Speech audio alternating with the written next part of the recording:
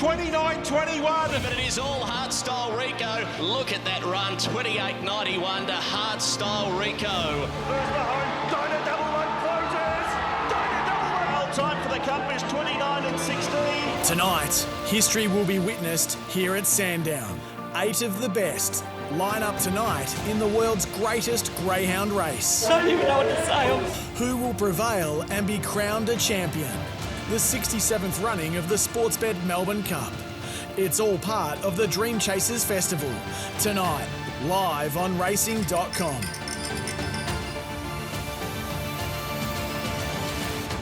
Welcome to the coverage of the biggest night in greyhound racing. It's the night of nights. There's Sportsbet Sandown Park looking beautiful on an overcast day. The rain has cleared. It's a little balmy now, and the crowd is starting to roll in for the 67th running of the Sportsbet Melbourne Cup. It is the holy grail for the sport of greyhound racing.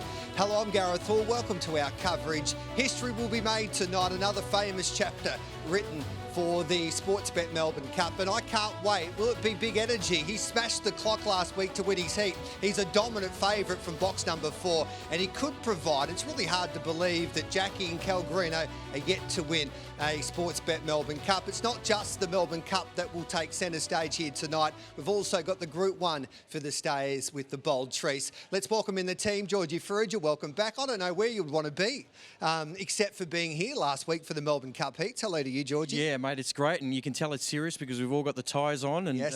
You boys got the bow tie, which is looking fantastic. But look, it's a great night of racing. One of the shorter price favourites in a Melbourne Cup we've seen in a little while, so can Big Energy do it? And Mitchie Bay has just finished cricket. He's got the bow tie on. He's ready to rumble today. Mitchie, can the punters fight back? Because I think the bookies and Sportsbet and the traders have had the upper hand on the punters so far this Dream Chasers Festival. Yeah, I think this is the time to bounce back, Gareth. This is the night of all nights, and hopefully there's plenty of winners to be found. There's a couple of shorties as well going around, but I think there's some value also to be found off some inside draws. So, yeah, I'm pretty confident going into tonight. Probably not as confident as Jimmy Vandermeer was a couple of weeks ago, but yeah, relatively confident tonight. Well, when I arrived, I saw him out the back there. He was doing his rundowns. He was getting a rub down as well. And he's ready to go, James Vandermeer, because he is back out and about, providing us with a special coverage there, catching up with all of the participants before they get set and hopefully winning these major races, including the Sportsbet Melbourne Cup. Hello to you, James. Hello to you, G Hall, and yes, I came with a tracksuit on arriving here at Sandown Park because I knew it was a big night and I wanted to save my legs for plenty of walking,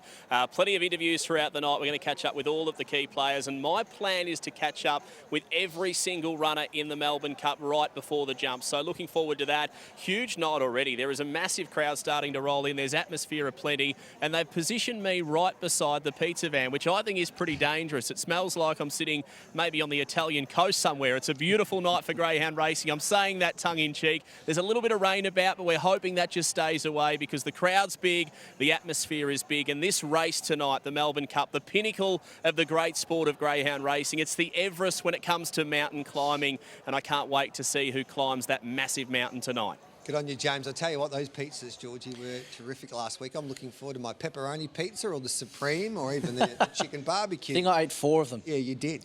And you're looking still a treat. You must be working out beautifully. A man that likes to work out. He's a superstar from Sportsbet. They have brought in the big guns tonight. Simon Marshall, hello to you, mate. Welcome to our coverage. Hello, Gareth, and to everybody there at home. What a big night. It's been a big build-up, the Dream Chasers series. It's been absolutely fantastic. Sportsbet commitment, we absolutely love it. For 5 years, we're locked in, and, well, it's a cracking final tonight. $1.75. We're looking for some Big Energy and a buddy that loves a bit of fighting Tim Zoo. It's a cracking field. Rail in the true, track perfect conditions, a little bit of precipitation throughout this evening just to settle the dust, but there'll be no excuses, mate. And tonight, hopefully, we'll be giving away this car behind me, the Mitsubishi. Yes. Let's hope it goes off because we've had some wonderful prizes over the first 3 nights of the Dream Chasers Festival with that competition. And the big prize, however, tonight, of course, is the Sportsbet Melbourne Cup. And let's have a look at the field for this year's feature. And dominating the market is Big Energy. He drew box number 4 last week when we had the box draw. He came out nice and early, Georgie Farrugia, Big Energy, and we thought, geez, he might start 220, 250, and then the luck came his way for the rest of the draw because he's got max damage, Fab Vegetable and Buddy Manali drawn inside of him, and they're not blistering beginners. No, they're not. Max Damage can begin a little bit, but Big Energy's recording PBs now at this time, and this is the time to do it. And this, close to Melbourne Cups and Phoenixes. Obviously, during the week was announced that he's going to be in the Phoenix as well, so he's got a huge couple of weeks. Idolise, what a great story that would be. She had a litter of pups in February, and now she's in a Melbourne Cup final. Incredible. And you mentioned Tim Zoo earlier, which was incredible last week. Yeah, it is an amazing story, Idolise. She had 3 pups, as you pointed out, in February. She's super mum, and then she's into a Melbourne Cup final tonight. It would be one of the great stories in the Melbourne Cup if she could salute. What price, Mitchie Bay, do you think Big Energy starts? Well, I expect him to open around 160, opened at 190, into 175. I don't expect him to start 175. I reckon maybe 195, $2. You don't see many greyhounds go around in a Melbourne Cup super short, and I reckon some of the punters will look for a bit of value later on in the piece. Can you help us out with some winners tonight? But we need to do a little bit of homework. Yep. And you've done your homework with some box stats. Yeah, we sure have, and plenty of box stats there on your screen. Check these out. The number of wins, Bold Trees statistics, boxes 1, 2, 3 and 4 are virtually the places you want to be. Box 3 especially, it's not right on the rail, so you're getting a clean run into that first turn. Almost 24% of winners for this calendar have come off box 3, 5 of those for the Bold Trees. So, yeah, you want to be drawn inside, and I think the big guns have done that. Boxes 1, 2, 3 and 4 are the ones that are going to be awfully hard to beat. Chances are you're about to lose. For free and confidential support, call the 1-800 number on screen to visit the Gambling Help Online website. But the box stats for the Melbourne Cup, give us those. There they are right there, 1 and 2. Look how important it is to draw well. I mentioned earlier on the Get On Extra for racing.com, but box draws in big races are massive. There's no doubt about it. You can be the best dog, but if you're drawn awful, you got so much to overcome, and you can't be giving other dogs a start. What have we got? 28.5%, 19% boxes 1 and 2.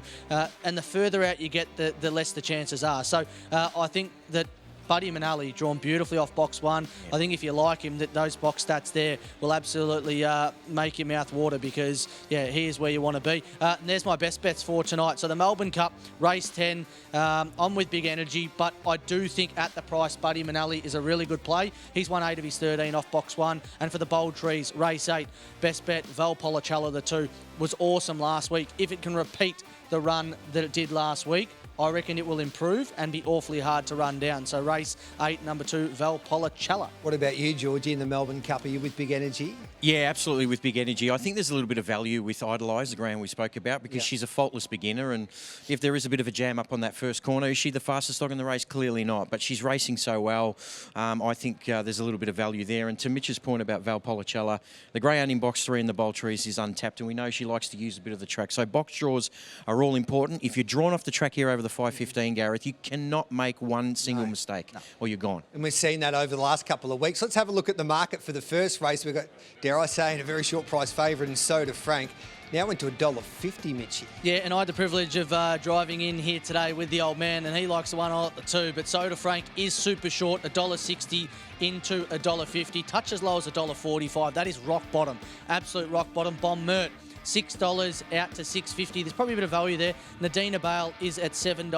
Mackinaw Peach, Georgie Ferrugia knows a little bit about this one. $7 out to $9.50. Has some ability. All About Ivy is $19. Weblek Tiara, 21s. Ethanol Tank is 26s, and ethanol unleaded at $27. Chances are you're about to lose. For free and confidential support, call the 1-800 number on screen to visit the Gambling Help Online website. And do not forget, punters, all races tonight. Run second, get up to $50 in bonus bets back.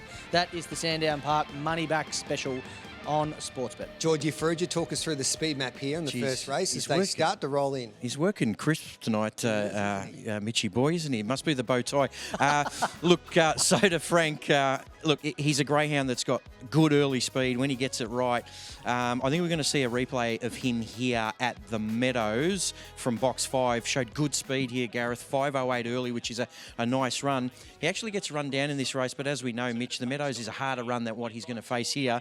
And to Gareth's point before, I know we've had a lot of rain, but the track looks really good. So I'm still expecting some fast times if we get no more rain. I think it'll just get quicker and quicker.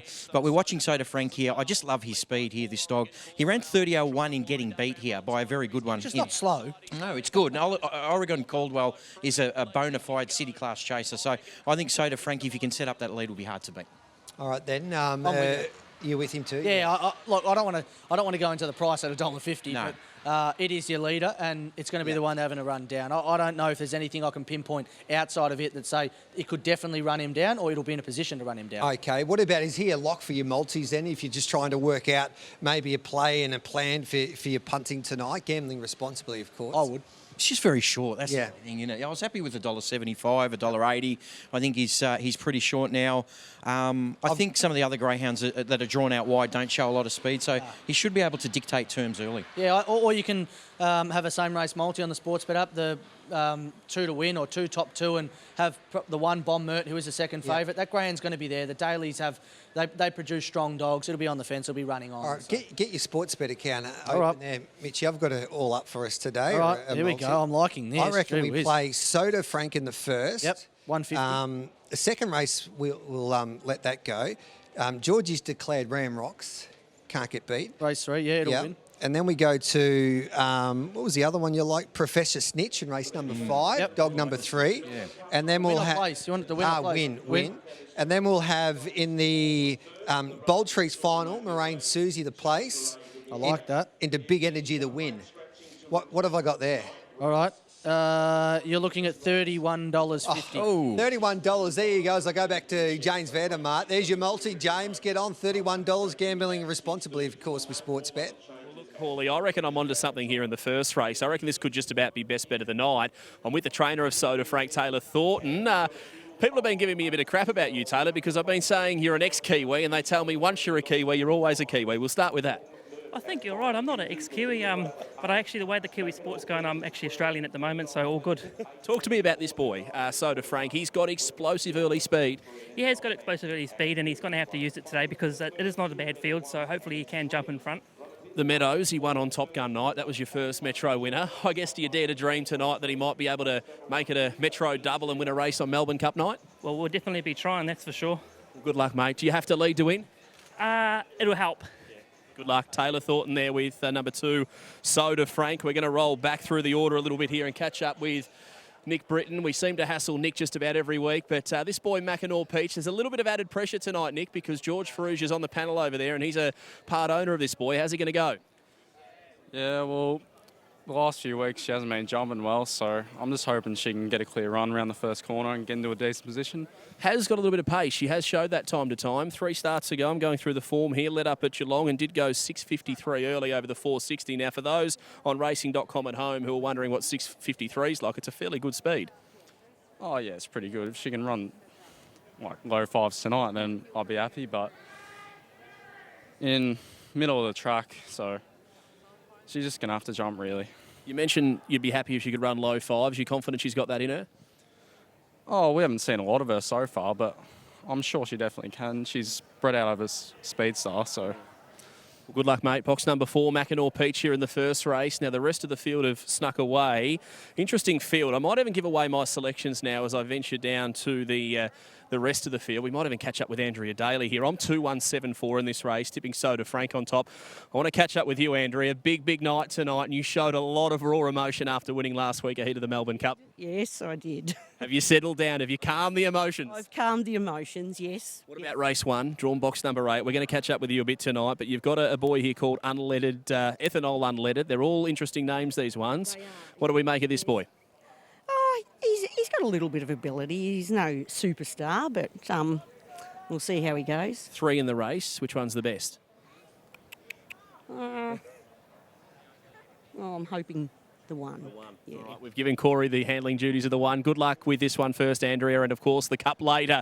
Well, there we go. Andrea reckons the 1 might be the best of Team Daly's chances. I'm going with 2, Soda Frank. I've marked him as one of my better bets of the night. I think he'll bounce, he'll lead, and I think he'll win. 2-1-7-4 in the opening race on Melbourne Cup night. Good on you, James. Georgie, who are you tipping? Yeah, look, I just, it was a standout for me when I did the form, Mitch Soda Frank. I think his runs have been pretty good recently. My numbers are 2 to beat 4, 1 and 3. Mitch? I'm 2, 4, 1 and 8, and this greyhound has been absolutely smashed into $1.30.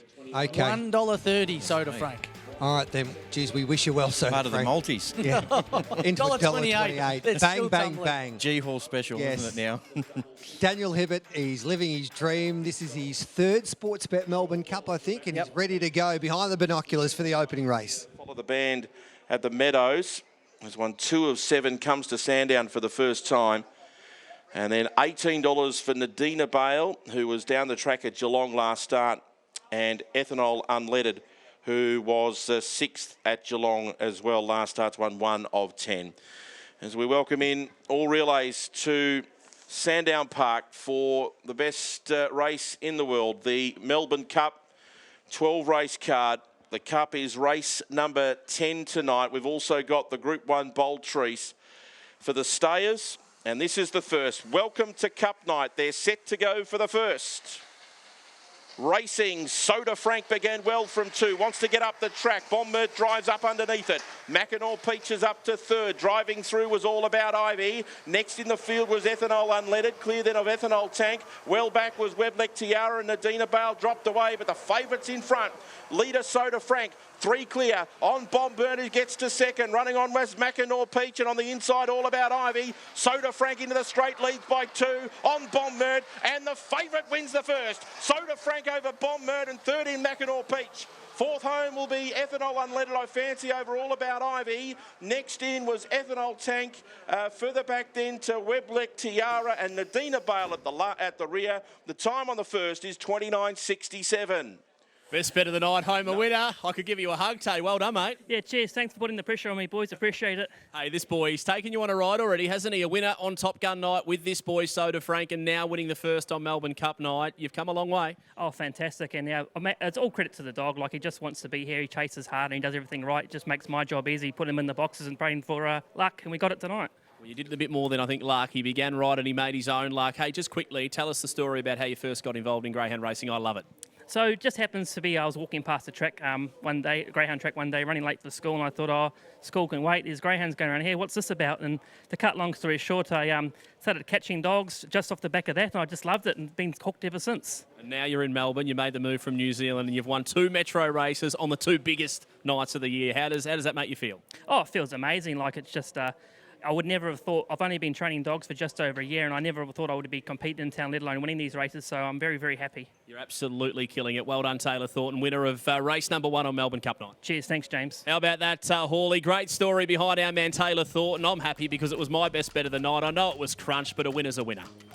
James, yeah, well done to Taylor Thornton, living the dream. From New Zealand, he headed to Australia to try and make a life out of greyhound racing in Victoria. He's based at Seymour, and he's had a couple of winners already throughout the Dream Chasers Festival, one on the opening night at the Meadows, and then Soda Frank salutes, leads all of the way, and Georgie, the punters were right on the money. Oh, it was crunch time, wasn't it? Yes. And your multi started really Thank well. God. Bomb Merck got there late, Mackinaw Peach 3rd, so well done to Soda Frank. Was that not the same race multi field day there, the 2 and the 1? Yes. We knew it was. Yeah. The old man, race was going to go. your old man tipped the second dog, didn't he? Yeah, I'll be rubbing it into him when I see him later on tonight. All right, then let's take a quick break. We'll come back with plenty more. You're with Gareth Hall, Georgie Farrugia, Mitchie Abaya, Simon Marshall and James Vandermart. We are live from Sportsbet Sandown Park for the Sportsbet Melbourne Cup.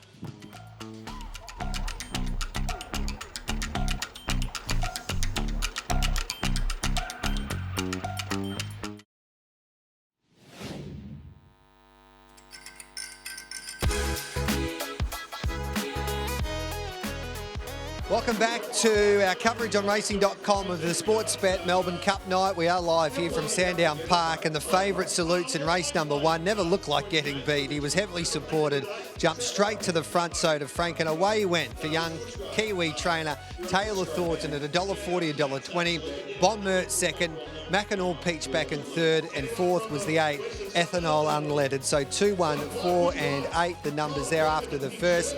The crowd is starting to roll in. It was a horrible day in Melbourne town today, but it's starting to clear up. I think the rain has passed us by. It is a little bit balmy outside as we speak, and the atmosphere is electric. You can hear probably in the background Matthew Richardson, the superstar ex-Richmond player, being interviewed as we speak. But we're about to preview the Bold Trees tonight, Georgie. This is the feature staying event for the Carnival, Group 1 level. And we had the heats last week, and there was some interesting performances, but boy, it's an even lineup. Yeah, it is. I think there's 5 greyhounds under double figures, and I think that's indicative of what a classy field it is.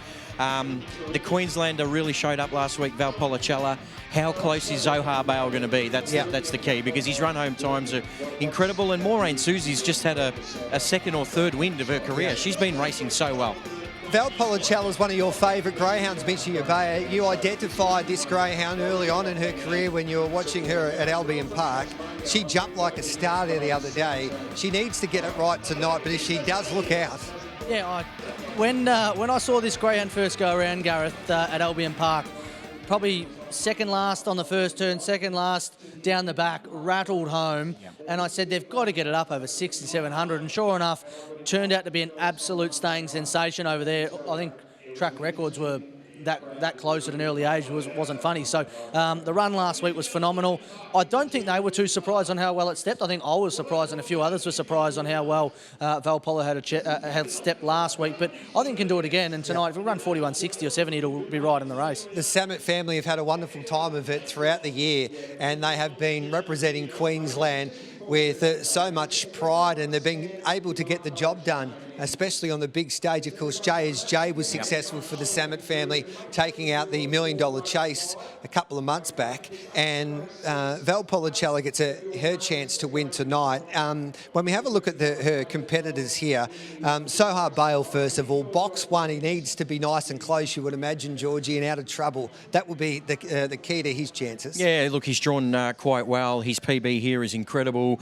Untapped is got a lot of speed and uses a bit of the track, so Zohar Bale should get clear enough running. Yep. And you mentioned the Zamets. J obviously making the Phoenix now, looking to become only the second greyhound to win over $2 million if successful next or in a fortnight's time. Now, Mitchie, just looking at the Bold Trees just quickly before we have a look at race number 2, Maureen Susie is consistent as they come for Brendan Purcell. And then you've got Palawa King, who's got plenty of ability, but he can find trouble. Yeah, and the thing with Palawa King, he flops out the boxes. Last week, he couldn't have had it any easier, if you ask me. He had every opportunity to win and didn't win. So I just don't know tonight how he finds a way of beating some of those greyhounds that were so much better than him last week. So Maureen Susie, you know she's going to be there late. I would not be surprised one bit if she just ran all over the top of them late. She's an absolute class stayer. Do you remember last year with Stagger Out Lee, Yes. who was they were all jamming up in the front, and she came with that run? That could be Maureen Susie. That could be, this year. So yeah, it's an interesting race. So who are you tipping in the Bold Trees? I went Zohar Bale. I've always been a fan of him. Loved his run here when he really first announced himself as a stayer. His run home times were off the charts on both city tracks, and I think if he's close enough, he'll be hard to beat. All right, then let's have a look at the market for race number 2. This is a difficult race, plenty of chances. Talk us through this market here, Mitch. Yeah, one of my better bets comes up in this race, Gareth, and it's not the top selection. Shimmer Current is $2.05 out to $2.70. This is it here, Spot Fox. If you went back and watched the replay last week, it was absolutely enormous. Has box 8 where it wants to be. It'll be right up on speed. 8.50 it opened into 3.30. Talk about an absolute crunching. Eula Bale, who won on Top Gun night, I think, $5 and firm. Rocket Bale, $12 into 8s, was a nice run at sale last time out. Ike Bale, probably drawn ordinary out wide, should make the race for Spot Fox, $11 into 10. Lure of Kilkenny, slight in the drift, $9.50 out to 11. Then Petzl Bale, 15s. Lochinvar Hawk gets a run as reserve off box 2 at $51. And the Sportsbet Black Book. Add all your favourite runners to your black book and get a reminder every time they're in action. If you want to add Spot Fox, Maureen Susie, Palawa King, any of them, they'll send you a reminder when they are about to run. If you've got a memory like mine, imagine what you could be buying instead. For free and confidential support, call the 1-800 number on screen or visit the Gambling Help online website. Talk us through this speed map here, George, for race number 2 on the program. And I guess the interesting runner is Spot Fox. Where does he get to from box 8? Yeah, look, as we mentioned earlier, you do not want to be making mistakes from there. Obviously, speed in the middle of the track in 4 and 5 and 6. But Shimmer Current is the real interesting runner for me, Mitch, because he's a little bit hit or miss. But we see him here off box 4.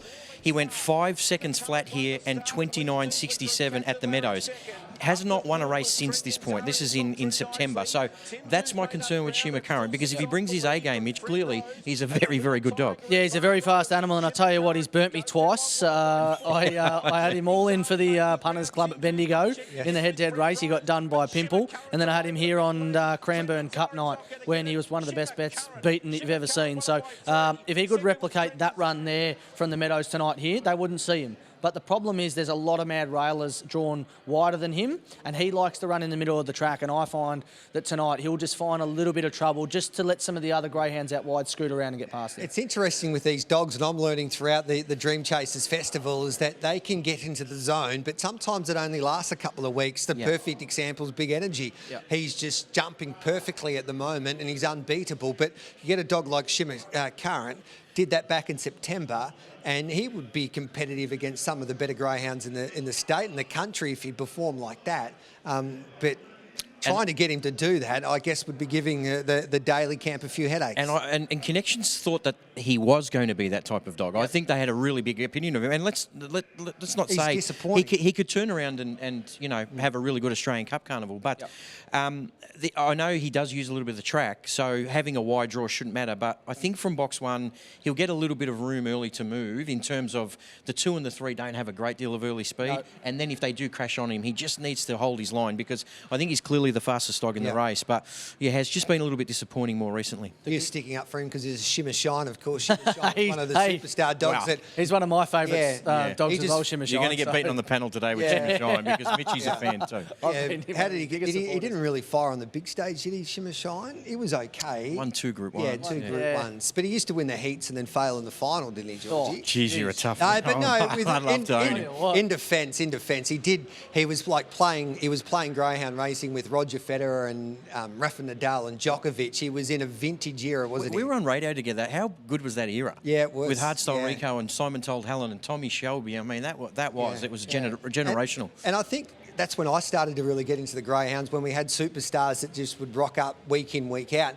And Big Energy's reminding me a little bit of a Simon Told Helen. Like, he can jump, and if he leads and then he goes down that back and that sizzling back straight section that he can run, he becomes unbeatable. So, and he's in the zone. He's reminding me a little bit of Hardstyle Rico when you left him out of the Top Gun field. Well, again, another fabrication here. He was the first emergency. and Lucky's trainer, we were doing the coverage, and Lucky's trainer abused us. And I said, Lucky, it wasn't me, it was Georgie that left him out. I thought he was going to kill us. You're right, though. How big was that silver bullet run? And then he backed it up winning the Melbourne Cup. You're talking about dogs in the zone. He was absolutely in the zone. This man's in the zone, James Vandermart. Who have you got here, Jimmy? I've got Deb Coleman with me with Eula Bale. Just for memory, Deb, I think it was Top Gun night this boy caused a nice little win. Yeah, a couple of weeks ago, that's right, yep. And I remember the emotion post-race. He's a real favourite of yours, Eula Bale. He's a favourite of all the girls, actually, yeah. He's a nice-looking dog too, isn't he? Yeah, he's a pretty boy. Hey, talk to me about this night. You've had a runner in the Melbourne Cup a few years ago. She's gifted. You know what it takes to get to a Melbourne Cup. Does it bring back memories? Yeah, we've had She's Gifted. She ran third that time. We had Zipping Sullivan as well. Yeah, he was just a fluke to get in it, actually. But, you know, would have loved to have been in tonight, but we haven't got that great a dog at the moment. This boy, can he win this race? Oh, look, I really think it's between mine and the other Bella, the 3. Yeah. Well, good luck. 5 and 3, both from the Coleman Camilleri combination. We're going to catch up with Desi Douch here. We'll get through the boxes and have a quick chat about Spot Fox, because I've got an enormous opinion of this boy. We've seen him race up the straight, Desi, and I'm a huge fan of straight racing, mate, and this boy has top-end speed. No, he goes good, buddy. No, he went good up there, but he goes good around the bends too. He does. We saw that last week. Box 8 perfect for him too, isn't it? Yeah, he likes it out there, and he's got plenty of room, so just hope he begins, mate, and he'll be amongst them, hopefully. How do you see the race playing out? I think there's 7 other greyhounds in the race that seem to want the fence, and your boy's probably the only one that wants to use a bit of the track and have some room. Hope I can swoop around him on that first turn, mate. Are you confident? Oh, look, I'll give him a big chance. Yeah, I do too. Good on you, Desi. With number 8 here, that's Spot Fox. I'm 8154. I'm pretty keen. My first best bet of the night was Soda Frank. Why not continue on with the confidence? I'm going to go with Spot Fox as my second best bet of the night. If they keep winning, Hawley, I might give you 12. I appreciate that, James. I love it when you're confident. A bit of swagger. Georgie Ferrugia, your numbers here, please. Yeah, my numbers are 1, 5, 8 and 7. Tricky little race. I just hope that Shimmer Current can show the form that he did back on that night where he did run 29.67. Michi Abaya? 8-1-3-5 for me. I'm with Spot Fox. I think Shimmer Curran will run second. Rocket Bale and Eula Bale third and fourth. And there's been a little bit of money around for Spot Fox. Shimmer Curran's back out to $3.10. There's the market there quickly. Shimmer Curran $3.10. Spot Fox into $3.20. Eula Bale $6. Rocket Bale $8. If you like Lure of Kilkenny, Ike Bale, Petzl Bale, Lochinvar Hawk $10 plus. Sorry. Chance are you about to lose. Friend confidential support 1-800 number on screen or visit the Gambling Help Online website. I'm not trying to tell you how you do your job, Michi, but when I had a look at those stats for box number 8, they weren't flash. No, they weren't, but speed maps and racing patterns are very important. And when you've got 7 greyhounds in the race inside Spot Fox that are desperate to get to the fence, maybe Shimmer Curran's probably the exception, it's going to make a lot of space for him out wide, and he's as fast as anything. When you're at a tab and you're looking at the form for the dogs at your local tab pub there on a Friday night. On your Sportsbet app. Yes, on your Sportsbet app, of course. Robert Camilleri and Deb Coleman, they're great punting kennels, aren't they? Like, once you see a move for one of those dogs... you have to get on as quick as you can. Yes. Who was, a quick one, who was the blue... greyhound that had a blue bitch go around at Geelong, was $9 as a reserve, and is absolute flying machine. Won at the Meadows best of the night last year, and it was $9 into $1.60 of Camilleri's, and they absolutely truckloaded it. Who's the best punting kennel? Oh, they'd have to be right up there. When they go, they party's pretty astute, isn't he? Anthony has a party. Yeah. And Eula Bale, as James mentioned, was with Top Gun and on Top Gun night and won really impressively, and they had a go at it that day too. So next time James Vandermart interviews Robert Camilleri or Deb Coleman, he just needs to ask one question. Are you punting? Are you on? Yes. Are you on? Let's head upstairs. Here's Dan Hibbert for the second. Spot Fox at $3.60. Eula Bale at $7. Rocket Bale at $7.50. And Lure of Kilkenny at $9.50. They are the ones under double figures. Ike Bale is next best at $11. So the favourite is the red, but all the money's been for the pink Spot Fox, but it's just getting out a little bit late on as they move into the boxes for the second. This is the Toongabbie Lodge mix 4 and 5. Scratch the 2 and the 9. 10 will start from box 2. Great crowd rolling in for Melbourne Cup night here at Sandown. Green light, lures on the roll, set race 2. Ready? Racing. Shimmer Current was a touch slow, tries to hustle. Driving across was Lure of Kilkenny and also Petzl Bale. And right there was Ike Bale into the first turn. Favourites at the rear. They run to the back and there goes Spot Fox. Spot Fox ran around the outside to take the lead from Ike Bale. Then Petzl Bale. Further back to Eula Bale. Next in the field was Lure of Kilkenny. Well back was Shimmer Current and Rocket Bale. But the punters are going to get it all tonight for Spot Fox. 5.5, 6 lengths on the line over Petzl Bale, and Ike Bale's run third, I think. Shimmer Current was fourth. Next in was Eula Bale from Lure of Kilkenny. Well back Rocket Bale. Last in was Lochinvar Hawk. It's a ripping gallop, 29 and 22. Well, he's on the comeback trail, this boy, and famous last words. He can go round a circle too, can't he? He can go around a circle, mate. He's ran good time too tonight. He's a serious dog. I actually saw this boy when he hand slipped one day up the straight. The most impressive hand slip I have ever seen. And when I said before he's got top end speed, he showed that tonight, didn't he? Yeah, that's right. You told me that time that he ran. It's one of the best you ever seen at Healesville. So yeah, no, he goes nice. Yeah. Have a look at those sections, though. He was 4 wide around the first corner, and then he reels off an 18.70. And I reckon a lot of punters at home, Desi, wouldn't have known the strength of this boy. That's right. He's got strength. Exactly right. Yeah. And he's on the comeback trail. He's had a couple of little niggling injuries. He's back now. And I guess what's the plan from here? Oh, look, mate, I'll just have to sit down and see where I head from here. But could go across to Tassie, but I'll see. He's absolutely flying, mate. Well done, Spot Fox, a winner on Melbourne Cup night. Good on you, buddy. There we go. I'm 2 from 2 with best bets tonight, Hawley. I might go home now. My job's done. Call the fire brigade. James Vandermart's on fire. So is Michi Abaya. The punters salute there. Big performance by Spot Fox. A little bit of trouble into the first bend. He made full use of that opportunity that he got, Michi Abaya, and away he went, and he could. That's a time like 29.23. That's a time that wins Melbourne Cups. Yeah, he's a very fast dog. I don't think he's run home that strong in recent weeks. Yep. Tonight he was an exception, and the way he moved around him down the back, Gareth, was absolutely blistering. He left some good dogs standing, and I suppose that's the benefit of being somewhat of a middle track wide runner when there's railers inside. We'll take a quick break here. We're live from Sandown Park for the Sportsbet Melbourne Cup. The Minister for Racing here in Victoria, Anthony Carbines, will be my special guest straight after this.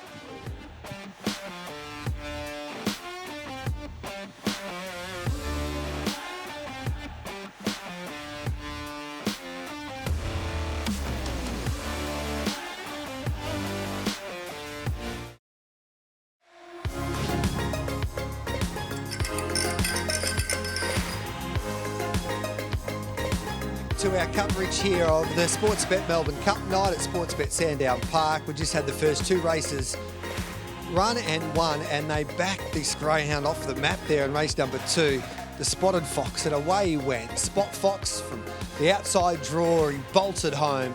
They bet $9, he started $4 and $2.10 for the place. Petzl Bale back in second.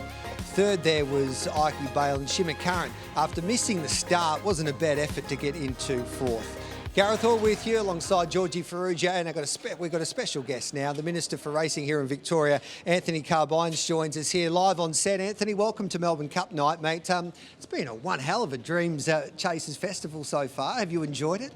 I have, Gareth, but I think I'm back to the drawing board after the last, but that's okay. Got a few more races to come, and keen to see how Big Energy's going to go in the big one. Yeah, I think he's going to be awfully hard to beat, and it'd be great to see Jackie and Calgrino, have nearly won everything else in greyhound racing, win their first Melbourne Cup. Yeah, and wonderful ambassadors for the game. Greyhound racing, how's it travelling at the moment in Victoria? You happy? It's flying in Victoria. Greyhound racing is just well out of the blocks. We've seen something like it's providing 4,500 jobs across the state, generating some $650 million in economic activity across Victoria. It's absolutely flying, greyhound racing, and it's a credit to Peter Duncan and the team at Greyhound Racing Victoria, but to our participants, to our trainers, to our owners, and really to everyone who gets along to punt and get along to our greyhound tracks. Well done to all of you, because you're making a huge contribution to Victoria. Must be fantastic, Anthony, to come off a really successful spring racing carnival and then get into the Dream Chasers Carnival, where we see a great crowd culminating in the last of our big races, the Phoenix at the Meadows, worth $1 million. Can you believe the prize money on offer in greyhound racing? It really does pull it together. The Dream Chasers concept has also allowed us, through our Major Racing Events Fund, $200,000 that we've been able to commit to the fund, and that means more eyeballs through racing.com to be able to see what greyhound racing has to offer is fantastic. And I know there are so many tonight that are watching that have got that opportunity through the Major Racing Events Fund. And it is major racing events. That's what greyhound racing brings. And we've seen it throughout our coverage on racing.com throughout the festival, just the love that the participants especially have for their dogs and how hard they work. And they turn up not just for these big nights, but 7 days a week. They're toiling away, competing against each other and caring for their greyhounds. And I think that the sport of greyhound racing, especially led by the participants, has come such a long way. It's been hugely successful, and to pull it together with the Dream Chasers concept, the whole competition has just brought the best of greyhound racing and its people all together. And I think it's really got a focus. It's really become a major event, and we're living it at the moment, Georgie. I think it's been fantastic. And Anthony, the other good thing about greyhounds is they're the most amazing pets. And I don't think anyone can drive in the streets of Melbourne without seeing greyhounds all over the place. They're great sofa animals. You see them out in the street, have their walk. I mean, you would see it in your area, obviously. There's no doubt about it that what we're seeing now is so many people who've got a connection with greyhounds that when they see them racing, when they see them training, when they see them out in the park, in the community, everyone's got a connection. And we bring all that together with the Dream Chasers concept, and it's just going from strength to strength. And I really want to congratulate GRV on the work they're doing, and to bring that together on ADC is fantastic. And I think that's important as well, and GRV have led the way with this department in making sure that you spread the right message, especially from a welfare point of view. And it's not just greyhound racing, but it's across the 3 codes, because the misunderstanding that sometimes gets delivered with the messages in society, I don't think is very fair on the participants, Anthony. Everyone rides us hard, but I think in the end we've all got a responsibility, and when we know that social licence is so vital and important, and we see the love and the care and the commitment and the drive and the investment that our owners, that our trainers and that our participants have, our fans who come along every week to watch the racing, if we can harness all of that, pull it together and showcase it in something like the Dream Chasers on ADC, what we're really showing is more people understanding the great success, not just economically, but as a sport, and the quality of the racing. It's par excellence, and I just think we're pulling all that together, and to harness it tonight is fantastic. Yep. And with your busy schedule, Anthony, you need big energy. You've been at Caulfield today, you've been to the Meadows, not the Meadows, Sandown tonight. So are you with big energy in the big one? I just don't see how you can go past it. Yeah. If there's something with a bail in the name, I'm usually not far behind, and I wouldn't be the last one to be doing that. But Big Energy is really where it's all at tonight. But I'm really looking forward across the Dream Chasers series. A lot of really high-class high-class greyhounds are really putting their hand up, and I'm really looking to see where things go next, and can't wait to get back to the Meadows too. Well, Minister, I know you're about to go and have some dinner upstairs. We appreciate you dropping in, saying g'day to us, and enjoy the rest of your night. All right, Gareth, good luck with the calling tonight, and really appreciate being part of tonight's great success and the Dream Chaser series. Thank you, Anthony. Anthony Carbine's the Racing Minister here in Victoria. Let's head back to Mitchie and Bay. You've got a market for this upcoming third event for the Vic Bred Greyhound. Some lightly raced, talented, progressive types going around here, Mitchie. There is, Gareth. $15,000 to winner of race 3, and there's some absolute stars going to be contesting this and going on to do better and bigger and better things in the future of racing. Ramrocks, Georgie Ferrugia said earlier, this greyhound maps absolutely perfectly for race 3. $2 into $1.50. Got the cash, $12 into $6.50. King Eternal, the 3, $12 into $8.50. So a few movers there. I'm a Mustang, $15 into 10s. Whatever Test, $26 into 13. Raya Stars, 26 into 15. Container gets a run off box 6. Mapunga Award was obviously the greyhound that was scratched there, hence some of the fluctuations in this, and Groove Birds at $23. But Ramrocks is all the rage. Bet with mates. Bet with mates, starter group now. It's the easiest way to bet, and banter all in one place. We love it. We love betting. We love the banter. If you don't have a Bet with mates group, get some of your mates together, create one. There is nothing better than this. It's all sorts of fun. Imagine what you could be buying instead. For free and confidential support, call the 1-800 number on screen or visit the Gambling Help online website.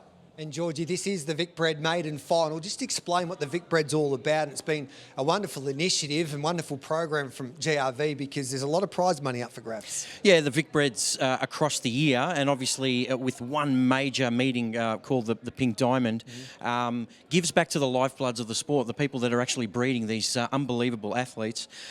So there's bonuses that go to the owners, not just the owners, but also the breeders of each of these greyhounds. So you could sell a pup, Gareth, and still be financially rewarded as it goes along in its career. And I can tell you a lot of breeders still get a kick out of watching greyhounds that started as little puppies at home, and they get financially rewarded later. So there's a couple of Vic Breeders bonuses tonight, and every metropolitan meeting on a Saturday at the Meadows, Thursday at Sandown, the breeder does get something out of the winners. So it's a really important initiative for people who start the life of a greyhound. Yeah, let's have a look at the speed map here coming up for race number 3, and what can you tell us, because it looks like Ramrocks will be suited here.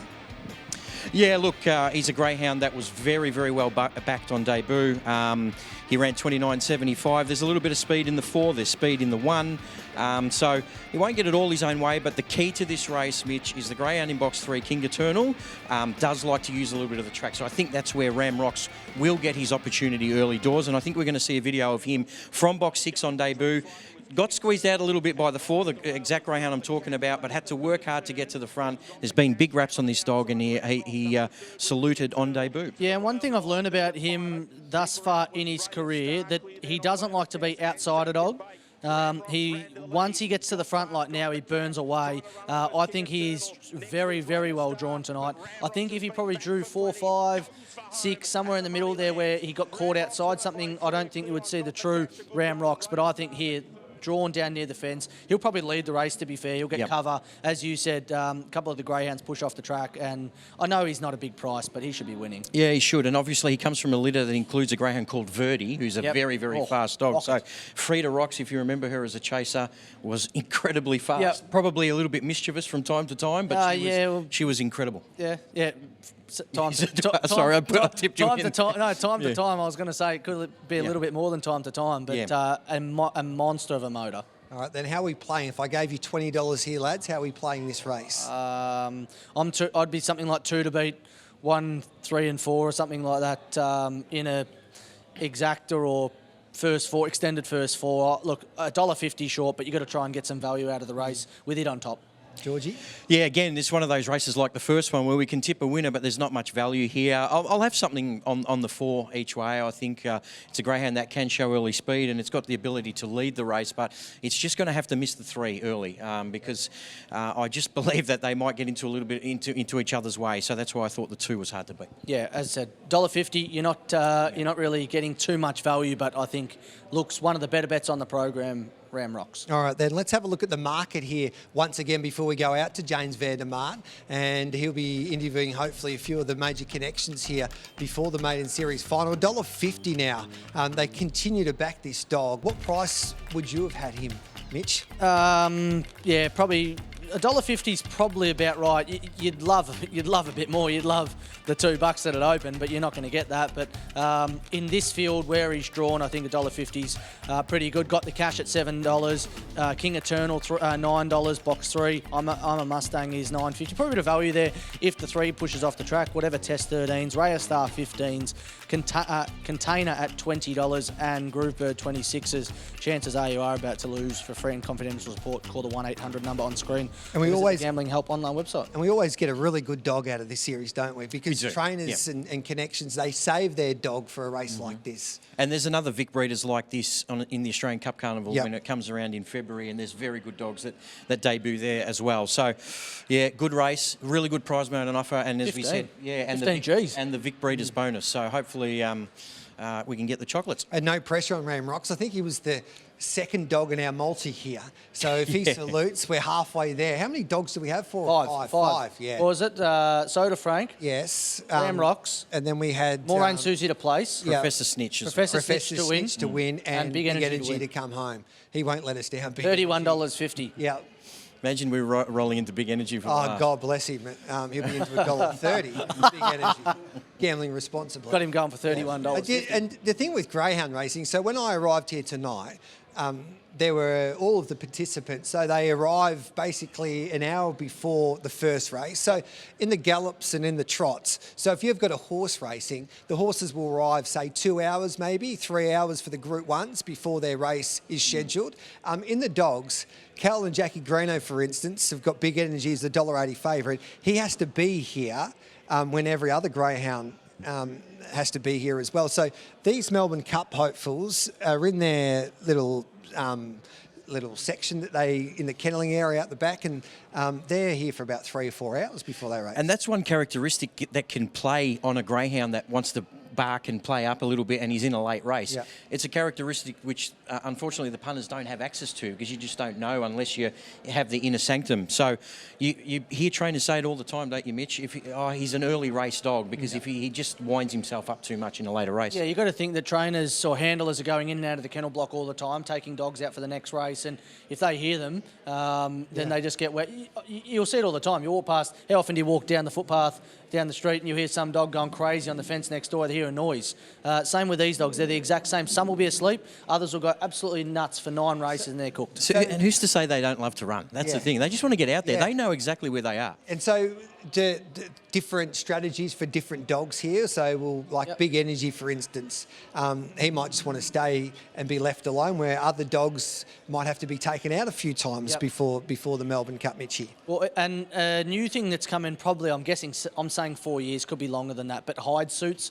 Some people believe in them, some don't. They're just a full body suit that put on the greyhound to try and relax them, especially for greyhounds that stress a bit. So, people try all sorts of things, but you ideally want a good kennel dog. Yeah, you'd have to be, if James Vandermaat was a dog, you'd be out and about, I reckon. You'd have to walk him a few times before he starts to race as we head back to James Vandermaat now. Who have you got, Jimmy? Don't be cheeky, Hawley. I'll come back and get you later on, mate. With the guru, Gerald Lanigan, father of Maddie Lanigan, with a greyhound that I'm actually tipping on top here. Drawn box number 1. What do you make of the Mustang's chances? Yeah, no, she really likes the inside. She's very well drawn. She does have a lot of speed, and she hasn't shown that to date, but off the inside, I expect her to lead, so... I'm in agreement, to be honest, because if you go back and watch the replay of the semi, she speared the leads, went hard left, immediate contact at box rise, no luck. That's exactly right. Yeah, no, we do expect her to lead, and she's reasonably strong, so she can run 29.5. She's going to be thereabouts, so he's hoping. Is that what you're confident she can do? Yeah, I think she can, yeah. She runs 5.05, 18.90 to the back, so she should be able to run 29.5. That's the end of the previews, the interviews. I've got to go to the computer and put my bets on. Good on you, Guru. Thank you. There we go. We'll catch up with the rest of the team here, but Gerald really giving a good push here for number one. I have tipped on top. I think it's going to be mighty hard to beat. I'm a Mustang. You're getting about $10 too. We'll have to catch up with Mitchie Abay to see what he thinks about that in just a moment. But we're going to head up to the rest of the pack, and we'll catch up with Mario Briganti, the rock star. He's got the hot favourite, raging hot favourite for this race. But before we do that, Lisa Helmuth with, I reckon, the pick of the yard look-wise in Raya Star. And we're going to catch up with Lisa now. Lisa, Raya Star, I reckon this is pick of the yard. This is a striking-looking dog. She is, and hopefully she'll do a Stephen Bradbury like last week. Well, she was good last week after the trouble, though, and she stormed away. One thing I've noted with her is she's really, really strong. Yeah, she's not that quick at the start, but she comes home at the end. So I'm hoping she gets a clear run until she gets to the home straight and then puts the power on. Good luck. Drawn box 8 in the Breeders' Final. Thank you very much. There we go. That's Lisa Helmuth. Well, it's time for selections, and I am overconfident now because we heard from Gerald Lanigan a moment ago, and he gave this one a push. I'm a Mustang. 1, 6, 2 and 3 for me. I thought you could back the red for a place, and that's a better bet, I think, than backing the favourite to win. But after hearing that little interview, I'm keen to go mainly each way on the red in this one. All right, then, Georgie. Yeah, look, she's in my numbers as well because of that good speed, but my numbers are 2 to beat 4, 3 and 1. I just think the 2, there's been a big rap on this greyhound as a young dog, and I think he gets his opportunity from the draw. 2, 4, 8 and 5 for me. Ramrock's got the cash, Raya Star, but I'm wary of the 1. All right, then, here's Dan Hibbert for the call of the Vic Bred Maiden Series Final. I'm a Mustang, $7 for Got the Cash. And then out to double figures the rest. King Eternal at 12. Also, Whatever Tess at 12. And then at $17 for Raya Star.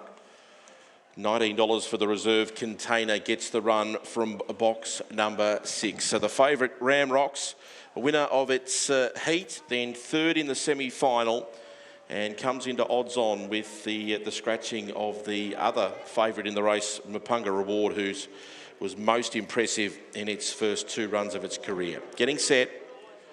Race number 3, GRV Vic Bred Maiden Series Final.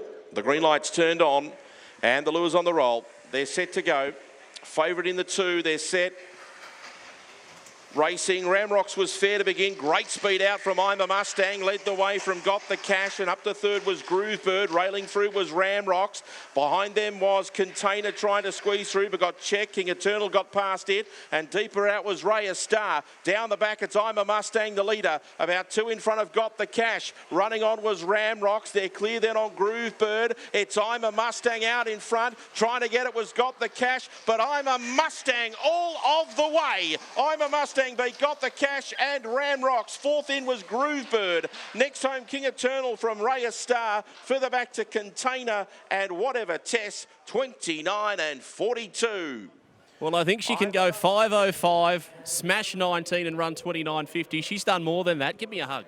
Give me a hug, Guru. Well done, mate. Yeah, no, she went super. I expected that from the inside. She's a smart bitch, and she loved the rails, and she finally drew it, so we're very happy. You could see exactly how she got beaten in the semi with what she did there. She speared the lids, but she wanted the fence hard. Correct, that's right. Last week she collected a 3, I think it was, beside her, and she could have got set on a tail, but she recovered really quickly. So she's got great speed. That's going to win her plenty of races, so we're very happy. The Lanigan family, they're a punting family. I think I saw about 20s earlier in the week. Did the Lanigans get on? Yeah, we've had a pretty nice multi. We had a winner today at Ballarat that we got $5 and we got $26 this bitch. So you add them together and you're going okay. Well, I got about 7, Guru, and I'm happy with that. You must be proud of the whole team, though. A couple of others right up there in that final as well. Yeah, I think we might have ran 2nd or 3rd. Did we? 2nd, 1st and 2nd. So they've gone very well. You know, they're nice pups, and we set them for this race, and we expected them to go well. So. And to be fair, they had no luck throughout the series, yet they've qualified, and now they've gone 1-2 in the final. Do you pinch yourself after that? A little bit. You know, a box draw make a huge difference in maiden final. So, you know, if you can keep drawing the red, you know, you can look like a superstar, and, you know, she was lucky to get it in the right race, so we're very happy. I tell you now, with pace like that, we could be talking in 12 months after a Melbourne Cup. I don't aim that high. I'd just like to see him win the city race. Same for the Clouds, Guru. Well done. Thank you very much. There we go. The Guru, Gerald Lanigan, after taking out race number 3 on the program. And, boys, I've given you 3 best bets, and they've all won. On fire, Jimmy. I'm a Mustang, $6.60, $1.90. Got the cash second. Ramrock's third. He was a big effort back in third after missing the kick, and Groovebird was fourth. We'll take a break and we'll come back with plenty more. We're live on racing.com for Sportsbet Melbourne Cup night.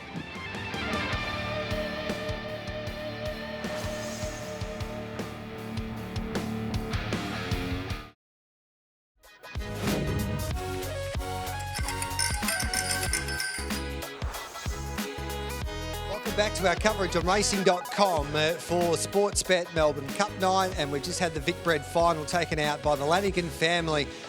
$26 this Greyhound Open. When markets were open for this race, the Vicbred Maiden Series final, and I'm a Mustang started $5, $6.60, $1.90 on the tote. Got the cash. Well, they got the cash with I'm a Mustang, the punters. Ramrocks was third, and Groovebird was back and forth. That's an old-fashioned plunge there, Georgie.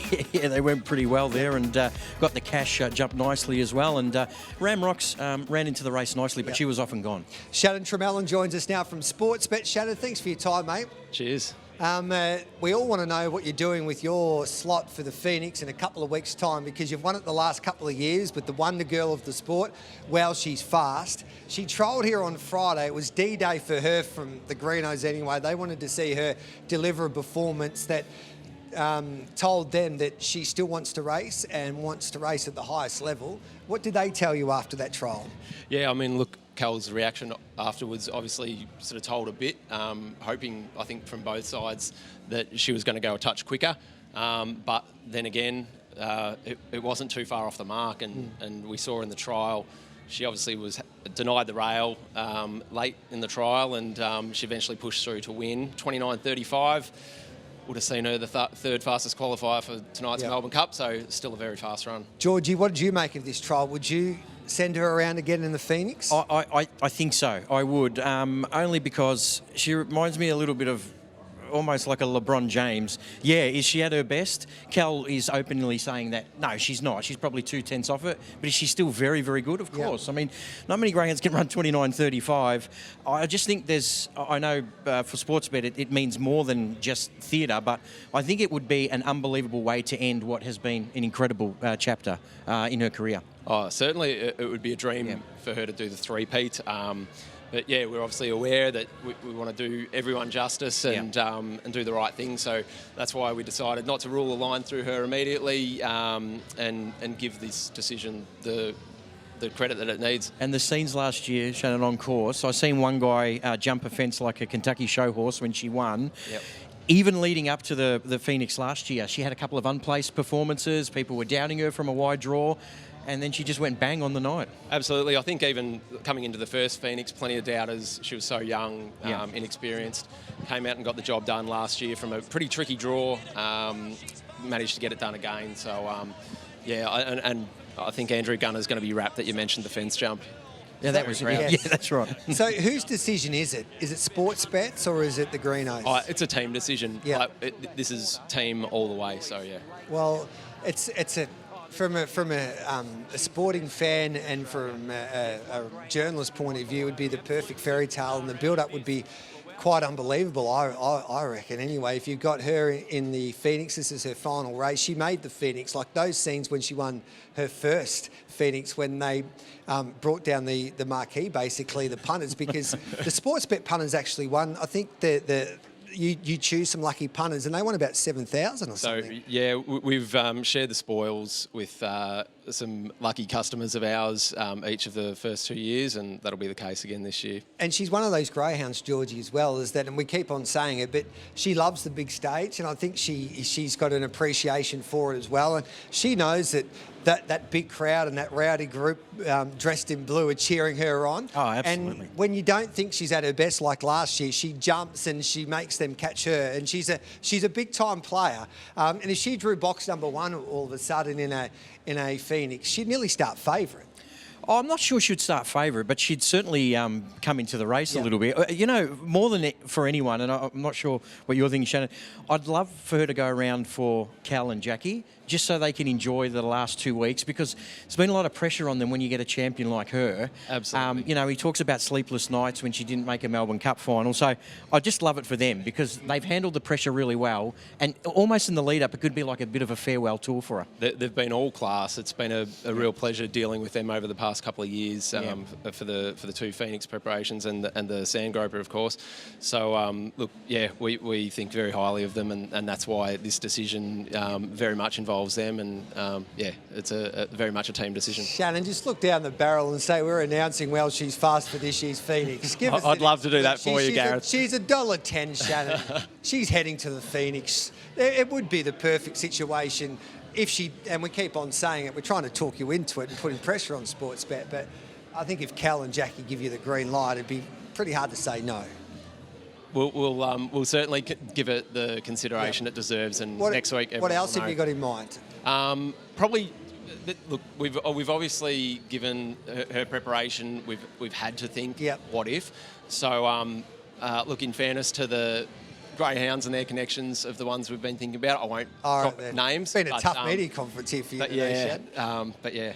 All right. Announcement will be soon enough. Played a straight bat beautifully here, isn't he? Yeah. And Georgie's happy because RSN's got big parade. Big energy. Big energy, sorry, yeah.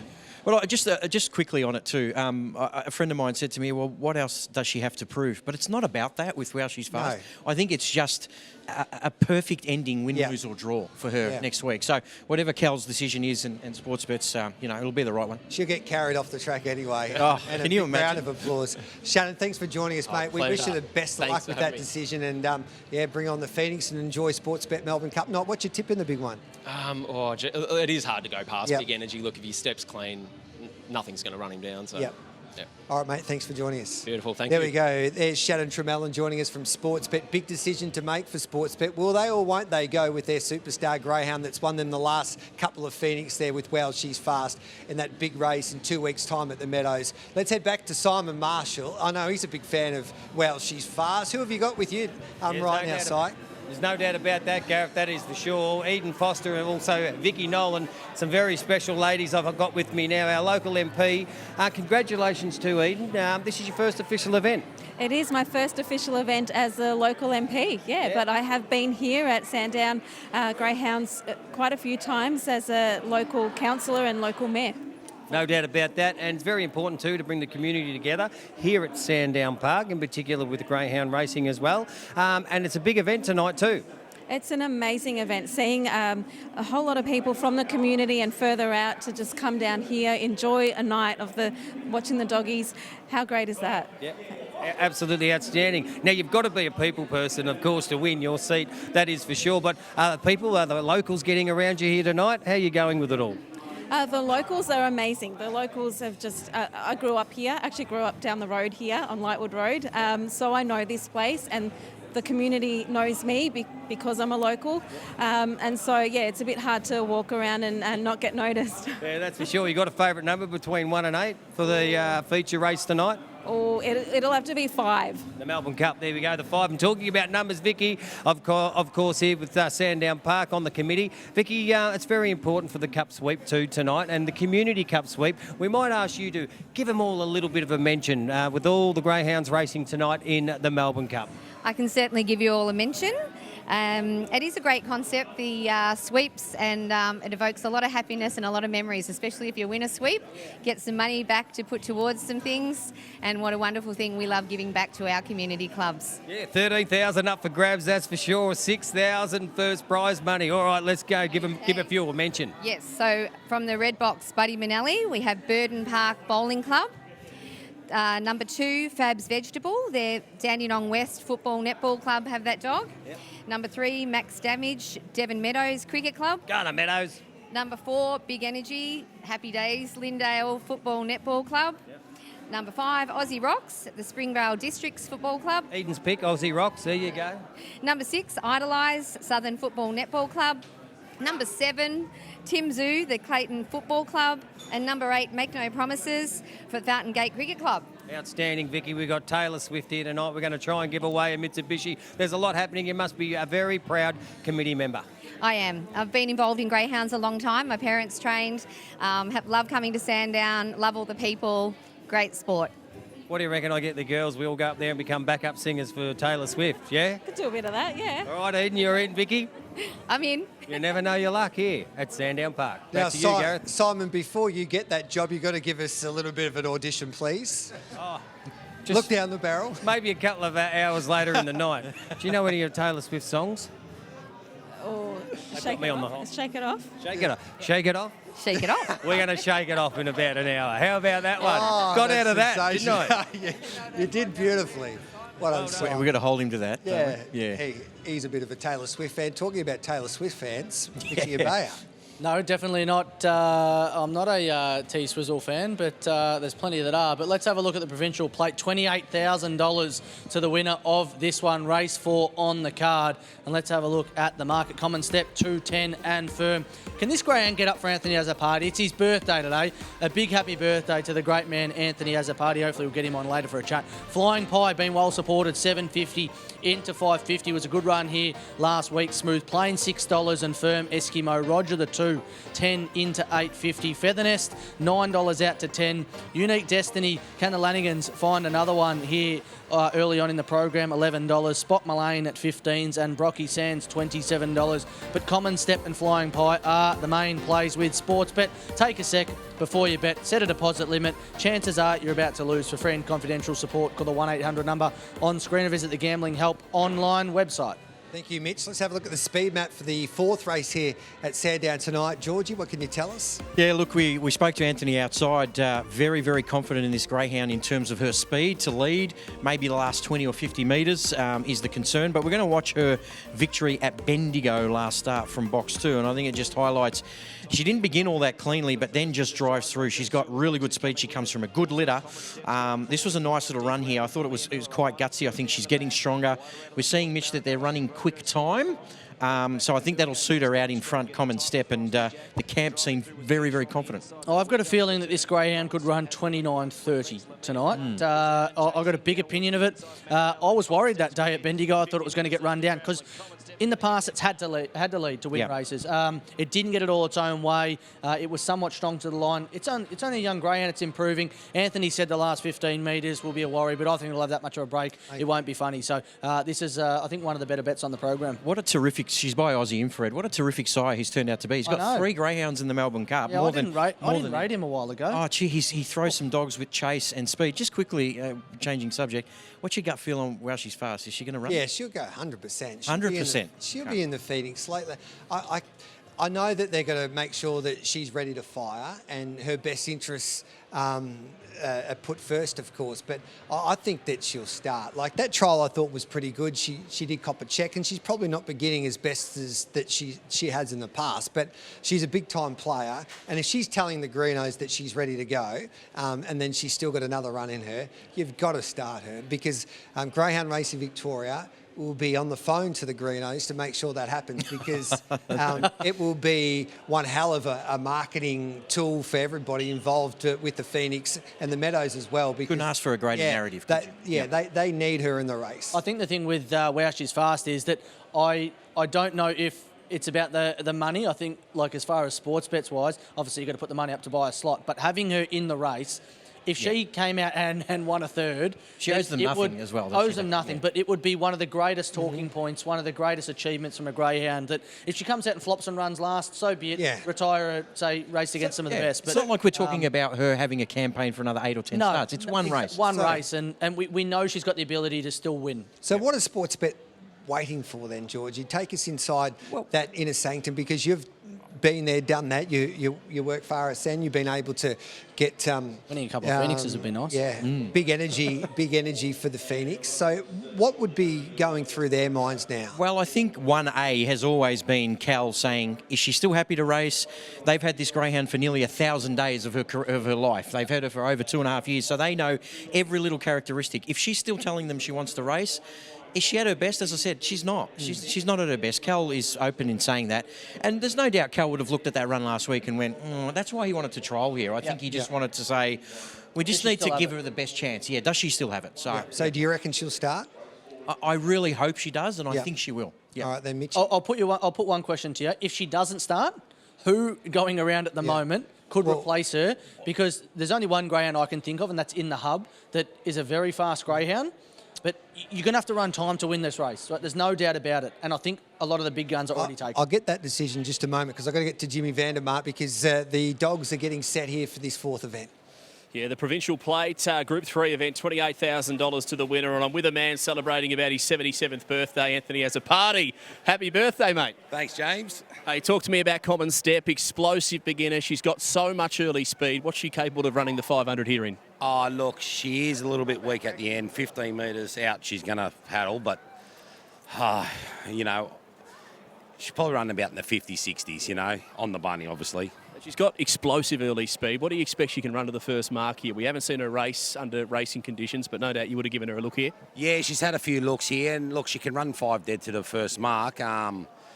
She sometimes a box race she does dwell, but she quickly recovers, you know. A couple of years ago on this special night, you won the Melbourne Cup with Whiskey Right. Do you enjoy a night like tonight and just look around and soak in the atmosphere of what happened and I suppose bring back some memories? Oh, 100%. You know, it's something you'll never forget, and yeah, you reminisce a little bit about it, and yeah, some race, you know, when you win it, it's just amazing, you know. Did it change your life winning a Melbourne Cup? It did. It did. I reckon. You know, like you really appreciate it. You know, it's just an amazing feeling. And the fire still in the belly to win another one? Oh yeah, there certainly is. Good on you, Anthony has a party with Common Step on his birthday. I think he's a little bit younger than 77. There was a bit of tongue-in-cheek there. Let's get back to the guru. Old Gerald Lanigan here, Unique Destiny. I tell you what, this greyhound elevated last time at Bendigo, and after your inside info earlier, no wonder I've come rushing toward you. Yeah, no, he's very well drawn, but just not sure whether he's got enough speed to get in a handy enough spot at the first corner. But, you know, if he got around the first corner in the first couple, he's very strong. So he's an each-way chance. He's definitely an each-way chance. Explosive strength in that race at Bendigo, and if he does sort of track across, I suppose, how far off does he need to be to win it? I want to be within 2 or 3 of them down the back. He's not that great when he gets well back in the field, but, you know, I just hope he can begin well enough, and I guess that's my job to get him out of those boxes. Well, you've done your job tonight. I think it wouldn't matter if you missed on this one. All the best. Thank you very much. Well, there we go. Gerald Lanigan, handler of number 8, Unique Destiny. Well, it's time to bring up the tipping sheet, but I can barely touch it because my fingers are on fire. 3 on top for me, Flying Pie. I reckon this greyhound's going to go forward. It's going to ride the speed, sit right behind Common Step, and can get the job done. I'm 3 on top ahead of the 1 who's definite leader of the race, should be out in front. 8, Unique Destiny. We heard from Gerald Lanigan. The kennel's in good form. Number 2, Eskimo Roger, in for 4th placing. 3, 1, 8, 2, my numbers. Can I make it 4 from 4, Hawley? If so, I'm heading home. All right, then go and get them, Jimmy Bob. What about the market and some tips here, Mitchie Abaya? Yeah, there's the market. My numbers are 1, 3, 7 and 5. I'm with Common Step, so are the punters. 2.10 into $2. Flying Pie's been a good late mover. Into $4.80 from $7.50. Smooth Plain, $6 and firm. Eskimo Rogers into $8.50 from $10. And Unique Destiny, $6.50 out to $20 if you wanted a little piece of that one. I don't know where it's going to feature in the run, but chances are you're about to lose a friend. Confidential support. Call the 1-800 number on screen. It's the Gambling Help online website, but I'm with Common Step, the 1. Georgie? Yeah, 1, 3, 8 and 7. Look, I think it can lead all the way. We tipped Flying Pie on shootout night, didn't it? Got beat by its nose. Yep. It was a good little run, uses a bit of the track, so it's clearly a danger as well. So 1, 3, 8, 7. All right, then here's Daniel Hibbert for the call. 480 Flying Pie was a winner at Terralgan in its heat in 27.66. It's won 1 of 5 over this trip with 2 seconds. And it is the second elect. $6 for Smooth Plain for Tom Daly. Won its heat at Geelong in 29.88 over the 520s. Won 4 of 13. Favourite for the Provincial Plate is the 1. They're getting set. Just about ready to go. Green light. Lures on the roll. Set race 4. racing. Common Step began very quickly on the inside. Eskimo Roger can't go with it early, and up to third was Smooth Plain, favourite leads. Back in the field, Brocky Sands bumped into Feather Nest and Spot Mullane, and out the back was Unique Destiny. It's Common Step the leader, out by 4 on Eskimo Roger. On the outside was Smooth Plain. Behind them was Flying Pie. Next in the field, Feather Nest. Around the turn, Common Step, only a length and a half. After it on the outside, Eskimo Roger. Common Step, Eskimo Roger takes the lead and holds on, I think. Eskimo Roger, I think, just beaten Smooth Plain. Common Step gobbled up late. Fourth in Flying Pie. Next home, Feather Nest. Further back then to Brocky Sand, Spot Mullane and Unique Destiny. And another ripping run. It's 29 and 38. Here we go with father and son who have just cleaned up, we think, in the provincial plate. Come back, Mitchie. Come back, mate. Oh, he's got another dog to handle. That's all right. We think you've got the verdict. We're awaiting the number. 29.38. Talk to me as you await the number in the provincial plate, Whitey. What do you make of that? Let's wait till the number comes up first, James, because I don't want to make a fool of myself. No, there was a bit of emotion, though, behind the boxes. If you have got it, it meant a fair bit. Still no number. 7's got it. Here you go. Hasn't got it. So we're going to have to make a move and chase the 7. And that just shows you the deception of a photo finish. Deception of the angle. They went 5 flat, 18.55, 29.37. And there you go. The 7's got up in the last hot. Boys, I'll hand it back to you as we chase the connections of the 7, who has got this in a desperately close photo finish in the provincial plate final. We had the drama last week, of course, in the final heat of the Melbourne Cup. With Hector Fawley. We thought he won. And we've been tricked once again, Georgie. Yeah, look, Jim Bob went up to Steve White with the 2 and thought he'd got it, and the 7 was a really good run, wasn't it? And what Anthony said was absolutely spot on. She was going to lead and get a little bit tired, and they ran 29.38. This track is playing very, very nicely. The track's airborne tonight, but 18.55 off the back. Yeah. And you're getting run down in 29.38. Geez, I think Common Step's got a really bright future. Tiptoed a little bit late, but we'll down for the laurels, we'll right? win plenty of races. Only gone down by 2. All right, then Smooth Plain just gets over the top of Eskimo Roger and Common Step. Flying Pie 4th. We'll take a break and we'll come back with plenty more here live from Sportsbet Sandown Park for the biggest dance in greyhound racing, the Sportsbet Melbourne Cup.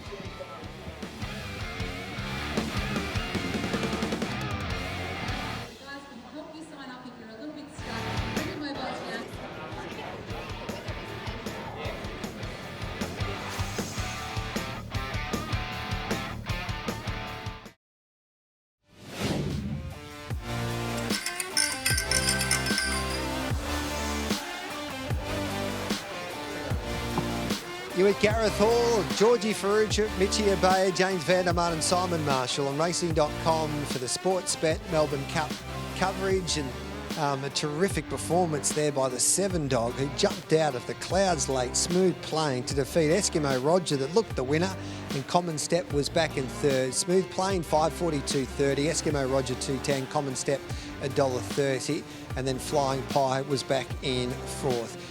The greyhound industry is full of wonderful families, and the Whelan family from Meetung and Gippsland are one of those. There's 7 in the Whelan family, and they all love the greyhound industry. And we're joined now by Harley Whelan, because he is the lucky trainer of Max Damage, who won himself into the Melbourne Cup last week by defeating Hector Fawley in one of the great Melbourne Cup heat finishes. And Harley joins us here. Hello, Harley. How's your week been, mate? Yeah, no, not too bad. So, no, business as usual. So. Yep. How was last week? Did you think that you got the photo? No, to be honest, I didn't even see the dog come up the inside, to be honest with you. I seen the dog on the outside and I thought, oh, that's good, he's going to hold on. And then I heard the race caller give it a bit of a wrap right on the line. I thought, I looked up the TV and I kind of just passed the line. I did think I got done, to be honest with you. And looked up at the board and my number popped up, and it was a great thrill. Because Hector was coming with so much momentum, wasn't he? And usually when that happens, they sort of get there right on the line. We're watching a replay here. Tell us, did you go into the race with a little bit of confidence? He's a greyhound that's shown nice form at the Meadows, showed good speed. You had the box draw. He was $17, but did you like his chances? Yeah, I would like his chances off the Reb, but you're up against the Top Gun winner and the Hume Cup winner, so you can't go in with too much confidence. But he hadn't drawn down near the fence for a long time, and you knew he was probably going to lead in that field. Transponder wanted to get up off the rail there, so give him every chance. But he's he's a dog that he's not blessed with ability, but he tries hard at every time he goes there. So. And the heat was on Harley down the back. It wasn't like he had a clear run. He had Magic Muffin right behind him. I mean, it was a gutsy victory. Yeah, no, it was. No, they were on his ass down there back there, and no, he keeps finding. But he seems to do that in all his races. You think he's gone down the back and he finds. So he's a good, nice dog to have. So how did you get this dog into your name? Tell us that story. Adam Hunter and Matt Walker that own him. Adam played footy for Swan Reach, and knew Dad, and then he worked with Dad up in Darwin and all that. So and come along and got the dog, and Adam was pre-training him, and we finished off his pre-training, and then went for a maiden series at Traralgon, and went on from there. Harley, you've had a lot of success more recently with the Lakeview name in greyhounds. You've won a Silver Chief. You've had some really good greyhounds, some nice stayers as well. How big is your team? Is it building up further, or do you just keep it at limited numbers? No, we try to keep it at limited numbers. I just kind of keep the standard 16 dogs at home and, see how they go. But we've been having a bit of luck lately, so try and keep the ball rolling. So it's a full-time job for you? No, we work with Dad Bridge Building. Yeah. And, with all our family do all this at home. So, it's a good thrill. So talk us through a day in the life of Harley Whelan then. Up nice and early and go through and do the dogs and go to work, come home, do the dogs again, and that's about it. So you never stop, basically? Nah, get home at 3 o'clock in the morning at Sandown, then up at 6 again, do the dogs. And Gareth, we mentioned this on radio. What a beautiful part of the world, Meatong. We used to mention it a lot. So. And the best part about the Whelan boys is that you don't mind a punt from time to time, and they tell me that the Meatong local TAB, of course they're betting on their sports bet accounts these days, they just can't pay out, basically, because the Meatong pub do their best ever business when the boys can tip everybody and the locals a winner. Yeah, no, well, we try to tip them, but every now and then we get it wrong, but so does everyone. But we like having a bit of a punt, so it's good. So what's Smoko like then when you're building those bridges? Do you just talk about greyhounds? Does everyone ask you for a tip? Oh, no, all our cousins and I, they'll send us a tip, and then if we don't, we always cop it for not sending it to them. Yeah. Then if you give them the wrong one, you cop it again. We talk about them and try and analyse the race and all that, and it gives you something to talk about during the week. Can you win tonight? To be honest with you, he has the pace to, I reckon, be up there and lead, and he's going to need luck. They're going to need Jam up behind him. He's won 52 here when he won his first start here. He probably lost a length during the run. I think he's a 45 dog. That's good enough to win. He's going to be trying his ass out, so see how he goes. Yeah, you know one thing, that he won't die trying. He'll give it his all. Yeah, no, that's his best asset. He chases hard. He's not afraid to lay a bump. So let's see how he goes. Does the old man give you Monday off if you win? Yeah, we might ask for a week. Yeah, well, I might. Not one day, Gareth. You need a week at least. I might turn up to the Meatong pub, a free beer for a week. Hey, Harley, we wish you the best of luck, and your family, mate. You put in a lot of work. You deserve all the success that comes your way, and go and get them tonight, mate. Yeah, no worries, thank you. There's Harley Whelan, the trainer of Max Damage. Simon Marshall is out and about. Simon, who have you got for us, mate? Well, here we are. We've just stepped out in the mosh pit, Taylor Swift. And we've got three of our biggest fans here. We've got Jack, Joel and Zachy Boy. The boys are just fresh from Caulfield today, Jack, is that right? Bloody oath. A few winners, a few losers, but mostly winners. Straight out to Sandown Park. Bloody oath. Couldn't miss the dogs. And you haven't missed that. You're 4 for 4. 4 from 4. Can't lose. He's white hot. Is that true, Joel? Is he 4 for 4? I don't think so. I haven't checked his account, but I don't know. I'll take his word for it. What about the greyhounds, mate? When you look into the form guide, what are you looking at to pick a winner? Probably start with the fastest time, and then probably go the fluctuations, because the smart punters know more than I do. So that's what I look for. You don't go the colours or the wag of the tail and a wink? No, I'm not that lucky, mate. I don't get that sort of stuff. All right, and Zachy Boy, how'd you go at Caulfield today? Well, it would have been better. Started with Anisa in the first with Peter Moody, which started up strong, and then bookend with Gennady, which was nice. So, but between that, no good. So at least we ended with a nice bookend. And these are your good mates, and you thought you'd just come out and do the daily double and head to Sandown Park tonight for the Melbourne Cup? Well, that's right, yeah. So we come down to Caulfield early, head down here, and now we're hoping for big energy in the Melbourne Cup to get home strong for us, and it's a nice collect for us for tonight. So beautiful. You got on early, got a good price? Yeah, we got on early, got a good price for one of us. So he did well and got the $5 early, so hopefully he can salute for us tonight and we get a nice payday. Beautiful stuff. Anyone you want to say hello to at home, boys? I'd like to say hi to Mum and Dad at home watching, so that'll be nice of them, but if we can get Big Energy home, we'll all be happy. Oh, beautiful. Jolie? Yeah, Mum, 0% chance that she's watching tonight, but I'll show her on the replay. Fantastic stuff. Good luck, mate. We'll see you around the traps. And Jackie boy, old man Andy Fraser will be watching. Yeah, Dad will be watching. He'll be backing losers all night. So shout out, Dad. Maybe try back a winner in the next, old boy. See how you go. Couple of really good roosters here in the Taylor Swift mosh pit. And I'll tell you what, crowd really building up. Atmosphere. You could cut it with a chainsaw, Gareth. Hey, can you let me know the dog that winks at you tonight, Simon? Wink and a wag, mate. Yeah. Hey, it rhymes. Yeah, it That's does. Some of me best. I know. There's Simon Marshall. He's been best on ground tonight. Sensational stuff. Rob Thompson, he's the lucky owner of one of the star greyhounds tonight in race number 9 in the Hub, who's a big chance in that 9th event. And he joins us on set here. G'day, Rob. Thanks for joining us, mate. Yeah, thank you. Tell us a little bit the story behind in the Hub and how he got his name. He was the mother is accused. Yes. And the mother was running around when a lot of the league footballers were actually locked up in hubs around Australia. So accused became a bit of a cult dog. It won 5 in a row, while this particular players were locked up in the hub.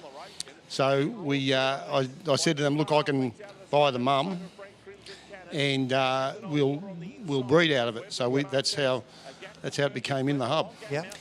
Rob, you were part of the national draft, which was with Sandown, and we had a little bit to do with buying a few pups, and accused was actually a female that I bred, and you rang me and said, because we gave the owners, Gareth, a chance to buy into it. Yep. So Rob rang me and bought accused. Tell me a little bit about sire selection. You went to Fernando Bale, and then you went back to Fernando Bale again. Yeah, that's right. We've got another litter coming on, another 6 pups, 4 dogs and 2 bitches, and they're getting broken in as we speak. Did he always show a lot of ability, this greyhound, or did he sort probably of work at his the way? breakers, he was probably the slowest of the 6. Oh, wow. Yeah. Yep.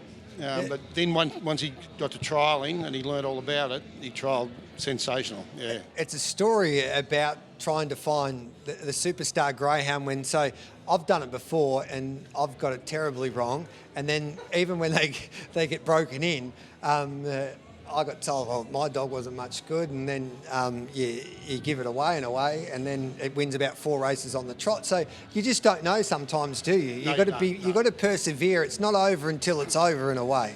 Yeah, that's true. Look, you could go. I started coming here as a young boy in 1972. Yeah. And I could tell you people that bought the best litters, the best breeds, the best Temlees, the best Lizarines, and they weren't necessarily the best dogs. No. So what's the secret then, Georgie? So if you want to buy a greyhound, what happens is that you talk to a breeder and you say, I'll take one of those pups, and then you usually get to go out to the farm where the dogs are, and they're all in a little pen together. They live and they chase the toys around, and they learn the trade in the early part of their lives. But so you walk in there and you've got to try and pick out the champion, and you're doing a Simon Marshall, waiting for that dog to look you in the eye and say, pick me. Yeah. And a lot of people try and go for the dog that jumps onto you straight away or is getting to the toy first, but usually that's not the dog that's the best. There are no rules, Yes. honestly, when they're that age. I've seen breeders or owners come and bring a piece of string, Rob, and measure the length of the tail, look inside the mouth, all sorts of different stuff. And I tell What's you, the weirdest thing that you've ever seen? Yeah, that was a weird one with the string. I wondered, what the hell is he doing? Yeah, and there's another guy who said that, if they have a little birthmark inside their mouth, that's the ones I go for, and I'm thinking, jeepers. But anyway, Rob, were you surprised at the greyhound's time last week? I mean, he's obviously got ability, broke the track record at Sale. Yeah. Did you expect the 29.16? Look, wherever he's gone, trial-wise, he broke a track record at Sale in a trial. Yeah. I actually thought there was something wrong with the clock when he trialled. That's before he come out and raced. Jeez. And then he did the same at the Meadows and the same here. So we weren't actually surprised. The only thing was he hadn't run 500 at. The heart was in the mouth a little bit on the home turn, thinking if he runs 5 dead to the first turn, is he going to keep going? And I know a friend of yours, Greg Miller, would have been on because he did text me saying there's a hot pup out of accused coming through. So has he been backing it? Yeah. Yes. Well, a friend of his clocks him here every day of the week. Yeah. And he actually said it was the best trial he'd seen in 10 years. Wow. Yeah. Are you backing in the hub tonight? I don't bet. Okay, would you recommend? No, $1.60, $1.60, you know. No, leave it No, go, no, it's all keeper. right. Well, we wish you the best of luck going forward, mate, within the hub, and whoever the lucky owners are, hopefully they're enjoying the ride, mate. Yeah, they certainly are. Yep. They're all having a ball. Yeah, and what was Georgie like to negotiate with? He's a hard man. Yeah, actually. I can tell. I've actually grown up in the fruit market, and Yeah. I know a little bit about negotiating. He was pretty good at it. Look, the mafia look about him with that slick, Yeah, that's slick right. hair there.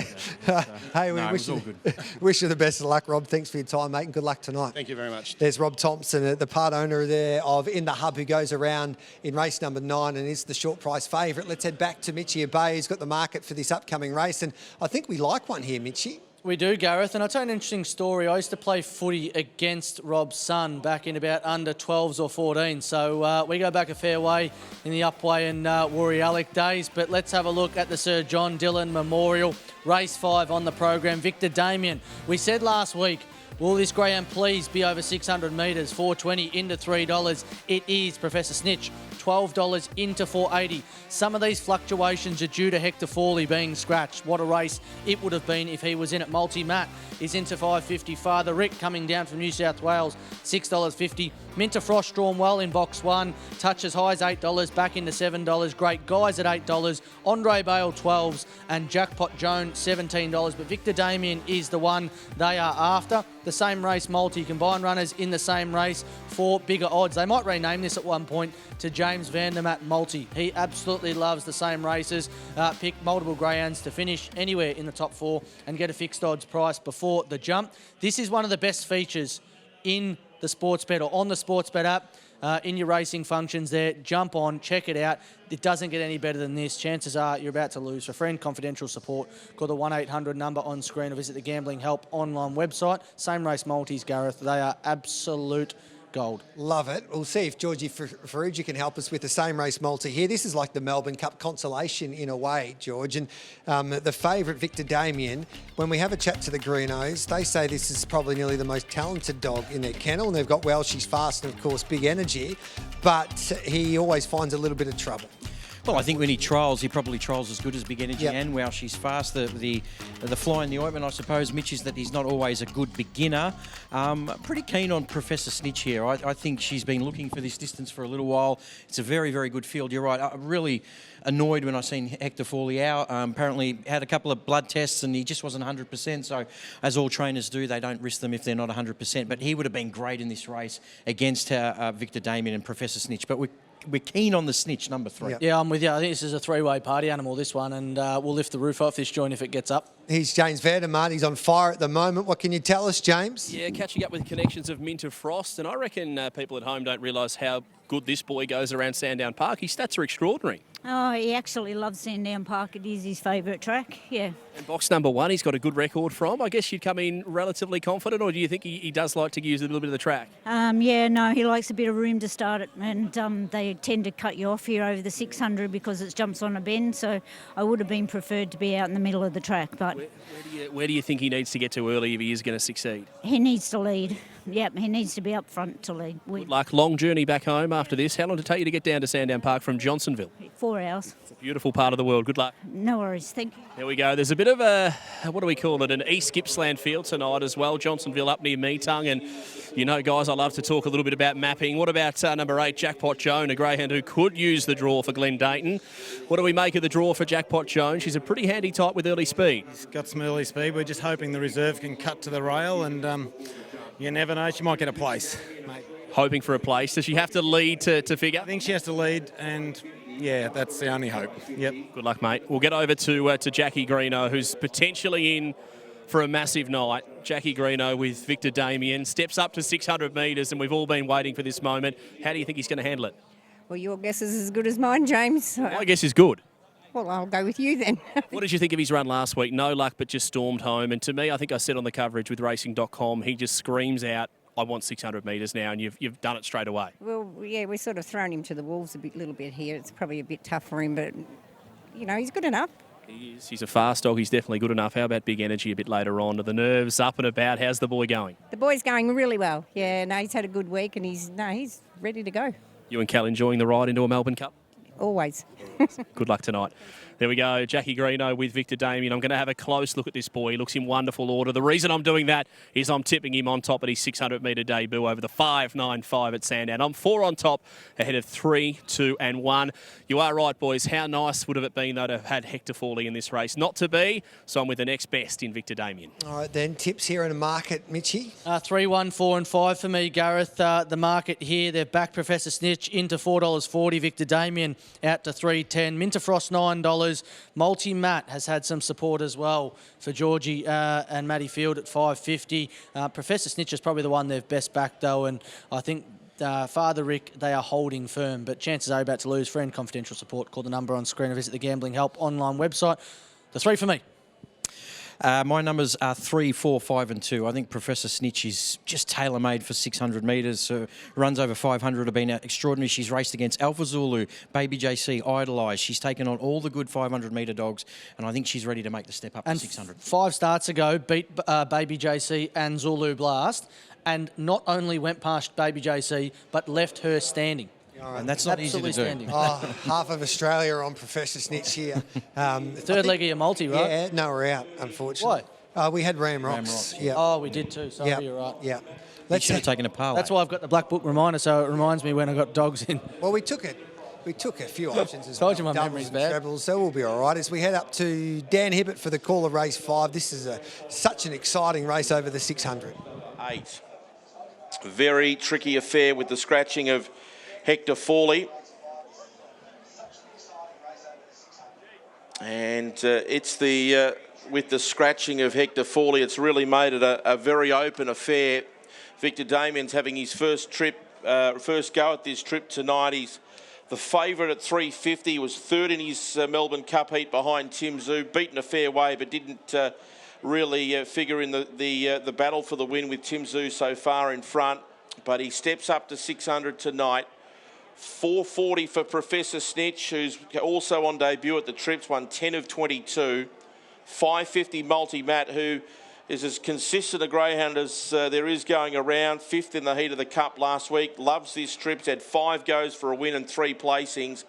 And the reserve Father Rick gets the run, and it'll start from box 7. It's coming off a Dapto win in 34 and 12. It's won 24 of 73, comes to Sandown for the first time. And then the rest of them, $10 Mid of Frost is a decent chance, as is Andre Bale. And I tip Jackpot Jones a $16 chance. She loves this trip. She's had 3 wins from 10 starts with 6 minors. And she's won 4 times from the pink, which she gets tonight. But she will need luck from that extreme draw. A very even way to kick off the quaddie. Big pull for the quaddie tonight. Green lights on. Lures on the roll. The Sir John Dillon Memorial, they're set. And they are away. There's good speed out deep here from Father Rick. Is going to fly over and found the front, and Great Guy's out of play. They're all strung out here. The leader was Father Rick. It's 3 or 4 clear on Jackpot Joan, who's 3 in front of Mid of Frost and Andre Bale. A long gap Professor Snitch. Then came Multi-Matt, and the other 2 are out of play, Great Guy and Victor Damien. The leader was Father Rick. It's 4.5 in front of Jackpot Joan. Then came Mid of Frost, but Father Rick's in front. Jackpot Joan is coming home strong, but Father Rick won it, beat Jackpot Joan and Mid of Frost. Andre Bale was next, followed by Professor Snitch, Multi-Matt, and the other 2 have been collected, Great Guy and Victor Damien. The time is 34.05. Well, how about that? The reserve gets a run, comes down from New South Wales and just goes bang. Yes, he sure did. He is Mr. Versatile, this boy. I see his form. He can race over the 350 at Goulburn. He can come to Melbourne on Melbourne Cup night and win over 600. He is a phenomenal chaser. Yes, he's very honest, and we're just so proud of him. He's just such a beautiful dog. Talk to me about what it means to come to Melbourne as a reserve. Originally, the field suggesting maybe he's not good enough to be in there. I've got no doubt you believed in this boy and you knew he could do it. Well, we knew he could do it because he's the last 2 starts at Dapto was heats into the middle distance championships, which he won.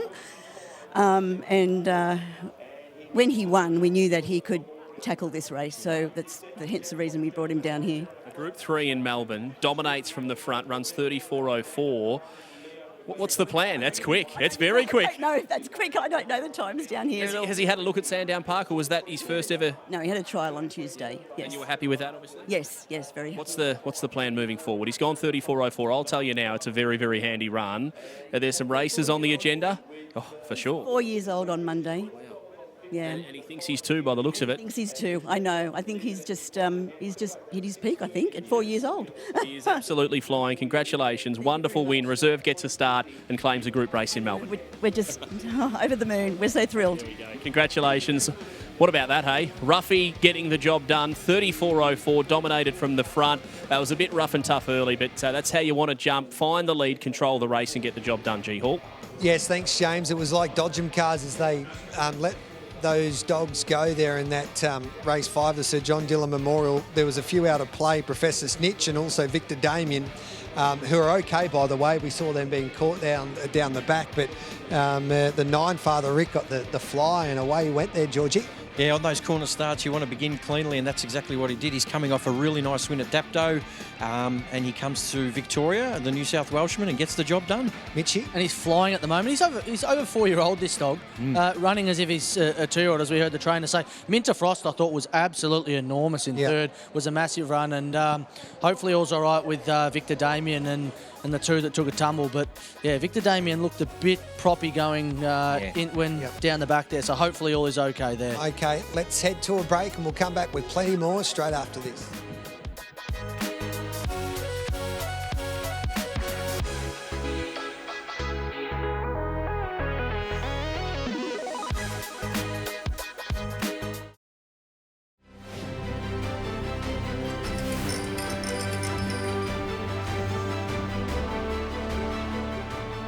Welcome back to our coverage on this wonderful night of chasing action. It is Sportsbet Melbourne Cup night, and it's night 4 of the Dream Chasers Festival, and Father Rick for Raymond Webster takes out the Sir John Dillon Memorial over the 600, pays 632.40, Jackpot Joan 350, Minter Frost was back in 3rd, and Andrea Bale was at 4th. So 9, 8 and 1 the numbers there. That's the shot.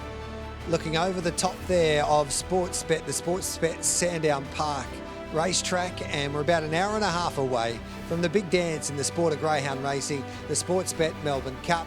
Can't wait. The tension is building. Unfortunately for the Greenos, one of their star greyhounds there, and Victor Damien, unfortunately went down. We'll get a report on him. Hopefully he's okay, Georgie, but it didn't look good down the back.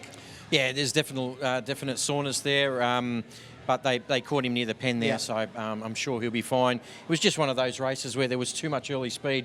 Something's got to give on that first corner. Yeah, exactly right. And I'm not taking anything away from the winner here, Father Rick, but 34.04, what could have been if Hector Fawley was in that race, carving across in that wide draw. He on a night like tonight, he'd almost break the track record. The track is flying, absolutely flying, but Father Rick was awesome. Yeah. Do we know why Hector wasn't here tonight? Bloods. Okay. Yeah, he just wasn't 100%. Yeah. But, look, there might be bigger fish to fry for him later on. Yeah. Maybe a Phoenix berth. Who Yeah. knows? Surely he's a How many Phoenix slots left in the Phoenix? I think there's 3 left. 2 or 3, yeah. Yep. Including, well, she's fast, so like she's a lock for Sportsbet. You're calling it, aren't you? Yeah, I'm calling it right Gee now. whiz. If she doesn't start, I'll give up. In fact, I won't turn up to do the coverage if she's not in the Phoenix. Let's have a look at the market for the Sportsbet Melbourne Cup once again. We've got Big Energy at $1.75, Tim Zoo at $4.80, Buddy Manali at $5, and then we've got Fad's Vegetable next best at $12. So many great stories in this race. Idolise is one of them. In February, she had a litter of 3 pups, and now she's in a Melbourne Cup final. Now, that is a super mum. That's a remarkable effort from a wonderful athlete. Make No Promise there at $23, and Max Damage at $31. All right, then, I'll put a couple of scenarios to you guys. First of all, Big Energy, how does he get beat? Oh, he just has to bomb the start, get into a little bit of trouble, and then if it becomes some trouble on that first corner, I think the race opens up dramatically. Yep. All right, then we'll go through each runner quickly and tell me why this greyhound can win. We'll start off with Buddy Manali, the pride and joy of WA, and Buddy Manali was the final dog picked out by Lynn Smith there at the box draw last Saturday night, and the only one left, would you believe, was box number 1. It was like when you go to the pub for last man standing. Everybody wanted box number 1, and it was the last one to be picked out, and He has to be a chance, doesn't he, buddy? Well, 8 from 13 wins have come from boxes 1 or 2. Yep. Absolutely loves box 1. 5.06 early last week, 29.40. Has to put you right in the race, and you know if there is trouble in the race or if some greyhounds do not step, Buddy Manali will be sweating on them on the rail there. So it has to be a massive chance. Yeah, absolutely. I mean, box draws can win you races. You don't always have to be necessarily the fastest greyhound in the race, but as Mitch alluded to, his sectionals and overall time are good enough to win a race like this. All right, then what about Fab's Vegetable? I had a chat to Cal Greeno on radio, and he said this dog is the biggest danger because it's trained by the Dailies, and he could be the dog that finishes strongly here, Georgie. Do you agree with Cal? Look, great record here. Very, very good PB, but I'd probably have him as a place chance in this on the first corner. I just don't know if he's going to be sitting close enough. Yeah, this greyhound can run 5.12 or 5.14 to the first marker. I think that everyone's got this perception that the greyhound's, you know, a 5.25 sort of dog that will get a long way back. I don't think it'll be that far off. I mean, if one Buddy Manali does step, then Fab's Vegetable can sit right on the fence there and be scraping the paint. So as you said, Cal mentioned, the Dailies, you can never, ever write them off when it comes to the big races. Their dogs are always prepped to perfection. Can Meetung be celebrating if Max Damage wins tonight from box 3, Georgie? Oh, look, long odds. Again, I mean, his win was so gutsy last week, but it just goes to another level this week. Yeah, look, again, probably place chance at best for me, Mitch. Yeah, I think definite place chance. A speedy greyhound. If Big Energy doesn't step, there's room there. We know Aussie Rocks likes to hold a line off the track, so there will be room. Moderate beginner box 2. Who knows? 3 could find itself in a forward position and pretty hard to hold out. So, look, I don't think could win the race, but I'm not going to totally put a line through it based on its early speed. Let's have a chat about Big Energy. He's the favourite. He's at $1.75. He's the world's best greyhound at the moment. He's just doing everything right, George. He's got one more night to do it. Yeah, 2 more. 2 more. Yeah. No, look, you're talking about the thing. Look, everyone has spoken about the last 2 weeks, and that's absolutely fine and fantastic. But the writing was on the wall before this, Mitch. His Cranbourne Cup run was outstanding. He was a pimple away from winning an Adelaide Cup. He's been racing well, Gareth, for 2 or 3 months, and I think that shootout win was the impetus for him just to get the confidence he needed to push forward. Yeah, look at box draws here, George. So you go through. I know you've got them on your screen. But Big Energy has gone 8, 6, 3, 4, 8, then 5, and the last 2 weeks, 1 and 2. Yeah. 2 great draws and 2 absolute stellar runs. And I know the Greenos will come out and say, you know, the greyhound's been unlucky, hasn't had a good box draw for a while. But box draws are so important for fast dogs to be able to execute. All right, we'll quickly run through the other dogs. Aussie Rocks. It's a chance. It's a strong greyhound. It can run 600, so it can be thereabouts. I'll ask you about Idolise, Georgie. I just like her because of that early speed. You know, we see it all the time. We just seen it there with Father Rick. If there's a bit of a shuffle up, she can break 5 seconds early. A great each-way value for mine in this. Tim Zoo, Mitchie? Oh, he's a very fast animal. I think they would have rather box 1 instead of box 7 last week. Things could have gone a bit differently, but 29.07, he has to be right in the race. And Paul Partolo looking for his second cup with Make No Promise. Again, another guy that you just can't write off. I mean, these are all great trainers, but you just seen the disappointment on Diane's face when she drew box 8. Clearly would have had a much better chance with 1, 2 or 3. Let's have a look at the stays coming up here in race number 6, and this is over, of course, the 7.15, and the lads are keen on one. Here's Savage, and they keep on backing it now into 370. They do, and Savage into 370. Big Susie's been a move, 10 into 370 also. Pearly Tears has been on the drift, 340 out to 390. Zipping Kansas, somewhat firm, 380 out to 450. Boom Lateral, 10 out to 12. If you're going to back it, I suggest wait, because I reckon this thing will get up to 20s or more. Rhino Bale 21 into 15, and Lakeview Patsy for the wheel in 67 into 35. Savage for me, I really like it. This Sandown, Sportsbet Sandown Park, all races tonight. Run second, get up to $50 in bonus bets. Chances are you're about to lose. For free and confidential support, call the 1-800 number on screen or visit the Gambling Help online website. 2 for me, George. And for those wondering why Ripping Grace is not up there, she was a late scratching when we got here, and I thought she was going to be a pretty big chance. She's I'm glad it's out, to be honest, for my sake. Yeah, she's a good 700-metre dog. Good little race, this. Some good chances. Pearly Tears, we've seen here, went on shootout night, leading all the way, can run time. There's other greyhounds who want to come from the back. Zipping Zipping Kansas has been a terrific greyhound, probably not at his best, so it's a good little race. All right, then let's have a look at the speed map here for the stayers. Where do you want Savage to be, Mitchie? I would like it to be, who's off the red again, Zipping Kansas. Well, I think it'll beat Zipping Kansas out. If it can beat Zipping Kansas out and get to a spot near the fence or in line with the lure, I'm hoping probably third or fourth, maybe not too far back, but this greyhound has been crying out for an inside draw. And to be honest, I think it's a greyhound that's improving in its run in races and how well it's going strength-wise as well. I think some of these greyhounds are on the decline. Pearly Tears for me, 41.55 back in September. Hasn't got near that since. I think there's some greyhounds that are on the up. Big Susie's probably another, hence why the market support. But yeah, top four would be nice with Savage early. Pearly Tears at her best is a greyhound that gets out and goes, doesn't she? She shows early speed. There'd be no excuses for her not to lead this race. She should be leading this race. You would think so. There's no speed. No, there's not much speed in the race. That's where she does her best racing. She comes from a terrific litter. She's my on top tip because those times that Mitch spoke about, I think the track is playing fast enough for her to run on top of the ground. Out of trouble out in front. We've seen that already tonight. If you're out in front in greyhound racing, you're halfway home. Yep. So what is the percentage? You'll know this percentage of leaders 60%, that win. I think. About 65, 70, I think. Yeah.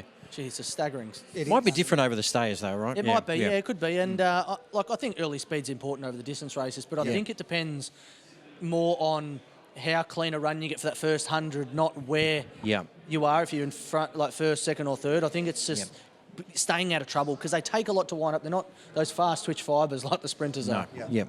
James Vandermart's not far away. He'll be catching up with the participants and the handlers before race number 6. And then, of course, race number 7 we'll have after that over the 5:15 and then the first of the Group 1's, the Bold Trees final. That band's been playing brilliantly out the back there. Everyone's dancing and jumping around. Well, now that the Swifties are gone, they're... Yes. Jimmy Vandermeer will be super keen on Savage here. There's no doubt about it. Last week he liked it at 40s. He said how big a run it was. And don't forget, it lost to was matching Moraine Susie to the line. And Moraine Susie's, $4 in the Bold Trees. Would you have backed Savage in the Bold Trees if he snuck in? Yeah, I probably would have. As I said, I think he's a greyhound that's on the improve, finding his way over 700 metres. I think he's got to be considered, would have been considered in the Bold Trees. Massive in this. Wonder where James Vandermaat is. He won't be far away. So these dogs head down towards the 7:15 boxes. So they're going away from us as we speak. And they'll make that walk to the 7:15 boxes and then they'll get ready to go to battle here. Another look at the market, Mitchie. Yeah, Savage is your favourite as we speak, but Big Susie's been well supported. This greyhound was 10 into $3.70. I can understand why, George. Look at its form of late. 41.85, 42.05 come off the speed. I think this greyhound's getting stronger and stronger, and Jimmy Shaw will be pretty excited with what he's got here. Shimmy Shine, Slinky Inky.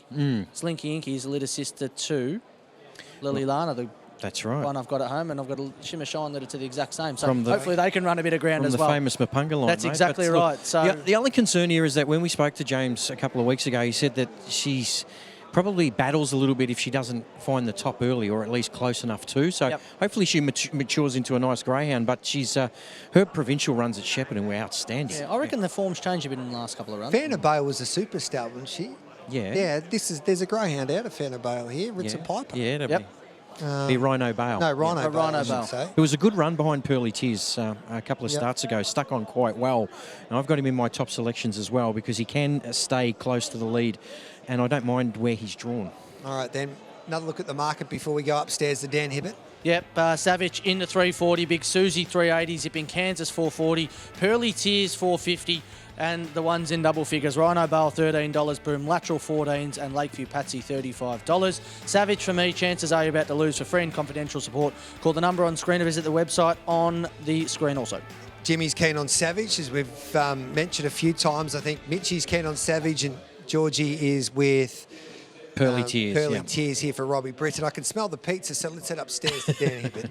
Savick at $3.40, just ahead of Big Susie at $3.80. $4.60 for Zipping Kansas and also Pearly Tears. So they're the top four in the market, and it's double figures the rest. Rhino Bale 11, 15 for Boom Lateral, and 21 for Lakeview Patsy. So the favourite Savick was most impressive in the heat of the Bold Trees last week. Was 3 lengths behind Moraine Susie and was 4th here behind Zohar Bale before that. So it's had 3 starts for 2 third placings and is certainly one to look for the future over this trip. It's the favourite. Big Susie's been most impressive over this trip. It's had 3 starts for a couple of placings and was 3rd to Mrs. Avenger last week in the heat. Zipping Kansas has won 1 of 4 over this trip. Best Gallop 41.27's won 22 of 55. And Pearly Tears was well in the market, went 5th in its heat of the Bold Trees last week. Green light, the Cup Night Stayers, they're set. And they're away. There's good speed out from Rhino Bale, out very wide, pushing through. Big Susie's hustling for the lead, and Susie found the front. Susie's out in front, clear from Rhino Bale. On the inside of it was Pearly Tears. This leader is about a dozen in front with a lap to go. Big Susie's a mile in front of Lakeview Patsy to second. Bumping was Zipping Kansas there with Rhino Bale. Boom Lateral got through. Trying to push on was Pearly Tears, and they are still chasing this leader, who is 15 lengths in front.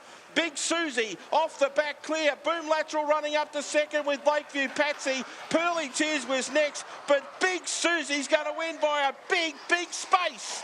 15 lengths. Boom Lateral second. Zipping Kansas in a photo with Pearly Tears for 3rd and 4th. Lakeview Patsy next, followed by Rhino Bale, and Savick was never in it. It's 41 and 84 in a messy affair. Wasn't messy for Susie. Well, how about that? Big Susie off and gone, and that would have been the most enjoyable race I reckon you've ever watched, Jimmy Shaw.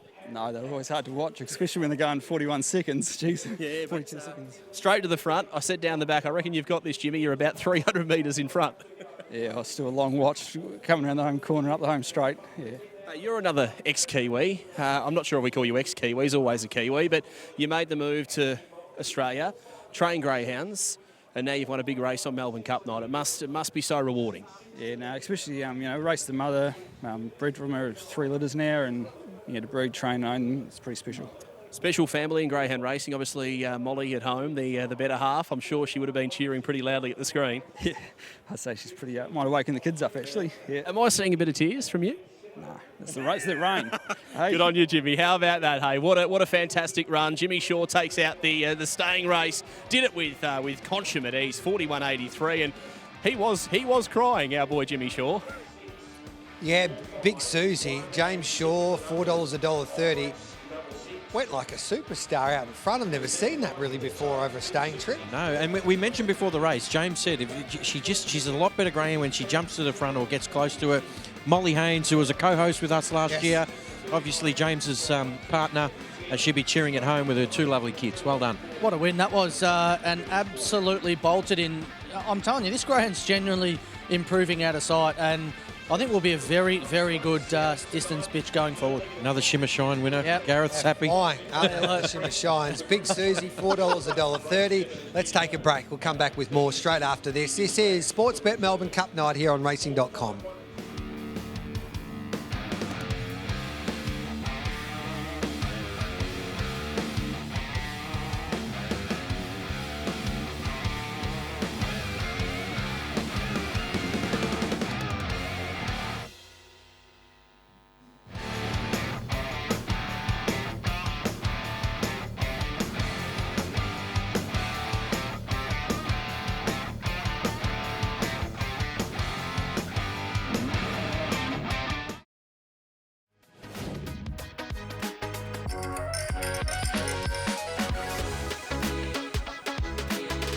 What about that performance? Flying Susie, she was flying. She leads all of the way over the 7.15, and she never looked like getting beat. It was an unbelievable performance for the Shaw family, and she pays Big Susie $4, $1.30. Boom Lateral second.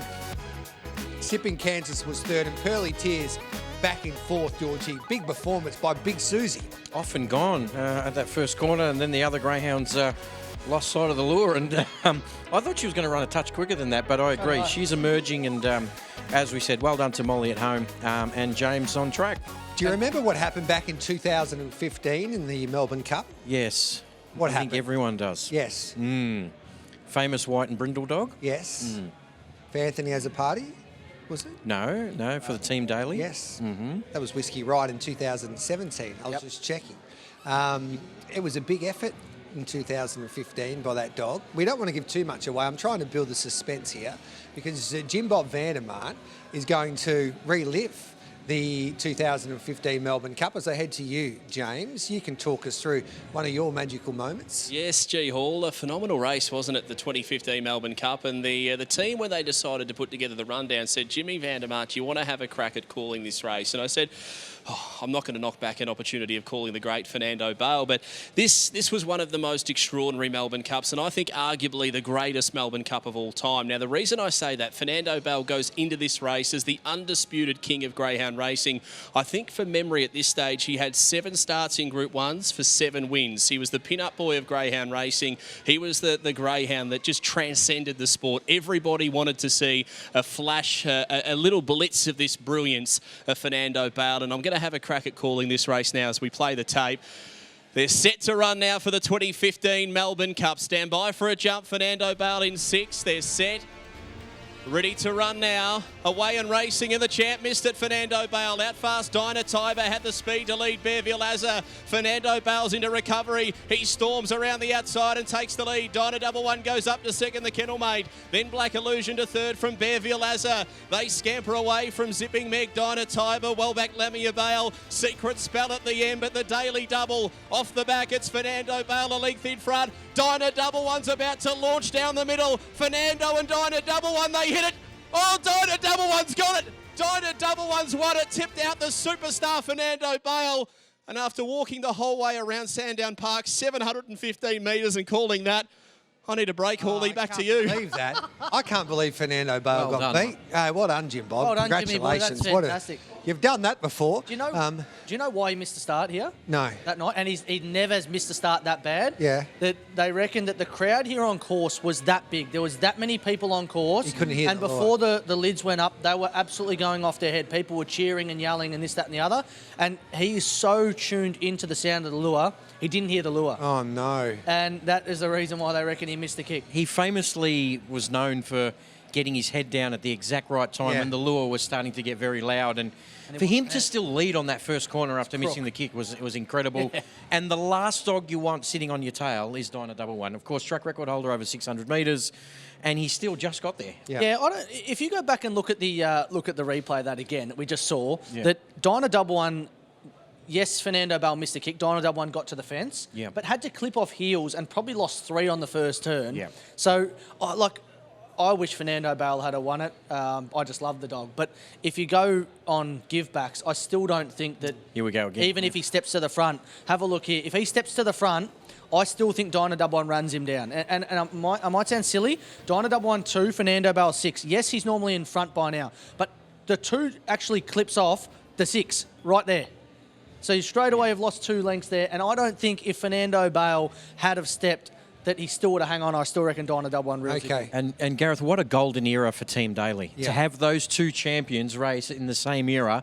And, of course, Dinah Double One then went on to win an Australian Cup. Only a handful of greyhounds have ever done that. So he was a champion in his own right. In terms of size, though, Fernando Bale has just been incredible. He's gone to another level. He's thrown that many group winners. He's got a few in tonight. He's just been incredible. Who's the best dog that you've seen? Oh, I'm saying Fanta. Probably the most devastating was Brett Lee. I mean, when he won an Australian Cup, he won it from here to the next suburb away against Go Old Teddy, who won a Melbourne Cup.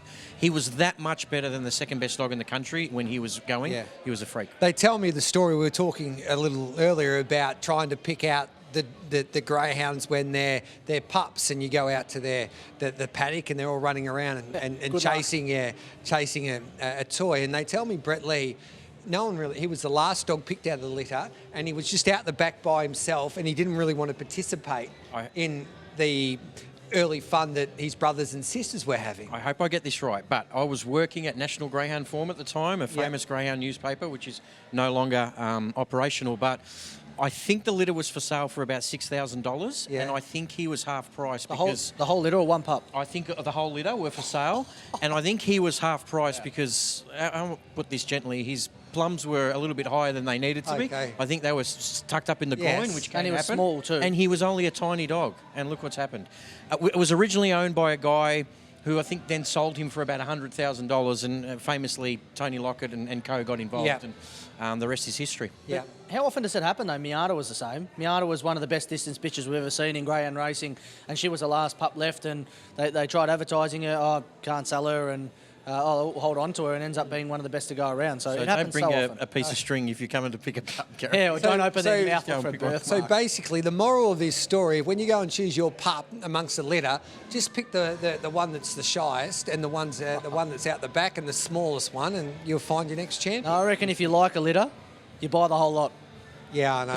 Buy the whole bloody lot, and that way you don't miss out on the fast one. Here's race 7. Navarino is the favourite from Fred Rose and Exalted. Where's the money been here, Mitch? Yeah, Navarino's been pretty firm, $3.30 out to $3.50. Fred Rose, $4, the same, out to $4.50. The money's been with Exalted, $7.50 into $5. I'm keen on Crackerjack Bull here. I think he was awfully unlucky last time out, $5.50 and firm there. Here comes Millie, been in some stellar form, had a bit of support, $7 into $5.50. And then My Neo, $12, Kai Bale, $13, and Akina Jack, who was a big run last week, $18. Power Play Exotics, available on Quinellas, Exactas, Trifectas and First Fours. Power up your racing exotics in the bet slip and watch your odds get even bigger. Chances are you're about to lose. For free and confidential support, call the 1-800 number on the screen or visit the Gambling Help online website.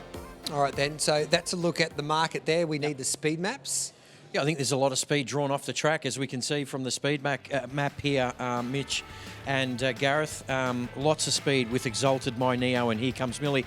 But we're going to highlight a greyhound who's one of my favourites. I know he finds a way to get beat from time to time. It's number 2, Fred Rose, but he's got box 1 here. Now, this is Alpha Zulu, who was pretty much, apart from Postman Pat, the first picked Gareth for the Phoenix because of this type of form. I mean, he was absolutely highballing here. Have a look at Fred Rose's run. I mean, Alpha Zulu, when he gets on the bunny, notoriously hard to run down. Fred Rose is such a fast greyhound, Mitch, isn't he? He's one of my favourites. But as I said, he finds a way to get beat. I thought he actually won this race on the line. Yeah, I was with you. I think I actually tipped him this night on air on radio. But, yeah, he's as fast as animal as there is going around at the moment. Unfortunately, his application sometimes isn't quite there to win. He still had 17 wins from 61 starts.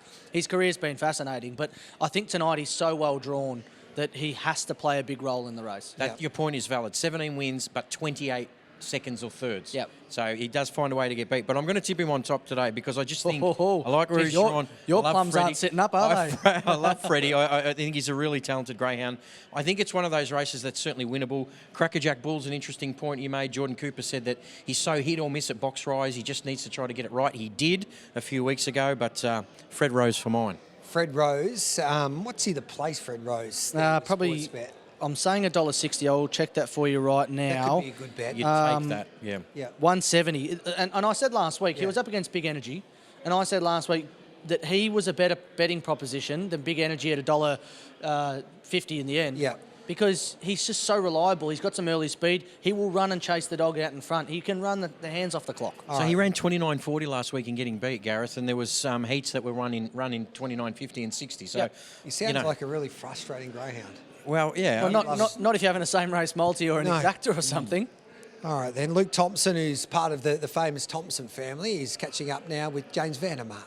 The Thompsons have made their own in years gone by, and Navarino lines up here in this one, Lukey boy. Drawn okay in box 1, even though he wants to use a bit of the track as a rule. Yeah, he does a little bit. There's not much pace drawn, say 2 to 5, so hopefully he can kind of beat them out, hold a spot through the first corner, and just go from there. Wasn't too far away from winning a Melbourne Cup heat last week. I guess you'd be relatively confident that he can take care of business tonight. Yeah, no, his last 2 runs have been pretty good, so hopefully he can go, one better from last week. Good luck, mate. Navarino, box number 1. We'll drop back a little bit further. The Schicknals from Rosedale, and this boy is the pin-up boy of this kennel from Rosedale. He's a good old dog, isn't he, Freddie Rose? Goes well. What do you think of his chances from box number 2? Can he just track the greyhound that's owned down in Gippsland as well, Navarino, and then run him down? Hope so. Good luck, Fred Rose, box number 2. We're going to roll a little bit further back down the list here. Jordan Cooper, Crackerjack Bull. I love this dog. I think he couldn't have been named any better because when he gets it right, he really does bully his opponents, and he's got a bit of a bull technique about the way he goes about things, just like you would. Yeah, that's right. And hopefully tonight I don't want to watch that first corner, but hopefully he gets through somewhere, nice position, and he might be a chance, yeah. You've got some really fast ones. Crackerjack RT is another that springs to mind. This boy, what's the key to their racing technique, I suppose? You just hope they jump, and if they do, they're mighty fast. Yeah, they're super fast. I've never had dogs like it, but it's all about their box manners. They're not brilliant, but when they do it right, they got the motor. You would have done the form. How do you see the race playing out? Where do you need to get to early? Yeah, I had a look. The outside, there's a bit of speed. So hopefully just get a clear run through. He's a fast dog, mate. We wish you well. Thank you. Crackerjack Bull, that is, drawn box number 4. I'm going with Navarino. I think the draw brings him out from the inside. My numbers are 1, 2, 4 and 3. I reckon if you're playing a same race multi, and Mitchie Abaya from Sportsbet knows how much I love them, I reckon this is a race where you just base it around Fred Rose, number 2. He'll be somewhere up there in the top 4. He doesn't know how to run a bad race. 1, 2, 4 and 3, my numbers. So my same racer, boys, it's Navarino, let's say top 3, Fred Rose, top 4. Not going to be a huge price, but I think we can make a little profit. Gamble responsibly. All right, then. So that's the same race multi there for James Vandermart. Fred Rose, $4.40. We're still getting $1.70 the place. Yep, we sure are. $1.70 the place for Freddie Boy. Actually, $1.75 now, so a bit extra. Beautiful. Georgie? Yeah, we were just talking about Fernando Bale, the favourite Navarino, and then the next 3 greyhounds, all sons of Fernando Bale, are sitting behind. I've got the slowest Just watch this Fernando Bale, greyhound. I reckon. You did. You did until it grew a leg. I might have to get a shimmer shy or something. Yeah, don't just try and join us now. Just watch Freddie, because he's going to be back, and then, there's a bit of speed out wide, but just love the way he gets home. I'm with the 4 here. 4, 1, 2 and 7 are my numbers. All right, then. Here's Dan Hibbert for the call. Race 7, the Sportsbet Cup Night Sprint, and the favourite in an open race is number 1, and that is Navarino, but it is so wide open. $4.20 the favourite, $5 for Fred Rose and Exalted, $5.50 Crackerjack Bull, $7.50 Here Comes Millie, 12 My Neo, 13 Akina Jack and Kai Bale, and they could win without surprising in this lineup. It's the Cup Night Sprint. A lot of these obviously ran in the heats, and whether it was unluckiness or just didn't get into the action, they didn't make the final, but they come to this Group 3 feature tonight, and it is a really competitive race. Favourite Navarino at $4.40 was second in its heat to Make No Promise, only just touched off. Fred Rose was third to Big Energy in its heat. Exalted was 5th to Max Damage, and Crackerjack Bull was 5th to Make No Promise. Very even field. Third leg of the quaddie. Good luck if you're still alive. The Cup Night Sprint, the Group 3, they're set to run. Ready. Racing, slow Navarino, Fred Rose quick, My Neo's got speed, Crackerjack Bull is hustling hard on the inside and will drive to the lead. Fred Rose followed it through, Exalted's on the outside, squeezed My Neo, railing through was Akina Jack, then came Here Comes Millie, Navarino, and last was Kai Bale, but it is the Bull. Crackerjack Bull's out by 3, Exalted trying hard, then Fred Rose, but Crackerjack Bull's away. Crackerjack Bull won the sprint by 6. Beat Exalted and Fred Rose third. 4th across the line, Akina Jack on the rail ahead of Kai Bale. Then came My Neo, a gap to Here Comes Millie and Navarino. Look at the time for the Bull, 29.06. Seeing either a little bit of sweat coming off the side of your head or raindrops, he's gone 29.06. He is fast. Yeah, the heart's pumping, mate. The heart's pumping. What a run. I thought he had it in him. It's just a matter of his box manners. And when he got through that first corner, I thought, I didn't want to be too cocky, but I thought he's a huge chance now. To be fair, mate, nothing's running him down going those sections. 5:09, 18:72, 10:34 in the run home. For those tuning in at home, how quick is that run home? Tell them. Yeah, I've only had one go quicker than that, and yeah, it's pretty exciting. But hopefully, get on a flight to Tassie next week, because that's where we're heading. Nice, mate. Off to the Hobart 1000. What does it mean for you to win a race like that on Melbourne Cup night with a greyhound that you've known has it in him? You've bred him, you've done all of the work. Talk to me about that. Yeah, it's pretty exciting. It's a lot of hard work, and Mum and Dad are terrific, and I love it. So good. We can see how much it means. You say Mum and Dad are involved, family right in the greyhounds, and you come to the biggest night of the year, mate, and you smash them. Yeah. You can feel the emotion. It's good. It's after you, James. The Bull. Good on you, mate. The Bull. It's named after me, is he? Good on you. Crackerjack Bull. Well, he's beautifully named, I must say that. But Jordan Cooper, what a legend. One thing I'm noticing tonight, guys, is just how emotional these interviews are post-race. These connections love winning a race on the biggest night. This is grand final night for greyhound racing. Yeah, love it, Jimmy. Great interview. Jordan Cooper, take a bow. Look at the bull go. What a great name, too. Crackerjack Bull, leading them a merry dance, Exalted second, and Fred Rose does what Freddie does. Pays $1.70 the place, but well done to Mitchie Abe. Tipping that winner. We'll take a break. The next one is one of the big ones. It's a Sportsbet Bold Trees final at Group 1 level for the Stayers, worth $165,000. There's the scene overhead there at the Sportsbet Sandown Park. The crowd is a terrific crowd tonight, and looking forward to the first of the Group 1 straight after this.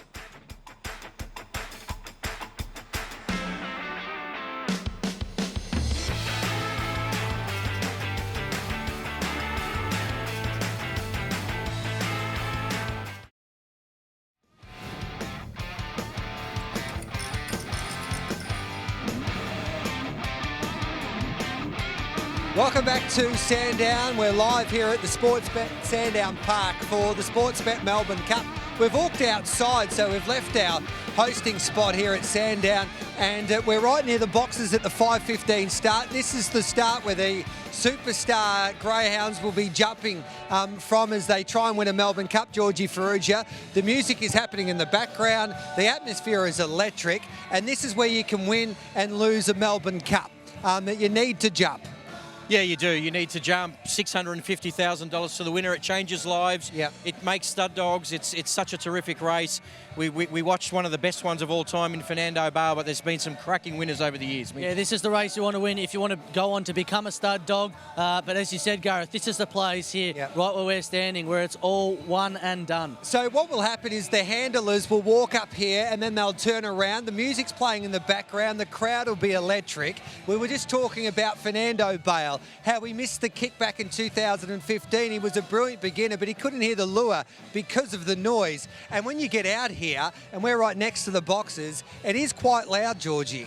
Well, that's why it's not just ability. You need a dog to be able to keep their composure on such a big night.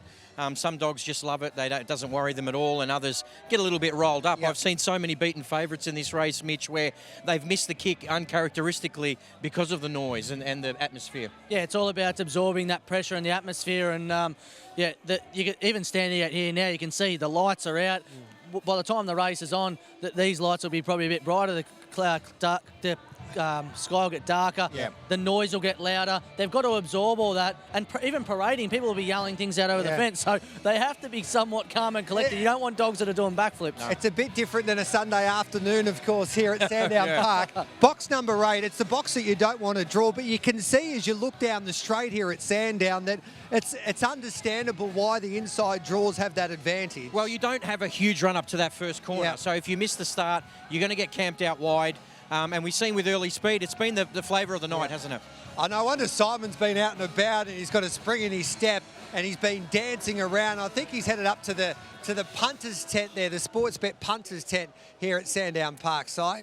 You never know who you're going to run into here at Melbourne Cup night, that is for sure. And he's becoming a superstar owner here. Timmy Zoo's owner, Will Norman, joins us now. Will, congratulations to get in a Group 1. That's a dream. Yeah, no, it's an absolute thrill, especially for the first dog that me, my dad and my brother have owned. You couldn't ask for anything better, and be racing on Melbourne Cup night, it's unreal. And a few of my mates, got a few in the back here. And yeah, we've travelled around. We've watched him in Bendigo, Geelong, Meadows. Yeah, we travelled around, so to come here tonight, it's unreal. And your dad and your brother and yourself, you get together and say, what, we're going to spend a few hundred on a dog? Yeah, why? How did that conversation come about? One of Dad's mates set us up, and he just said, yeah, you want to buy into it? He said, I'll chuck a few hundred into it, and it's just going to be a ride, and he couldn't have asked for anything better. A few months after you're racing on Melbourne Cup night. So. No doubt about it. Then you collect your mates and you say, right, we're on a journey. We collect the bus and we're going to Sandown Park because we're in the Melbourne. This is $1 million race. This could change your life, Will. This is life. Yeah, no, he said, let's just ride him. We've been riding him the whole time, and now this is what we came for. So. We just hope when we get into a dog / a horse, I'm in the thoroughbred racing industry, that it pays its way. Now, he's done more than pay his way and gave you some great memories. What's the best to date? Was there one win? The best, it it was good last weekend when he won, but I was only with one of my mates. But the best memory probably was we went to the Meadows a few weeks ago, about 10 of us boys, and we all backed him and rode him home, and he got up for us, and we got a flip. Oh, dare I ask? Hang on, boys, hang on, we're nearly there. Dare I ask, how do the boys party when you have a win there, mate? No, we just, above me garage, we'll go there for a few beers and we'll celebrate it. Nice little fire pit, beautiful stuff. But no, me and Gareth, we've got plans tonight if he wins, so. Well, it all starts with a dream. Goodwill Hunting and his boys. And as little Jaden here, little Jaden DeWan's going to grow up. When you grow up, you want to be like these boys and own a champion dog, don't you? Yes. Yeah, what's your dog's name? You got a favourite dog at home? Dewana Burger. Dewana Burger. What a great name, Jaden. Just give everybody a wave there at home. You beauty, you're on telly. Wanted to get on telly and be like Will Norman and the boys. Back to you, Gareth. There's no chance I'm going out with Will and his mad mates there after they win the Melbourne Cup. They tell me they want to go to Chapel Street tonight. I said, I haven't been down Chapel Street for quite some time. Oh, we're pensioners now. Yeah, we are. That guy kissed SD so hard on the cheek, I reckon he popped a couple of his molars out. Oh, what a great name for a dog too, Dewana Burger. I would have Yeah. loved a burger, but the pizza was sensational here at the Sandown Racecourse. Let's have a look at these greyhounds now for the Bold Trees. And Palawa King is a dog that we'll take a look at here first. The pride and joy of Forbes. He's taken over from Feral Frankie, and he's a frustrating commodity, however. If you want to do pros and cons here, the pros are that he's proven at this level. He's a multiple Group 1 winner. He's a star. Cons, hasn't won a race since late September, and that was over the sprint journey. Probably not going at his absolute best. No, he's not, and he bombs the start. But I'll tell you what, for those out there that are breeding nuffies, go and have a look at the breeding of Feral Frankie. And anyone that tells you that you can or you can't breed out of certain dogs, the mum Maximum DOS was, I'll say, ordinary, right? But has thrown an absolute superstar in Palawa King. So if you want to breed with something out there, just go ahead and do it. There's no rules. Sohar Bales, another dog we'll take a look at here. And Sohar Bales got box number 1 tonight for Mark Delbridge and the famous Brendan Wheeler family. One of the greatest finishers of all time, and this litter is no stranger to winning big races. His brother Yachi Bar won a Melbourne Cup. His run last week behind Valpolicella was really good. Lycra has drawn terrific record from boxes 1 or 2 right in this race. Yeah, it's staggering to think he's already had 56 starts, this dog. Seems like he's only been around a minute, so 187,000 prize money, drawn beautifully off box 1 tonight. This is his chance to win a big one. Yeah, Queenslander, they yell when they see Valpolicella because she is a star. She led all of the way to take out her heat. Anthony Zammit, the Zammit family are on one hell of a ride at the moment, Georgie. Yeah, look, the writing was on the wall in Queensland to know that she was going to be a good stayer. I thought her Top Gun run was just plain. So for her to come back and did what she did last week was fantastic. And as I said, untapped, it's not a fence crusher. Valpolicella will get the room she needs early. But the breeding there, Georgie, what do you think of that one? Shimmer shine again. He's absolutely throwing them. But 31 starts, 16 wins, over 50% win rate in its career to date. This is probably the biggest race Valpolicella's faced ever. Sorry, Georgie. I thought you were about to say something. I ran into Susie tonight and I said it might be a big night for Susie's, and big Susie won. And now we've got, of course, Maureen Susie from Brendan Purcell engaged in the Bold Trees. So I think she's the one to beat. Look, she's had peaks and troughs in her career, hasn't she, where she looked like she's been out of form, but she's just racing so well at the moment. I agree with you, Gareth. She's the one with Zohar Bale that's going to get to the line if there is a bit of a shuffle up. But we've seen leaders just not get run down tonight. Hey, Gareth, quick one. 323,000 in prize money. Quick little fact for you. Maureen Susie after 12 starts. Peter Byrne went and bought her for $2,000. These stories just keep rolling on. Better than 2,000. I'm the only idiot that's missed out on anything like this. How do you reckon the previous owner feels? Jeez. This was a bargain buy. How come she was that cheap? Her form was okay. She was running over the 450 metres at Warrnambool. So Peter obviously thought that she would stay, and they never tried her anything further. So, geez, you'd be trying to squeeze as much lemon juice out of the lemon before you sold it. You know why too, Gareth? Because there's such a small percentage of greyhounds that can get this distance. Yep. So once you're racing over this distance and you're actually quite It's a gold capable mine. over, you can make 10, 12, 15 group finals, Yeah. as we've seen with Untapped. I think she's made over 10 easily, won a Sandown Cup here. So, yeah, you can get into the groove. All right, then, Georgie and Mitch, it's your job to find me a $2,000 greyhound that can be running in a bold trees. Look at that. They grow on trees, you know. Yeah. Melbourne's turning it on now after a shocking day. It's a beautiful night. Soha Bale's the favourite for Moraine Susie.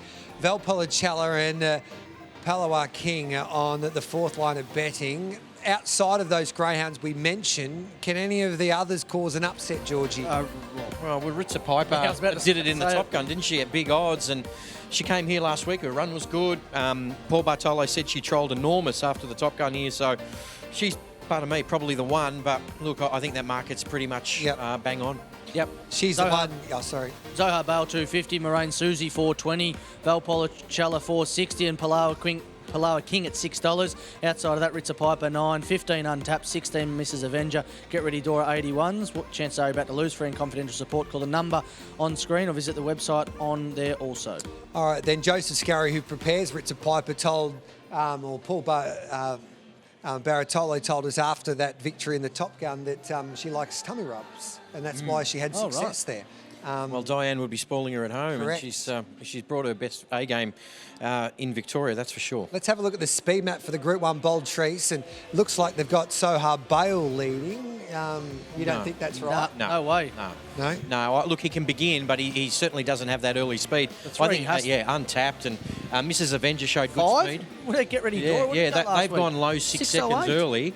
And Untapped went 6:14, but she does have the first sectional record here, Untapped. So you'd think, and again, like how she's fast, is she at her best? No, but she'll certainly be vying for the early lead. The Watchdog might have had a couple of scotches while he did that speed map, it looks like. I know he likes a bourbon, but average kilometres per hour their first split. Yeah, don't get sucked into that speed map, unfortunately, based on the fact that Zoha Bale is not going to be that far in front. At the first split, sure. Here's Valpolicella winning her heat of the Bold Trees last week, Georgie. Yeah, outstanding. There's two major chances here. Zoha Bale at the back in box 3, Valpolicella out in front in 6. And this was a terrific run, 41.71, really good speed. She set up her races, though, in Queensland, where she was coming from behind, too, dominating. And she's taken the step up. She's going to get better and better and better. She's going to have a terrific 2024. Look how much Zoha Bale gives her in terms of the start. So, if she's 4 or 5 in front of him, then they might start to get a bit worried down the back. Yeah, I don't know how often I've seen it in greyhound racing that you see a greyhound like Zoha Bale there absolutely skittle home, charging home. You think to yourself, Zoha Bale will be on if it draws a good box. And then Zoha Bale will posse 3rd or 4th in the run and will not run on like that. It happens all the time. And that could be 2 or 3 lengths behind Valpolicella and still not run it down. I find that happens all the time. People see the big run. Yes, geez, if it's on speed, well, how quick can it run? Yeah. But it doesn't always work that way, that sometimes they're better coming from behind, manoeuvring their way through and letting the others burn themselves out in front. That's the question mark with Zoha Bale. He can get caught up in traffic and that argy-bargy a little bit. So he just needs to stay out of trouble. James going to get argy-bargy with us if we don't cross to him before this big Group 1. James van der Maat, take it away. I've set myself a goal, Hawley, to catch up with every connection here, and we're starting with Miles Delbridge, handler of number 1, Zoha Bale.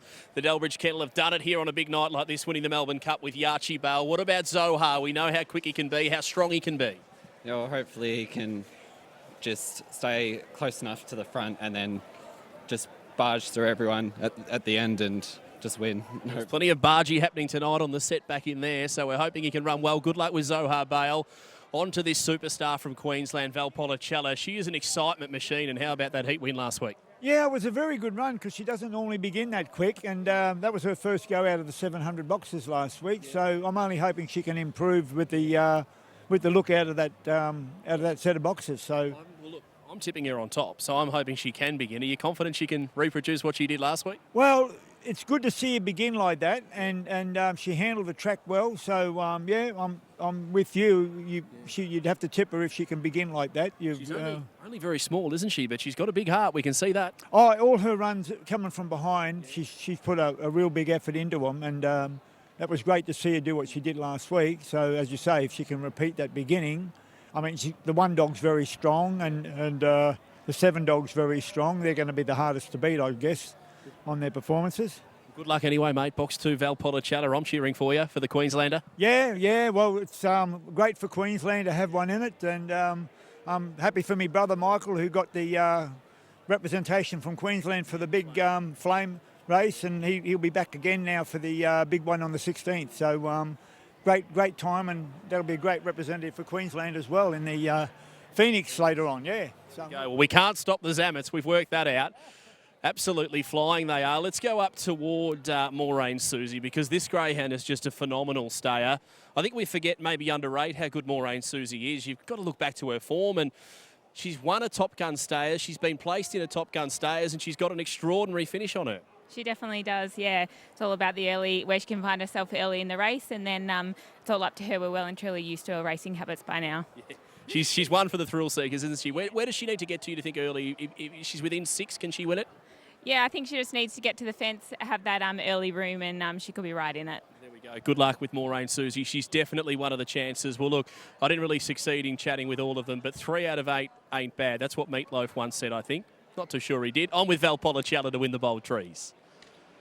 Thank you, James. Valpolicella is $8, the greyhound from Queensland, the superstar. Sohar Bale, that's $1.50 the place. There's the place market here. As I go to you, Mitchie, I want the market and a tip as they head to the start for the Group 1 Bold Trees. Yeah, the market has Zohar Bale on top as your favourite. Out to $3.10 though, so $2.50 out to $3.10 Valpolicella. Still firm, $4.80 into $4.50 Maureen Susie. Another one that's been on the drift, $4 out to $4.50 Palawa King. $7 into $5.50. Probably the biggest mover in the race is Palawa King at the moment. Ritza Piper is $9 and firm. The others, Mrs. Avenger untapped, $15, $17.46 for Get Ready Dora. But I am with Valpolicella here. And I think Maureen Susie is the other one. Chance are you about to lose. Friend confidential support. Call the number on the screen there. Visit the Gambling Help Online website. Been backed into second favourite now, Maureen Susie. Yeah. She's going to get a lot of support. I know you're keen on her, Gareth. It's funny, the top ones are in the market are really all the back markers that get to the line well, and the speed in the race, the 5, the 6, the 8 are the ones that are big odds. So interesting final here. Okay, so what will the handlers be thinking right now as they head to the boxes here, Georgie? They have to remain calm because they want their dogs to remain calm, but most of these handlers are thinking, well, if this dog wins, I'm going to get probably $60,000 or $70,000 into my back pocket. It's probably just where they are in their training career. There's some trainers out there who've been there and done that many times. That I'm not saying this is like a normal race, Gareth, but they'd be pretty calm, I'd say. Okay. Yeah, if I was one of the handlers right now, I'd be thinking, well, there's no more I can do. I've done everything at home. We've got all the preparation in. We've made it this far. If we're good enough to make it to the heat, through the heats in the final, we're half a chance to win it, and we're a 1 in 8 chance. So, there's some will be real confident based on box draws. Others will be thinking, oh, geez, I'm not really drawn that well, but hope for a bit of luck. These greyhounds over the 7:15 are about to get set to try and win some Group 1 glory here, and it's been a fascinating betting race as we go to you, Mitchie, for the last look at this market. Yeah, last look at the market. Zohar Bale is your favourite, $3. Valpolicella's on the drift, though, out to $5. So $4.80 there. It drifts again out to $5. Maureen Susie's into $4.50. Palawa King, $5.50. Ritza Piper, $9.50. Mrs. Avengers had a little nibble at 15s. Untapped, $23. Get Ready Dora is at $46. But Zohar Bale, probably Palawa King, the others that are best back. But chance they about to lose. Friend confidential support. Call the number on screen. Start's all important, Georgie, because we're seeing tonight it's hard to make up ground for some reason. Yeah, it is. And Valpolicella was really good in that area this week, but it's a different test for her because there's some real speed in this race. Yeah. They're greyhounds that are not really well rated in terms of on the punt. But this is an intriguing race. We're going to see some really late closes, Gareth, in the last 100. Let's get ready to rumble for the first of the Group 1s, the Sportsbet Bold Trees final. Here's Daniel Hibbert, who won her heat in 42.08. So the favourite, $3.30 for Zohar Bale, Mark Delbridge, and this particular litter, Yachi Bale, a brother, who won on this night in the big one last year. But Zohar Bale has really relished this trip. He has had 4 starts. He's won 3 of them, and he was second in the other one, and that was his heat run here last week. He was a long way off Valpolicella in when they came to the winning post the first time. He got within 2.5. He will go the favourite for the final. Moraine Susie, brilliant in her heat. She's the second elect at $4.40. And Valpolicella is the Queensland Hope, is a $4.80 chance. $6 Palawa King next best from box 7. They get set. The first of the Group 1s tonight. 105,000 to the winner. The Bold Trees, they're ready to go. The green light is turned on and the lure's on the roll. They're set to run. Ready. Racing very slow. Palawa King out quickly was Get Ready Dora. Zohar Bales up to second and really close. Ritza Piper gets to third. Palawa King recovered to fourth. Untap was next, followed up by Moraine Susie, Valpolicella and Mrs. Avenger. Get Ready Dora takes them to the back, leads out. Charging up on the inside was Palawa King. Zohar Bale on the outside. Fourth was Ritza Piper. They're clear then on Untapped, and further back Moraine Susie running on. Palawa King took the lead off the back. Leads out by 2.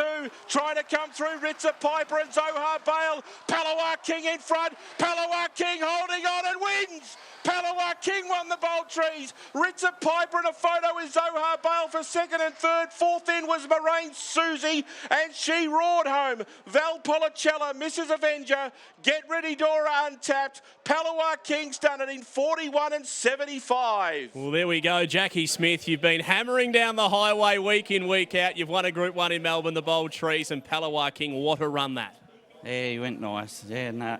I didn't come last week, the boss did, so I got to congratulate her as well. Well, let's walk and talk. We've got plenty to discuss. He was beaten as the shortest price favourite of the night. What did you make of his run last week, firstly? No, that was all right. We knew we were run short and just hoped he'd do enough to get through, so... Well, mate, you've been travelling up and down the highway to just about every feature race that you could possibly get a car to. What does it mean to come to Melbourne on Melbourne Cup night and win a Bold Trees with this boy who's such a special dog?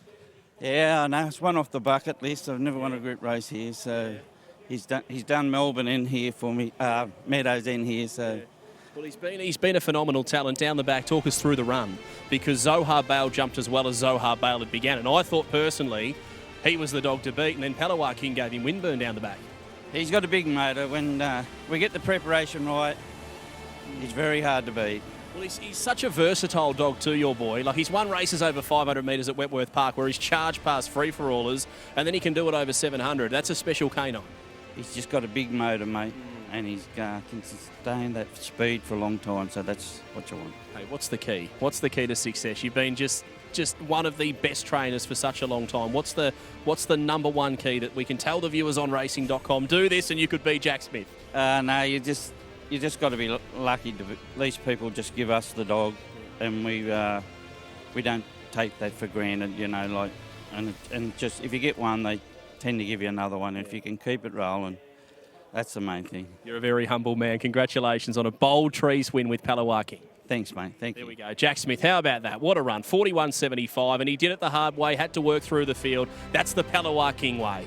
Wanted to win tonight, Palawa King, and he got the job done. Forbes Roar and Jack Smith, he's a big-time trainer, and he gets the chocolates. In the first of the Group 1s, the Bold Trees, there's plenty to dissect after that Group 1, and we'll do it with the team straight after this. You're watching the Sportsbet Melbourne Cup coverage here on racing.com. It's great to have your company on this Saturday night.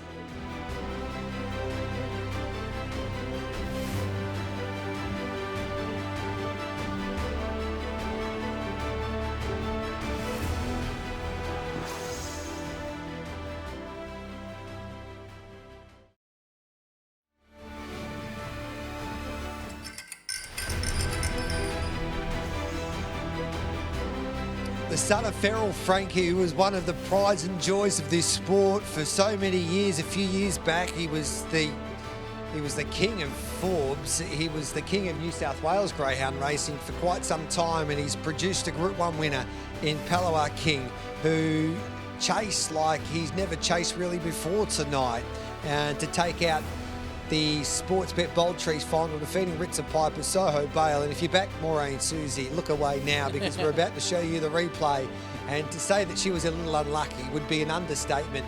After the Group 1 Bold Trees, there is Jack Smith, who is one of the best trainers that we've seen for quite some time. He'll be a Hall of Fame trainer, there's no doubt about that.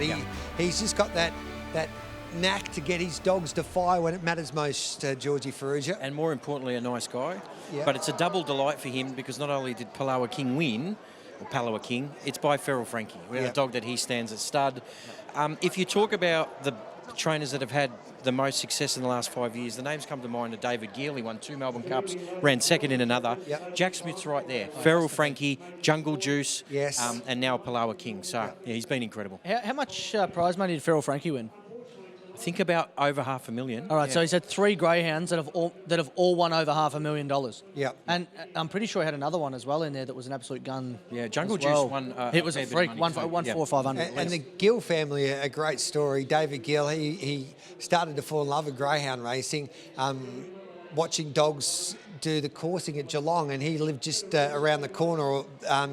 Over his back fence was where they did the coursing at Geelong, and he fell in love with the sport. He worked at Ford, and he worked there for many a year, and then he was able to develop a breed that has helped him win a couple of Melbourne Cups, and now he's a multi-millionaire. The Gill family. It feels a little bit weird that he doesn't have one in the final. Yeah, he's been in every Melbourne Cup for ages. So we're just watching some great footage here of Jack.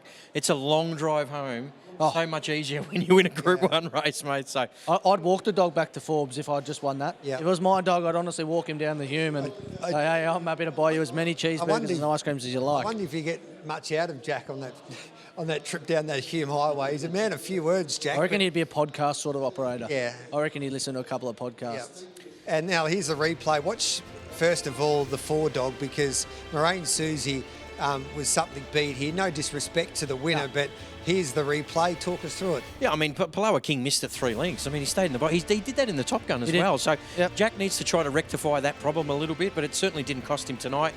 If you paused it right here, you'd say Zohar Bale, $1.50. What did I say to you at the start of the race? How often it happens? Yeah, and then he came again late. Maureen Susie, look away, Gareth. This is the bit for Maureen here. This bit, it kills her. Would have won by, I reckon it wins the race. Look at that. That is all momentum lost. Gives, Zohar Bale 2? Yeah. And still almost runs it. And also take nothing away from Ritza Piper. Terrific run. I mean, she's surrounded by backmarkers who do their best racing in the last 100 metres, and she held her own beautifully. Let's take a look at the back straight here. This is a beautiful shot head on, and we'll get a great shot here of Moraine Susie making up ground. But this is where the winner, Palawa King, wins the race. Yeah, he made his move. He railed beautifully.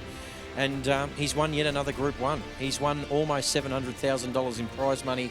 Gareth, he's been a terrific greyhound. As we said pre-race, hadn't won a race in September, and that was over over the sprint distance. Yeah, so he turned it all around tonight. They're so brave. They're going at 60k an hour, these dogs as well, and they're so competitive, and they all really want to win, and they leave no prisoners. If they get in your way, they give you a big bump, and you need a little bit of luck in these big Group 1s. You don't want to be hit by one of those greyhounds at full speed. I've seen some big dudes get hit in catching pens, and the greyhound, it didn't matter. It's not even a fly off their back, and you just hit the deck. So it's funny that people see greyhounds and they run into other dogs or they take a tumble, but they are as tough as bricks. I kid you not that I've seen them at home running around in my paddocks, and they'll run into each other, and you think that's got to hurt. Next minute they're back up and they're running and chasing another one the other way. Like Palawa King, he's a big animal, and he can ride a bump. There's no doubt about that. But they're tough as nails. So I've been loving the competition here, the Chase the Dream competition over the Chase the Dream Festival. We've had 3 nights. So the first night was Hume Cup night. One lucky competitor won NBA. He's taking George and I actually. We just found to watch the LA Lakers. Why don't we? That was part of the deal. Flights paid for to LA. The next night, I think it was a box seat to an AFL match. Corporate box. Poor lady's a Hawthorn supporter, so she'll be sitting through some pretty grim football. Says the Essendon man. Yeah, and then how many years since they won a final again? Can we get a tally up? Or? And then the third one won $5,000 worth of groceries, basically. Yeah. How long would that last your That won't get household, you, no, Georgie? 1 week these days, I tell you. With 3 kids? Bought 3 cobs of corn the other day. It was about Oh, you mean that I would eat it all, Yeah, right? you would. No, Yeah, I can imagine. I didn't say that, Georgie. Don't make me That's get in okay. trouble. I'm You're good on beautiful. the farm. Good on How the good food, your mate. hair, like It's natural. yeah, it's unbelievable. Oh, I've been use that looking stuff at. that they use I've coming to been America. I've been looking at that all night. How much Brill cream do you need No, to nothing. use? It's really sort of It would have natural. cost you It's $5,000 in Brill one cream. positive about this Anyway, egg. Simon Marshall's got the competitors, the lucky competitors for the competition tonight, Simon, and everybody wants to take home that Mitsubishi. Yes, they're dream chasers, and they believe they can get this Mitsubishi tonight because they're in the draw. You wouldn't believe it. The countdown's on. How excited are you? Your name, sir? Aaron. Aaron, you're up and about? Yeah, yeah. Well, you need a new car? Oh, definitely, yeah, 100%. Of course you do. 10 grand would come in well too. What about you, ma'am? Yeah, my name is Angela Long. I'm a councillor with the City of Greater Dandenong. Did you win this last year? I did. I won $2,000 on the same number, so I'm hoping again. Out of the room, you're out of the deal, and the council here. Good luck to you again this year. How are you, sir? Your name? Daryl. Daryl, you look like you're rusted on greyhound lover. Yeah, I am. Yep. Do you need the Mitsubishi? It'd come in handy. 10 grand? Handier. Yeah, it'd be good, wouldn't it? We'd be able to make something favourite. Daryl, good luck with you. And what about you, sir? Your name? Aaron. Aaron, what about the Mitsubishi? Yeah, reckon it'll go well. Yeah, not bad. The alloy wheels. I was doing a few durries in it before in the middle. Goes good. It's got a good horn too. You going to give me a new one then? Yes, we are. If you can win this competition, the 7, and you look great in pink, sir. Your name? Yeah, Nick. Nick, how about it? Well, how lucky are you? I don't know yet. Wait to the... Well, you're in. You're a live chance. I am. How exciting. Very exciting. What car are you driving at the moment, Nick? I'm driving a Ford. A Ford. You'd upgrade to a Mitsubishi anytime, wouldn't you? Oh, yeah, absolutely. Do you like the colour white? I do. You'd look good. Pink and white would go well together. Good luck, Nick. Thanks, mate. Are you having a bit of fun tonight? You're in front? You're back to winner? No, not yet. Well, Not yet. you're back to winner wearing that cap. You look fantastic. Here we go. Here's our elite team, and thank you to our family at Sportsbet. The boys behind here that have run the show, absolutely sensational. The best exactor in the business. Thank you, Sportsbet family. This is what it's all about. The Melbourne Cup will be running one. The winner will be coming back. They'll be picking a number there. There's an LA holiday already gone. And don't forget the $5,000 grocery. Wasn't he happy to get the $5,000 grocery last week? Not. And then, of course, don't worry about the corporate suite. Everybody loves to go to the corporate suite at the footy, that is for sure. 10,000 up for grabs. The Mitsubishi's up for grabs. All that and a whole lot more. Get around and come on, bunch up, team, in your colours. Look at them. We're missing one. We're actually, missing 1, 3 and 5. If you can find them, bring him here, will you? We need him. I was thinking that, Simon. Where is the 1, 3 and 5? Unbelievable stuff. He's been on fire. That was very funny from Simon Marshall. Great. You've been in good form. He has been in good form. Huey, what an inspiration. I don't know if we can get a shot of Huey, but that's the best sweeping action I've ever seen. Do you know what? That's going to be made into a meme, isn't it? When we went out on the track before, I said, Huey, do you need a qualification for this? And he goes, yeah, it's a month-long course of how to push a broom, push the sweeper. It is, like, when I used to do that at home, I used to get in trouble because there is a technique to do it properly, and especially if you're doing the track, because you wouldn't want to stuff it up and make it uneven, Georgie. I'm not sure where this broadcast is going right at the moment, but there's Huey there. I love it. Correct. Huey's got the best action that I've ever Good seen. work. We were down here on Tuesday. I was actually going to video that and stitch him right up. He was working hard on Tuesday, old Good Huey. fella. What about when a couple of times when we've had Terry Bailey or Kelsey, they've interviewed the lucky competitors, and I love it when they go, okay, what's your name? And they go, some of them forget. Well, remember the guy who won the LA holiday? Yeah. What's your name? And he's like, Aaron. Sometimes I forget my name. I'll give you the tip. Now, what are we up to? I think we're at race 9. Let's look at race 9. Yeah, race 9. Here it in the is, hub. That's that dog that is owned by AFL players, but no one wants to tell us who they are. Yeah, exactly. In the hub, $1.50 out to $1.75. I tell you what, if you like it, you probably can continue to wait. It's going to drift Fernando Phil, $7.50 into $5. One of the best back dogs in this race. The one here comes blue for Desi Douch, $4.80 out to $5.50. 6 Judgment Day for Anthony Azzopardi, $8.50 into $8. Mapunga Robin, $13. Ethanol Volume at $18. Tubu Hook at $31 as well as Ethanol Water, 31s.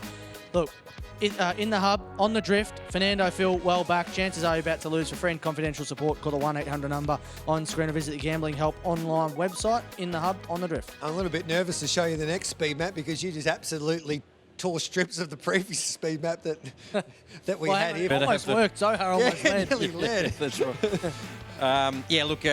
The speed in the 5 definitely here. Obviously, the greyhound in box 6 went 5:11 last week. In the hub, went 5 seconds flat, and the week before he went 5:20. It's the only concern for me. We're watching him here off box 1. He gave nothing else a chance, and as we heard, the clockers here said his trial here was one of the best they've seen in 10 years. That's a massive rap, considering all the great greyhounds we've seen. He's a very, very talented type. There's no doubt about that. Mitch has to handle box 3 here with a little bit of speed underneath him is my only concern. Yeah, you're spot on. Tubu Hook's the one, I think, underneath it always begins. It's very consistent. It's always up there. And the thing with Tubu Hook, on the first turn, it wants to push off. Yep. So I don't know if we can get that footage back there again of in the hub, the start of the race. I just wanted to point something out. So coming out of box 3 tonight, and I don't understand why the drift based on its run last week. Here it is. That was off box 1. Look where it's got to, virtually box 3. Yep. It's virtually got to box 3, and that's where it is tonight. So it's not going to deviate off its line. No. It's going to run like an arrow straight to that first turn. And the only reason I can see a drift is people don't want to take $1.50. Yeah. Yeah, and the other thing is, I mean, we sometimes we can be harsh on greyhounds. This has only had 6 starts, this dog, and it's run 29.13. So it's going to improve as it goes along. Good trainers will tell you, you don't really know that you're true what you've got as a greyhound until 10 or 15 starts, until they start to get used to it. So if he does get rolled tonight, I don't think they'll be too worried going forward. There's going to be a little bit of pepper underneath him. That's the issue. Apologise to David Gill. He's been inundated by text messages, people asking him for a loan after he said he's a multi-millionaire. Surely you'll give him something, David. Anyway, let's cross out to James Van der Maat, who is catching up with the handlers as they head to the start. Yes. Yeah, handler of a pretty important job. I think a pretty important task ahead. What's it like handling a boy like this after such a phenomenal run last week? Quite nervous, actually. It was seriously good, though. Have you seen the replay last week? He just smashed them. Yeah, no, he's a good pup. They've done a good job with him. What's the word from the camp? What's your job, mate? Just to jump and run? Oh, yeah. Hope he gets out of the box first 10 metres nice and clear. Hopefully that's what we're hoping for.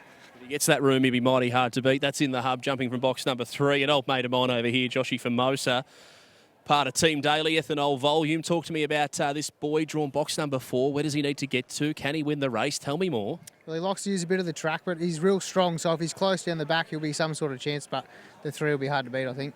Flying in the hub, isn't he? Just having a look at this race. How many for the dailies in this one? I haven't even got the form up. Just the 2, 4 and the 7. The 7's a lot the same. She's probably going to make a 600 metre type bit, same as him down the track, but just learning now. You know my next question, which is the best of the 2 for a punter out there on racing.com who are tuning in? I'll probably go this bloke, just drawn a bit closer down to the rail, and yeah, she might just find a bit of bother and find it hard to get across. We're going to throw the 4 into our same race multis. No two ways about that. Nice and strong, and great to get that insight too from Josh Formosa, suggesting that maybe Ethanol Water is a greyhound that we can keep an eye on for moving down the track over a little bit more ground. We'll catch up with Anthony as a party. It's got Judgment Day in the kennel, and as we creep up behind Anthony as a party, Common Step did everything as expected. I reckon we're looking for similar things here with Judgment Day. Great early speed. Yeah, he's got great early speed. Yeah, I expect him to run a good race today. I don't know if he can beat the 3, though, but yeah, I think he'll run a good race, though. The one thing you know he's going to do is he's going to put pressure on in the hub in the first 100 metres at least. Yeah, 100%. You know, he trialled good here on Tuesday, this dog, and I reckon he's about on the mark now, so we'll see what he can do. I'm suggesting just a little bit of confidence from the kennel despite the tricky draw. Yeah, I am a little bit, but it's hard to be real confident with the 3 in it. But look, I'm pretty happy where he is, and hopefully he can show up tonight. It'd be a nice birthday present, wouldn't it, to win a race like this? It would be. We own him anyway and bred him, so yeah, it'll be good. Good on you, Anth. All the best. Box number 6, Judgment Day. We probably should have spoke to Anthony too about Pass the Buck, who returned at Bendigo through the week in phenomenal fashion. Well, my numbers on this one, I've settled on 3, 1, 6 and 8. I think the price could be getting it a little bit too skinny within the hub, though. I'm just concerned there's going to be pressure, and maybe, just maybe, we're better off playing the red for a place in comparison to the 3 to win. We'll soon find out how it plays out. I'm with Judgment Day after listening to Anthony as a party. Georgie? I wish James had asked what he trialled. It would have really solved our problems. Or we might have to send you out there next week. No. This is drifting here, Mitch, isn't it? Big time, out to 210 in the hub. I said that I don't think people want to take 150 or 190. Now he's at the 210. Hit Fernando Phil 550. Here comes Blue $6. Judgment Day 850. Mapunga Robin 15. Ethanol Volume 17, Ethanol Water 19, and Two Boo Hook 21. It's been a bit moved for the two. It was $31 a minute ago, but really the only move is the 3 on the drift in the hub. Out to a real backable price now. Chanco about to lose friend. Confidential support. Call the number on screen or visit the Gambling Help online website. I want to have a go. I want to have a play on the red now at those odds. Okay. Yeah, drifting out to around the $6 mark, Mitch. He's a greyhound that's broken 30 seconds at the Meadows. He was a little bit disappointing here off box 1 a couple of starts ago, but I think he's a greyhound on the rise. I think Desi Dausch has got a pretty high opinion of him as well. So, again, he's still learning. They're young dogs. I just want to have a play on the red now at those odds. Yeah, look, when I first did the form for this race, I thought that the one would be awfully hard to beat. I got it to my second selection, 3, 1, 5 and 7 are my numbers. The only reason I went within the hub, what I showed before with the video footage of where he runs in the race, the 4, as Joshy Famosa said, wants to push up the track, and I don't think Fernando Phil is that desperate to cross down to the fence, so I think there'll be plenty of room to muster with an average couple of beginners inside. How long does it take you to do a form for a race? Depending on how well you know the dogs and if you watch them week in, week out. 15 minutes, anywhere, could be 5 even if I know them off the back of my head. You're charging us some... how much to send the invoice in this morning at SN? So you take 6 hours to do the form. I don't know about Unbelievable. Let's head upstairs. Here's Dan Hibbert. $9 for Judgment Day, who is now out to $9.50, and it's double figures and longer the rest, headed by Ethanol Volume at $14. Getting set for race 9, the race before the big one, the Melbourne Cup. And the favourite on the drift in the hub. Couldn't have been any more impressive last week in its heat in 29 and 13. Went 5 seconds to the first mark. A repeat of that will put it in the prime position. But there's money for Here Comes Blue and Fernando Phil. First of the Group 1s, brilliantly won by Palawa King. Another Group 1 after winning... having already won a Group 1 and a fantastic effort to score. We're getting set. Race number 9. In the hub, the favourite from the white box at $2. Crunch back in, late on in the piece. The green light is turned on and the lure's on the roll. They're set to run. Ready, set. Racing in the hub, last. In the hub was last. Fernando Phil won the start. Driving through was Here Comes Blue. Trying to get around Two Boo Hook. Getting checked again there was in the hub. It's last and it's out of play. Fernando Phil the leader from Here Comes Blue. And Two Boo Hook up to 4th was Ethanol Water. Next in the field, Ethanol Volume. Clear then of Judgment Day and Mapunga Robin. Leader was Fernando Phil. Here Comes Blue to the outside. But Phil's going well. Fernando Phil wins it and beats Here Comes Blue. And 3rd in was Ethanol Water. 4th home was Ethanol Volume. I fancy over Two Boo Hook. Next in the field was Judgment Day, Mapunga Robin. In the hub was last. It's 29.25. When I look in the form guide, it says trainer of the greyhound, Michelle Mallia, but after that display, I reckon Michelle Mallia, the jockey, fits in. I was riding him home. I named him after my father-in-law, and that's a good feeling for him. It's a beautiful run. Absolutely magnificent. Talk me through it. He's just a good dog. Like, he's coming along. They're not even due till January 28th, so they're just coming along nice, and I want to get him ready for the Silver Chief now, so I just pump a few 500s into him, and he's doing everything right at the moment, so I can't complain. He's got brilliant early speed. That is such a key to a good race dog. Absolutely. That's where you win most of your races. You know that yourself, so it's half the battle when you're out in front, and then you just got to see if there's any strength coming at you, and he was lucky enough just to push on. Talk us through the race down the back. He's about 3 lengths in front, and I reckon you rode him pretty hard. Oh, he's 3 lengths in front, but the red's a good dog too, so he was putting a bit of pressure on him. I'm thinking, oh no, please don't get done, and it's just the best feeling. Like, he's out in front. And I came last year with just an ordinary dog that was 10-1 as well, and I won the first race on Cup night last year as well. So one day I might get the Cup. Maybe do you dare to dream that in 12 months from now, Fernando Phil, as you say, named after family members, might come back and win a Melbourne Cup because he's got the right profile, I suppose, that early speed, and can run the time. He's gone 29.25 tonight, Michelle. It's phenomenal. It's phenomenal. And I mean, his mum, as we all know, Zoom Out, she was a powerhouse. She won 150 grand, only pinching little races here and there, and she ran second in the Laurels herself. So it's a big thing for us. We bred her mum, we bred him, and when you keep it in the family, like, it's for my nunno who we now lost. So it's an important win. I can see the passion in your eyes. As I let you go, you can go return to Fernando Phil. What do you love about greyhound racing? What gets you out of bed in the morning? Everything, you know. My dad taught me everything I know, and every time I get a win like this, it's just, I feel like it's just an honour for him, and to do it for my nunu, who we lost them both in the same year. It's just everything. It's very special, Michelle. Congratulations. Wonderful job. Well done. Thanks, James. There we go. How about that? That's the emotion of greyhound racing, ladies and gentlemen. What a run Fernando Phil. Straight to the front and home a winner. Stop it.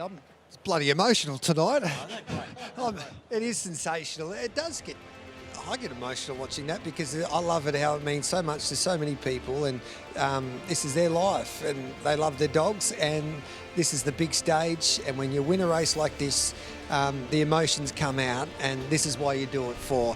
And coming up after the break, it's the Holy Grail. I promise you there'll be more tears because the Sportsbet Melbourne Cup isn't far away. Look at that. That's an overhead shot of Sportsbet Sandown Park, and this brilliant venue with so much history, and another famous chapter will be written here for its greatest race, the Sportsbet Melbourne Cup.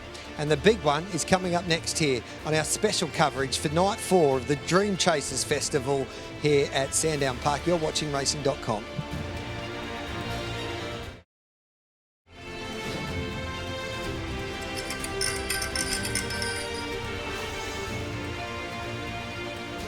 This is racing.com, and this is our coverage here of the Sportsbet Melbourne Cup night. That's Sportsbet Sandown Park, and it is at its brilliant best tonight. Look at her. She looks delightful from that overhead shot. And the big one's not far away. Race number 10 on the program at 9:50. It's scheduled to be run. The Sportsbet Melbourne Cup prize money, would you believe? It's $1 million. If you win tonight, you take home $650,000, $200 for second, and $100,000 for third. Not bad work for 29 seconds. Yeah, pretty good prize money, changes people's lives. Yes. But it's not only the prize money, it's that that trophy on the mantelpiece, Gareth, is what they're all chasing. We'll preview the Melbourne Cup in just a moment, but one of our favourites, Jack Smith, joins us, the King of Forbes, after Pellowa King took out the Sportsbet Bold Trees final for the Stays in brilliant fashion. Jack, congratulations. We missed you last week. Where were you? I was home. Marie did the duties last week, so I just rested up so I could come this week. Now, everyone, all these good judges said that he was unbeatable last week and he looked like he was going to win. He got beaten tonight. He proves them all wrong when they jumped off the bandwagon, and he gets the chocolates. Yeah, they just haven't realised, have they, that heats are heats and yes, finals are finals. Yeah. So you don't get on the board winning a heat, you're only on the final. Jack, tell us what you were feeling when you seen him miss the kick again. He did it in the Top Gun. Did you go, oh, no, not again? But he railed beautifully, give himself every chance with a lap to go, didn't he? Yeah, no, I wasn't worried. That's just what he does now. You just got to live with that. Yeah. He's a funny dog. When he's excited, he puts his head in the air and he gallops a bit that way. Yeah.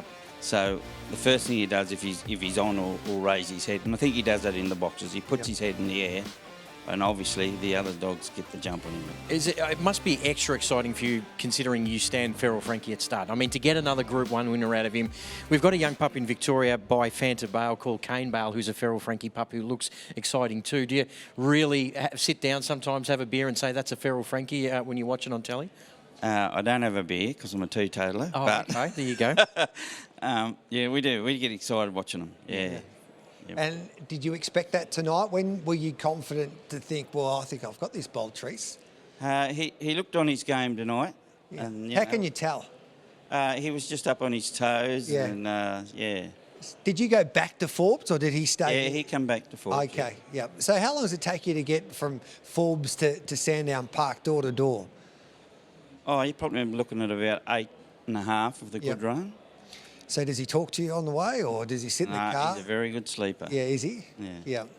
Jack, he's not 3 till January. There's big races at the Meadows, obviously, for the Australian Cup Carnival.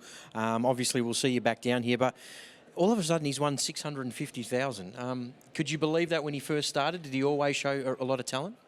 He's always had a big motor, but the boxman was a worry. Yeah. That's if you look back through his form, very early days, I give him a 700 just to see what I would do from there on. Yeah. If I didn't think he was going to stay, he was in trouble. Yeah.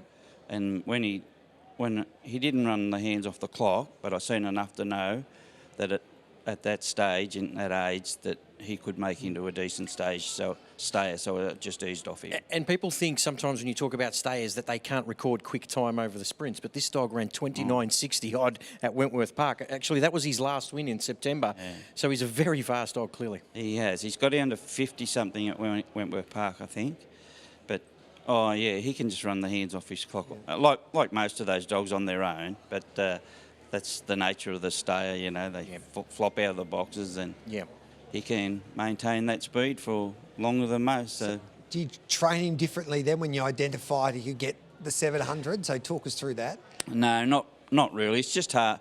It's in the genes. Yeah. But it's just hard with the top grade stayers because they're not on every week. So you got to time your run. Yeah. So obviously last week we're a little bit short, and you just hope he can get through, and it'll top him off for tonight. Jack, is that what you think is making Feral Frankie such a good sire? His versatility as a sire? He throws good sprinters, middle distance dogs, and obviously stayers. Yeah, Feral could have been anything as a stayer. Yeah. But we never. He retired at his prime. Yeah. The owners didn't want to go over any ground, and that was fair enough. That's their dog. So because breeders keep away from they do. Yeah. They do, and I'll maintain that Feral could have been one of the greatest stayers ever, but we don't know, and breeders don't know. I don't know, but my gut tells me that he would have. Well, it's going to be a pretty handy trip home now. A lot easier when you win a Group 1, I would imagine, down that Hume Highway there. It is a little bit easier, that's right. What do you listen to on the way? No, anything. Bit of music, bit of race, bit of cricket, football, whatever's on. Hey, Jack, congratulations, mate. Another Group 1. And what a 5 years that you've had. And Feral Frankie continues to get the job done at stud as well. He's going really well, and Jungle Juice is starting to get a couple, so his pups will be racing soon. Yep. Look out. So, Jungle Juice and Feral Frankie. There's some interesting names there for the people who breed to those two dogs. Well done, Jack. Thank you. There's Jack Smith. What a superstar trainer he is. The Melbourne Cup's not far away. Who's your tip in the Melbourne Cup, Jack? Quickly. Oh, God, if you like something, have a bet on it. You know, it's just such a hard race. Obviously, big energies going well. But you've gone out on a limb there, $1.85, but thanks for that, Jack. Appreciate it. There's a job for you as a form analyst. Bitchy Bayer, what's the market doing for the Sportsbet Melbourne Cup? I tell you what, when Jack walked in the room before, Jimmy Vandermatt said he couldn't get the job done last week when we needed him to get the job done, and Jack just said, hey, you got to know we're talking finals opposed to heats here. You don't have to win the final, you just got to make it. Win the heat, you just got to make it through to the final, and they're the ones that we win. Let's talk about the big race here, the Melbourne Cup, the one that everyone has been waiting for. Here's the market. Big Energy, $1.75 out to $1.90. We thought he would jump around that $1.95, $2 mark. Tim Zoo, $4.80 into $4.60.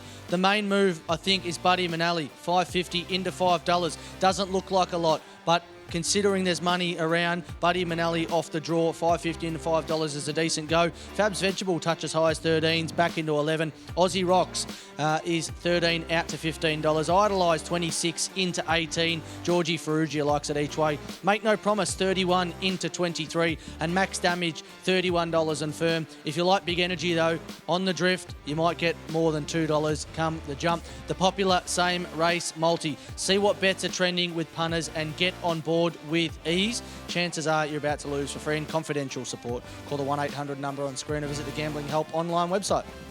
The lights are off here at Sandown Park. It's a beautiful light show going on behind us here, but we're going to go through each and every runner for this year's Sportsbet Melbourne Cup. And look at that. It is some light show. It is a picture. Performing in front of a big crowd here at the Sportsbet Sandown Park. And let's have a look at the WA Greyhound first. Buddy Manali for Lynn Smith, who's done a wonderful job with his chaser, and he gets box number 1 again. Yeah, really good heat win, defeating Dundee Smoky. That was a really, that heat had a lot of depth in it. For him to win, that was fantastic.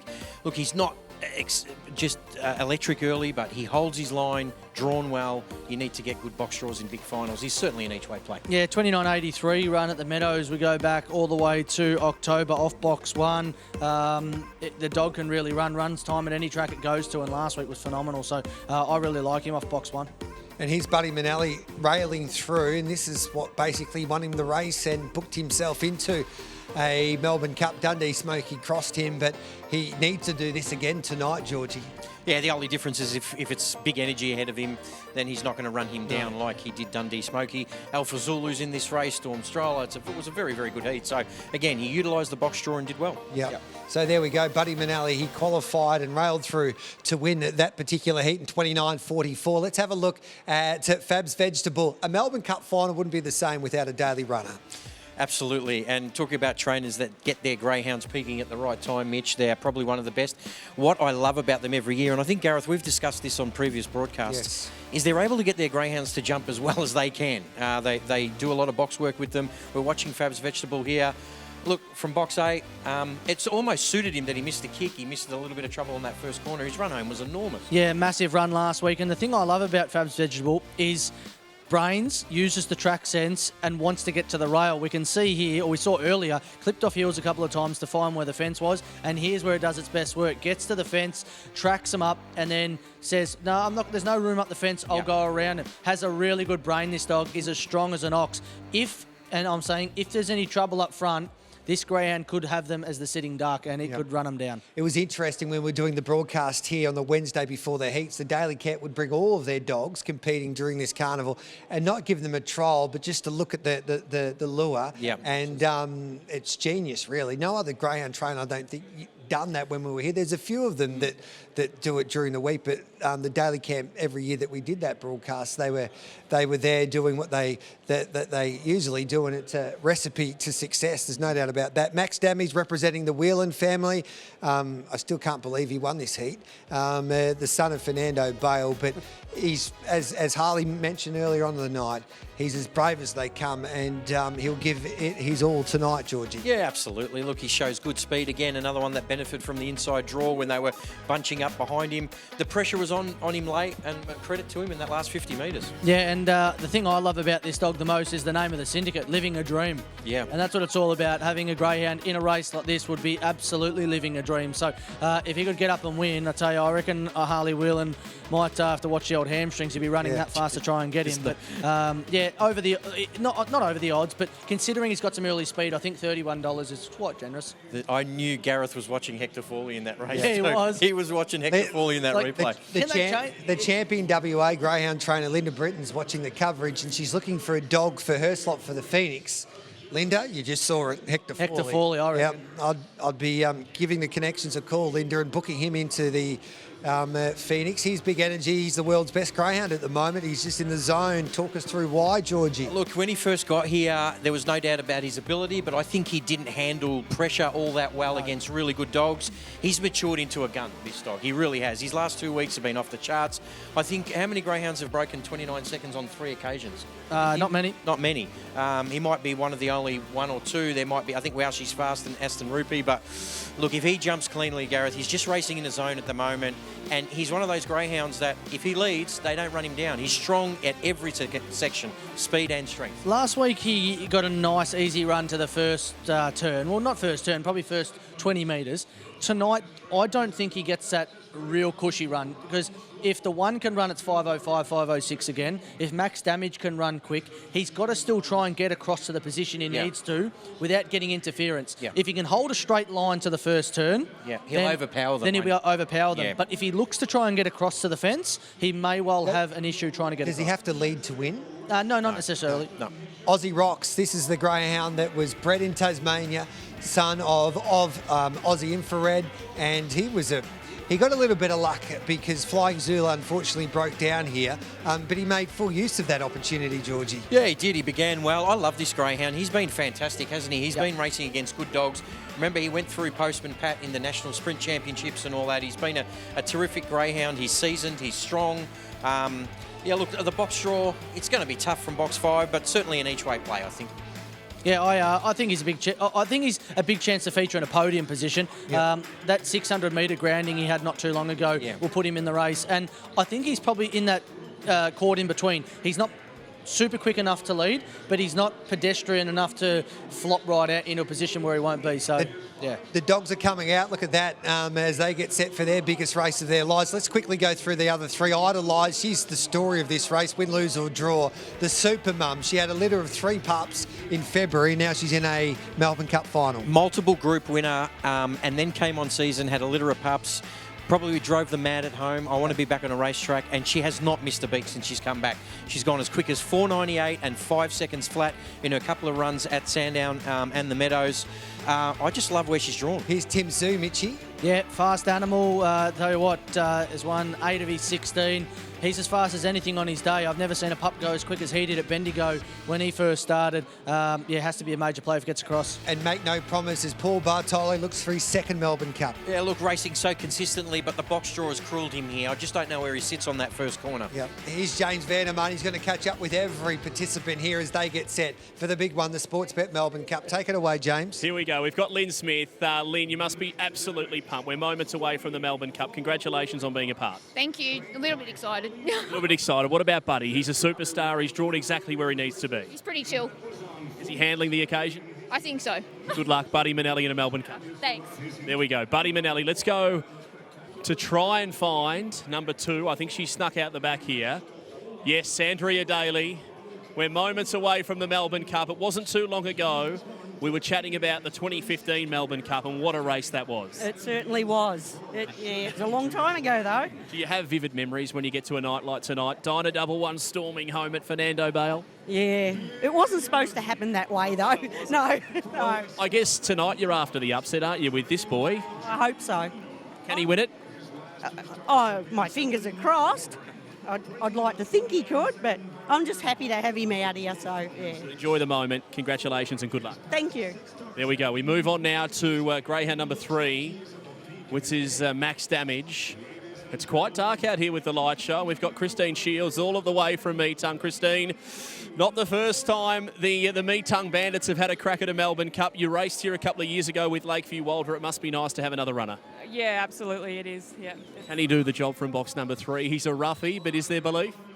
I hope so. He's definitely got the heart to do it. He always wants to win, so that's, yeah, I hope so. The photo finish last week, did you think he'd won it? He'd done it? Oh, everyone behind the box celebrated that Hector Fawley had won it, so I thought that Hector Fawley won it, but geez, we were bloody excited that we won it. Enjoy the moment. Good luck. Oh, thank you very much. There we go. That's Christine Shields with number 3. Greyhound number 4. Have a look at this. Big Energy, the greyhound who is 100% in the zone. Jackie Greeno, Big Energy. He's the star of the show tonight. What are you thinking leading into this Melbourne Cup? Can he do it, the boy? If he steps, he can do it, yes.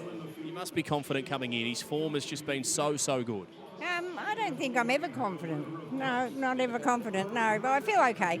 You must be confident in his ability, though. He hasn't set a paw out of place, and if he jumps like he has, he's going to be the one to beat. Yeah, no, I'm very confident of his ability. I just hope the crowd doesn't worry him.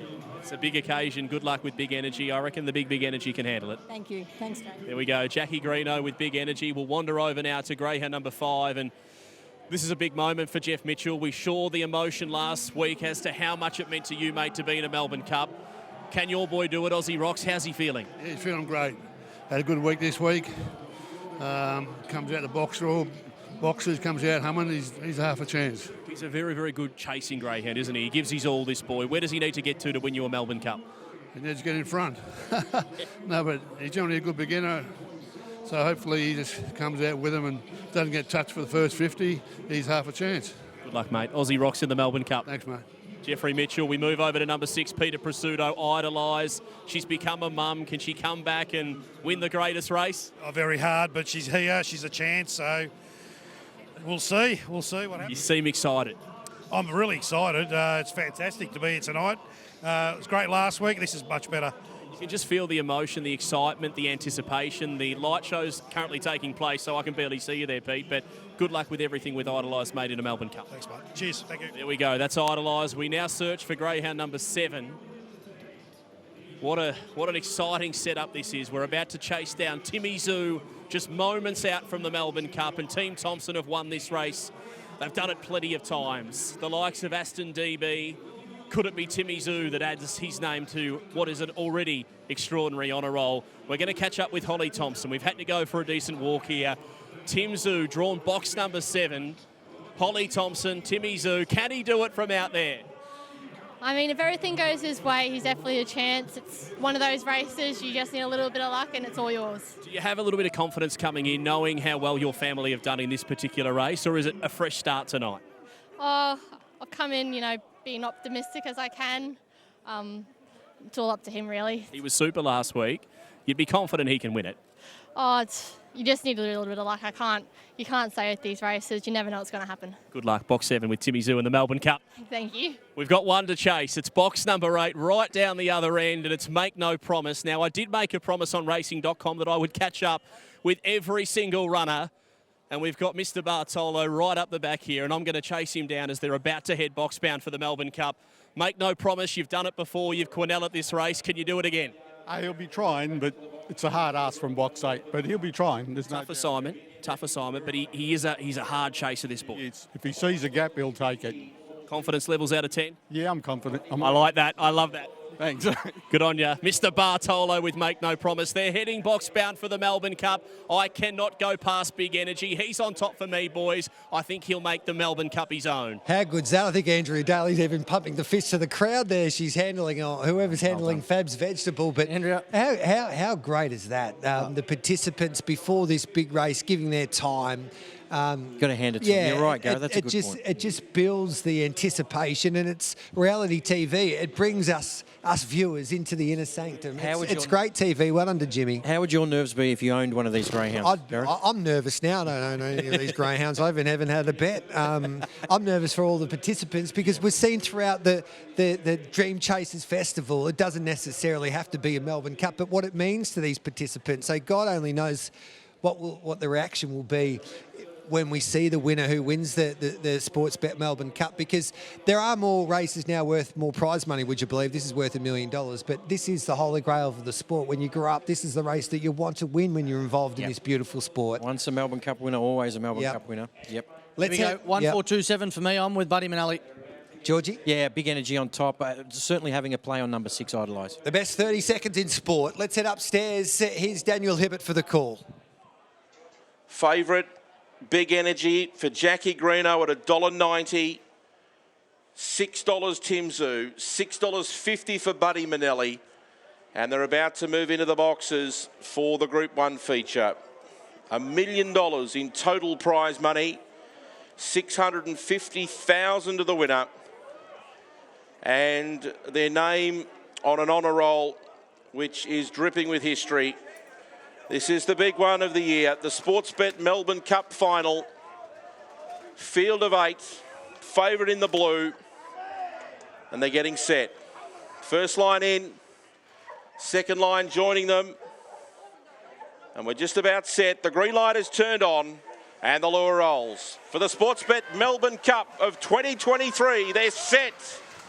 Racing, Big Energy was okay to begin, but look at Idolise flying over. Idolise will lead. Big Energy's back in the field. Taking it forward was Buddy Manelli. To the back, Idolise the leader. Max Damage up to second. Mozzie Rocks is third. Big Energy starts to make ground. They're clear on Make No Promise and Tim Zoo. Then came Fab's Vegetable. Leader was Idolise. 2 in front, trying to get at Max Damage. Big Energy's running on. Idolise in front. To the outside, Max Damage. Big Energy flies. Aussie Rocks. Aussie Rocks has gone through and won. What a finish. Aussie Rocks has won the Melbourne Cup. Second, Big Energy. Third's a photo. Max Damage is there with Make No Promise roaring home. Further back then to Fab's Vegetable, Tim Zoo. Buddy Manelli fell at the start. It's 29.56. What a race. Oh, my goodness. Jeffrey Mitchell, Melbourne Cup winning trader. Unbelievable. You've got no idea. I have no idea. Talk me through it. Oh, unbelievable. A big man, and he can't even talk, Jeffrey. You cannot talk. Talk me through the race. He's jumped. He gets to a position. Posse up third, down the back. The rail's up. I thought he's a strong dog. If he gets near him, run home, turns, he's going to run straight underneath him. And what's happened now? Well, you tell me. Well, he's won a Melbourne Cup. I can tell you that. You rode him home. Get up on the rail, boy. Get up on the rail, boy. I could hear. I did. Can you believe it? Unbelievable. I can't believe it. Fuck, that's unbelievable. What does he mean to you, this boy, Aussie Rocks? He's the best dog I've ever trained. I've trained dogs for 45 years. I've had a cup before in 2009, Remo Rubik. Just unbelievable, mate. Unbelievable. I can't believe it. You're a Melbourne Cup winning trainer, group of owners. Ray, who does all of the dog transport, he will be beside himself. Yeah, for sure. He'll be crying up there, crying for joy. I'm surprised to see a few tears coming out of your eyes, Jeffrey. Are you softening up? No, it's just unbelievable, mate. That's just one of these things. This is what you go for. This is what you get up in the morning and train dogs for. When you've got a real good dog like this, and he's a good dog. Talk to me about the planning for the Melbourne Cup. At what point do you say, I want this dog to win the Melbourne Cup? Because you gave him a 600-metre campaign. I think that put the strength into his legs. Do you then say, we've now got the strength, let's target a race like the Melbourne Cup? Well, he's a strong dog. And when I said, Ray, we're going to put him over the 600, Ray said, oh, OK, then do it. So we've done it. He won his first two over the 600. He come home strong. And I said, Ray, we'll set him up for the Melbourne Cup. But the first few runs here, he done no good. Didn't like the track. He fell early when he was young, and then I thought last week gave him a lot of confidence when he won. Yeah. And this week when he rolled up, oh mate, unbelievable. I want to know what it feels like to cross the line first in the Melbourne Cup in one line. Tell me what it feels like. Oh, just unbelievable. Just one of those things that you can't really explain, but just like when I seen him on the home turn, couple of links behind, I thought he's strong, but I didn't think he'd, mate, You've done it, Jeff. Go see the champ. Aussie Rocks, the winner of the Melbourne Cup. That's the winning trainer, Jeffrey Mitchell. And what a performance, getting back third throughout the race and then powering home to greatness in the Melbourne Cup. Well done, James, and well done to Jeffrey Mitchell. Ray Britton we had on this show last week, and he was in tears just because he made a final, Georgie Ferrugia. Now he's a Melbourne Cup winning owner, and we'll have a chat to him a little later on in the night. But Aussie Rocks caused a bit of an upset to defeat Big Energy. Wowee, he was mighty in defeat. And Max Damage, he looked like he was the winner as they swung for home, and Idolise run the race of her life after she jumped straight to the front. But it was a Melbourne Cup that had it all, George. It was, and don't you love the relief? relief? Look at that, there's the embrace. Yeah. Don't you love the relief of the trainers, or the disbelief even? From Jeff Mitchell's face. So well done. There's owner Ray Britton with Jeff Mitchell. I wonder if we can get James Vandermaat to go and get Ray, because I reckon that would be a terrific interview right now. That emotion will be absolutely flowing. Yeah, look, he's been a really good dog, this dog, for about 3 or 4 months in this company. Got the run, and he took the run on the rails, Gareth. That was the difference. Big Energy had to swing wide. Massive run from Big Energy. Take nothing away from him. Max Damage for Whelan. We had him on stage here, and he'd be wrapped with third, I'd say. 100,000, I'd be stoked as well. He's won 87,000 his career to date. Max Damage going up to 187 now, but Aussie Rocks, what a run. Both of them, actually all four of those greyhounds were huge runs. Idolise was gutsy as always out in front. I thought for a point there that they're all going to jam up behind and she was going to kick away and they weren't going to reel her in. But even Big Energy, it's come out of the clouds late. Yeah, that race had it all. That race had absolutely everything, and the emotion that just comes out of their faces, it's just, it's priceless. Everything depends on box rise, guys. Big Energy just missed the start after having 2 runs where he began really well, and then the 5 crossed him, and he had to check off heels, Big Energy, but take nothing away from the winner. And Jackie said that pre-race to James Vandermaat, it's different for these dogs. All of a sudden, there's a big crowd here. There's a light show going on. There's a lot of excited people over the fence yelling out, and Big Energy, his name would have been called out a few times as the favourite with the punters there. So it's just a different ball game for these dogs, and these athletes need to handle it. And some do better than others, and Big Energy, he missed the kick slightly, but he was the smartest dog tonight. He railed through and got the best run to take out this year's Sportsbet Melbourne Cup, and you can hear the roar from Tasmania as well, because he was bred in Tassie. So they bat well above their average as well. They can produce a good dog from time to time, Georgie. Yeah, absolutely. No, great scenes. Loved the trainer and his reaction. I don't think he can believe it. When is it going to sink in for him? But maybe when the bank account rolls over for the 650. That might tell you what. And in past history as well, how many of these dogs go on to be stud dogs as well? So what does that do for his career? Has he got a slot in the Phoenix? No. And congratulations to Aussie Infrared siring the Quinella of the Melbourne Cup. We'll dissect this Melbourne Cup, and there's plenty to dissect. But there is your champ with his champion trainer, Jeffrey Mitchell. Aussie Rocks is this year's Sportsbet Melbourne Cup champ.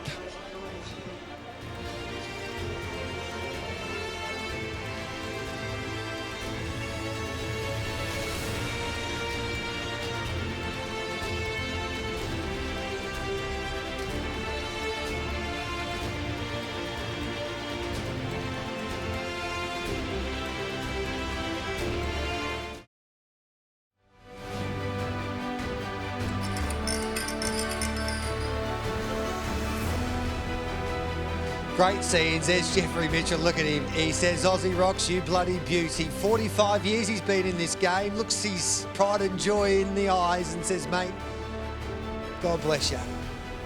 You've just done what I've been wanting to do all of my life. What a special moment that is. Aussie Rocks 16, 44, 30. Big Energy second. Max Damage was third. Idolise fourth. It was a cup that had it all. And let's relive this year's Sportsbet Melbourne Cup.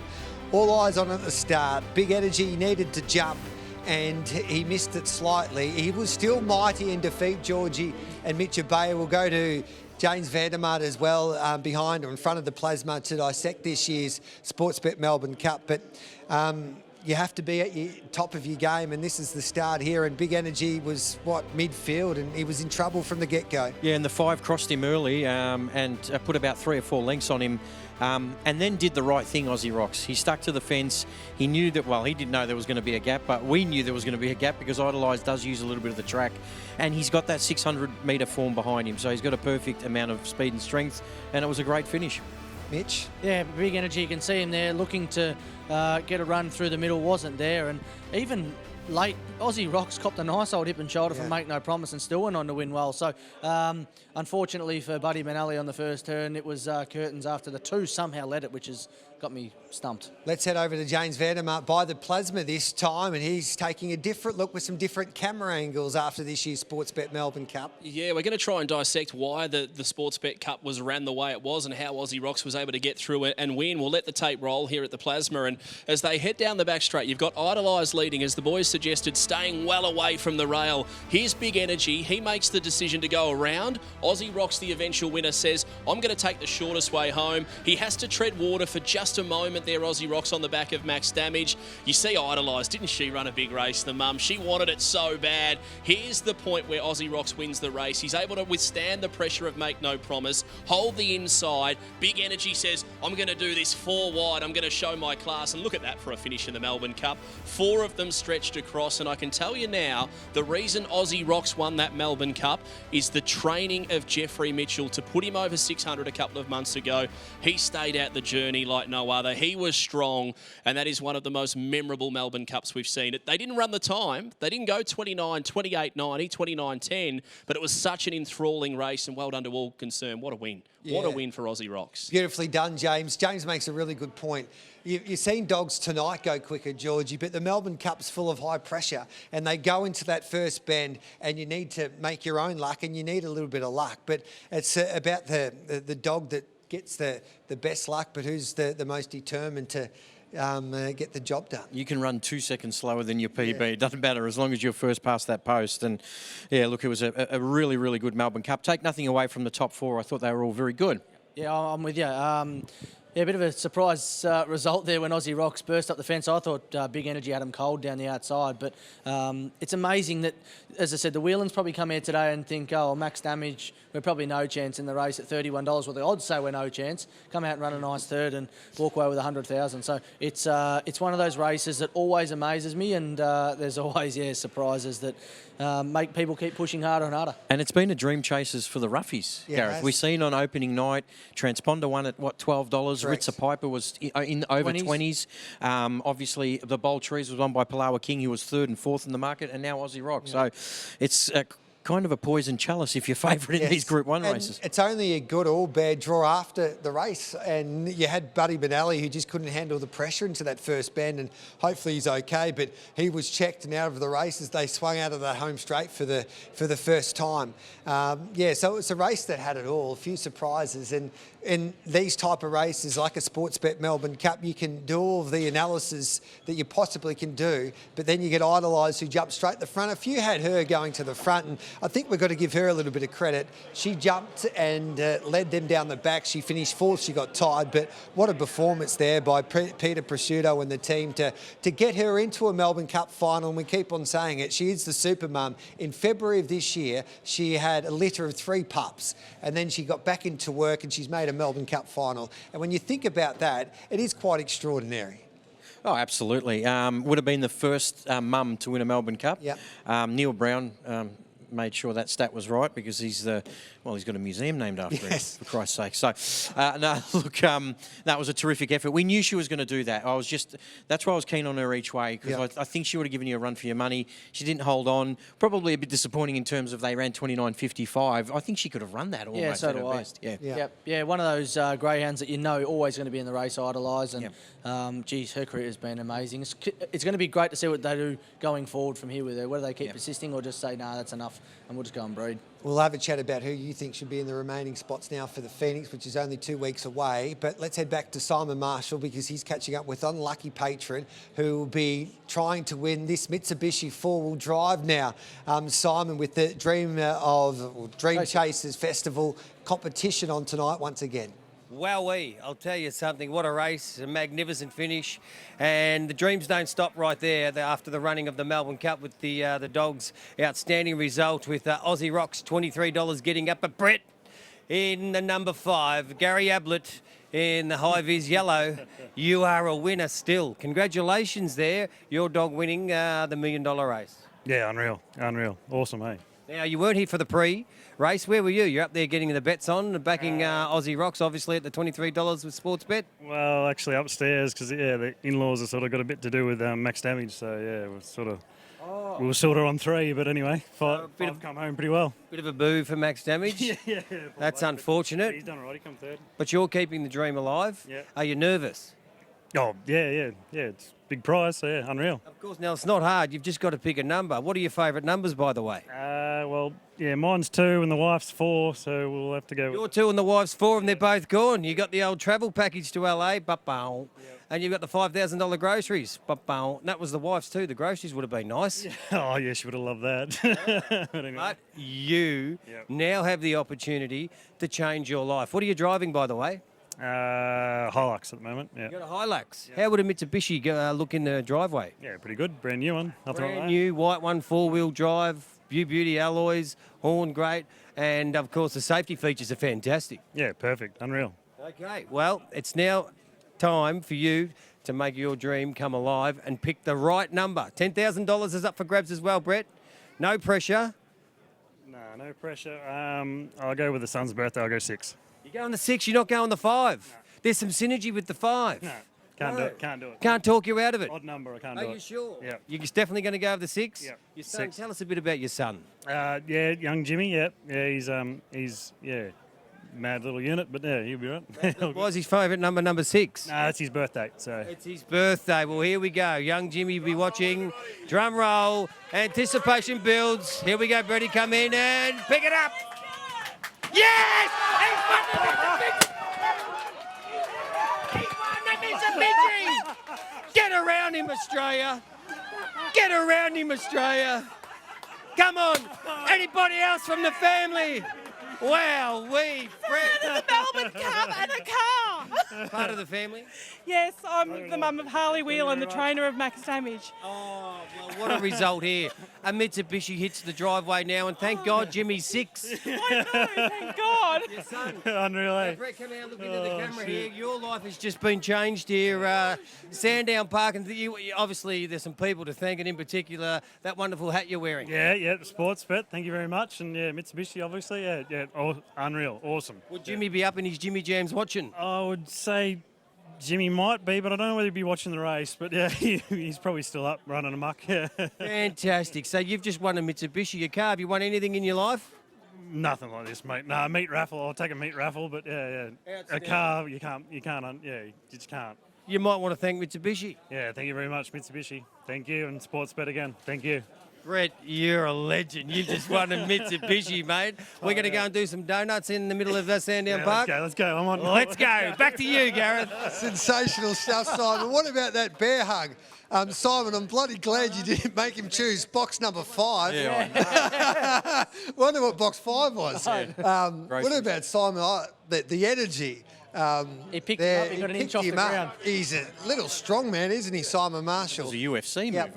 So what about that? They rock up here tonight trying to win the Melbourne Cup. They finished third, the Whelan's, and now they win a cup. A Mitsubishi. Their in-laws have won a car. There we go. I'll give you another tip. There's no way that Mitsubishi are ringing Simon Marshall for a sales job. Unbelievable.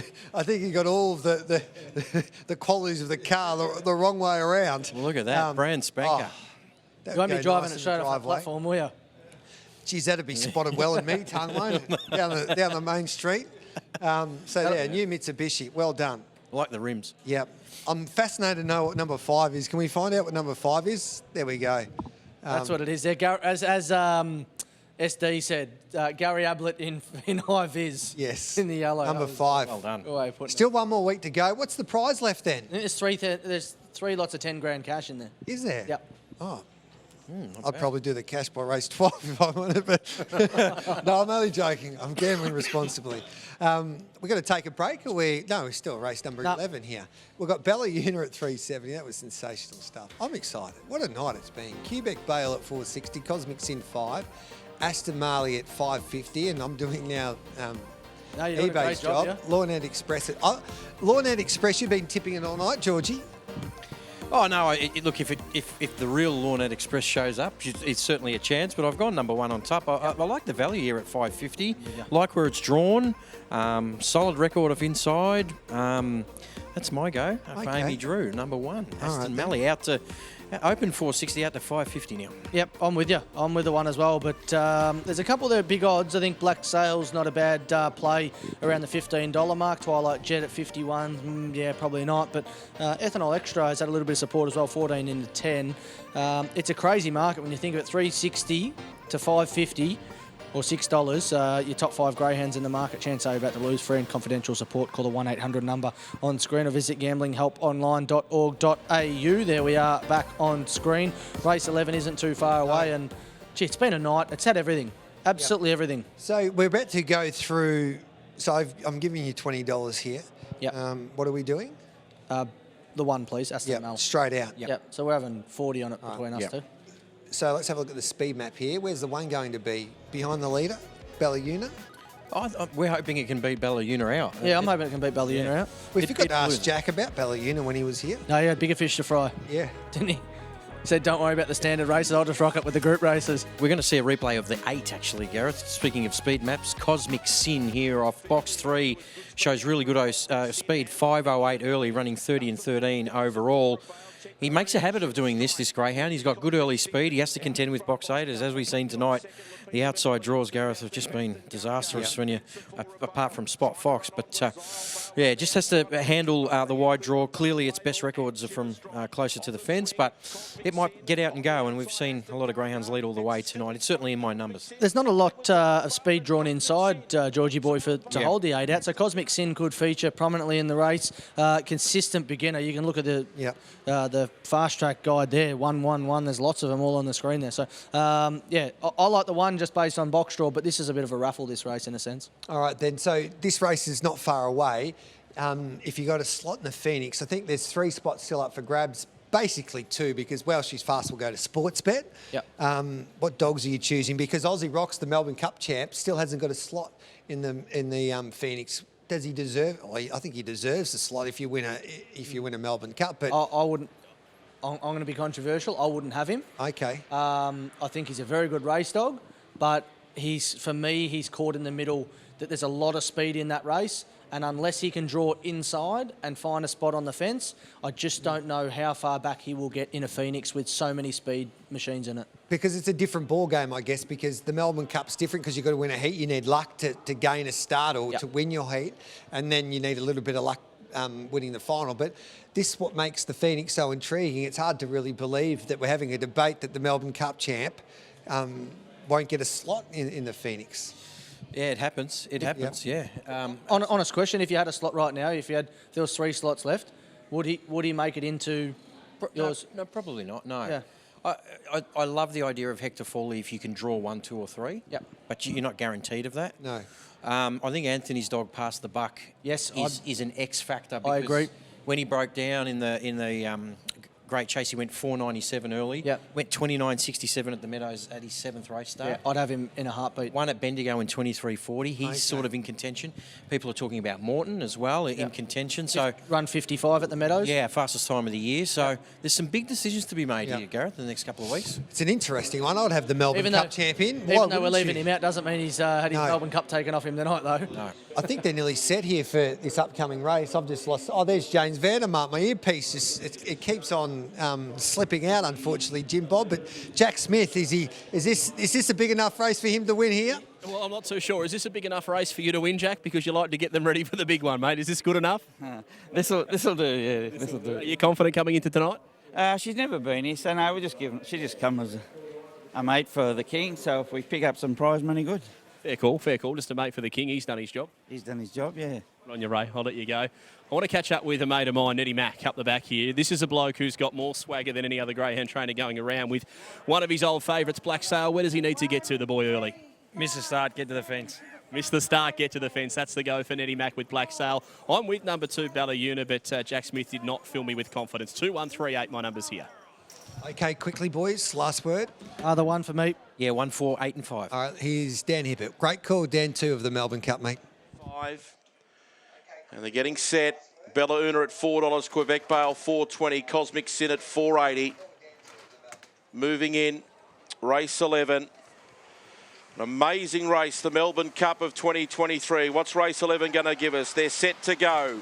And they're away. Belluna began fairly well as driving through, but there's a lot of speed out deep. Cosmic Sin's carving over and will find the front. Cosmic Sin got to the lead from Ethanol Extra. They're a tight bunch behind it. Black Sails out wide, railing Quebec Bale. Trying to get through was Twilight Jet. Out deep was Belluna. Then Aston Marlin. Last of all was Lord Express. Cosmic Sin the leader, but it's coming back to the pack. Ethanol Extra's after it. Deeper was Black Sail. Still Cosmic Sin in front. Trying to hold them at bay and will. Cosmic Sin won it big. Black Sail. Third's a photo. Maybe Quebec Bale on the rail with Ethanol Extra, but it's close. And there was one in the middle, which was Belluna. She's so small you couldn't see her. Aston Marlin was next. Then came Lord Express. It's 29 and 88. There we go. Cosmic Sin, speed to burn, gets the job done. Yeah, no, he went good tonight. Happy with that. Pace is the key, isn't it, in races like this? To cross from the outside's a tough assignment, though. Yeah, especially from box 8. It's a massive disadvantage. So, yeah, you've got to have early pace. What did you think down the back? There was runners starting to finish all over the joint. Black Sail was coming on really strongly. Did you think Cosmic Sin had enough petrol in the tank to get home? On the way down the back straight for a while, he's quite a way out, and then they started catching him for a while. He's gonna get picked up here, but no, he held on, so happy for that. The boss will be happy at home? He'll be happy, owners will be happy, so... Everyone's happy. That's it, beautiful. Good on you, well done. 8, 7, 3 and 5 the numbers, 29, 88 the gallop, and how often do we say it, boys? Speed is key in greyhound racing, and that was a fine example of it there. Good on you, James. Yeah, terrific performance there by the dog from the outside draw, Cosmic Sin. Who says you can't win from box 8 over the 5.15 at Sandown? Let's take a quick break on the other side of it. We'll come back and recap a massive night of greyhound racing, and we've got one lucky Yone who's just lived his dream in Ray Britton. He'll be joining us straight after this.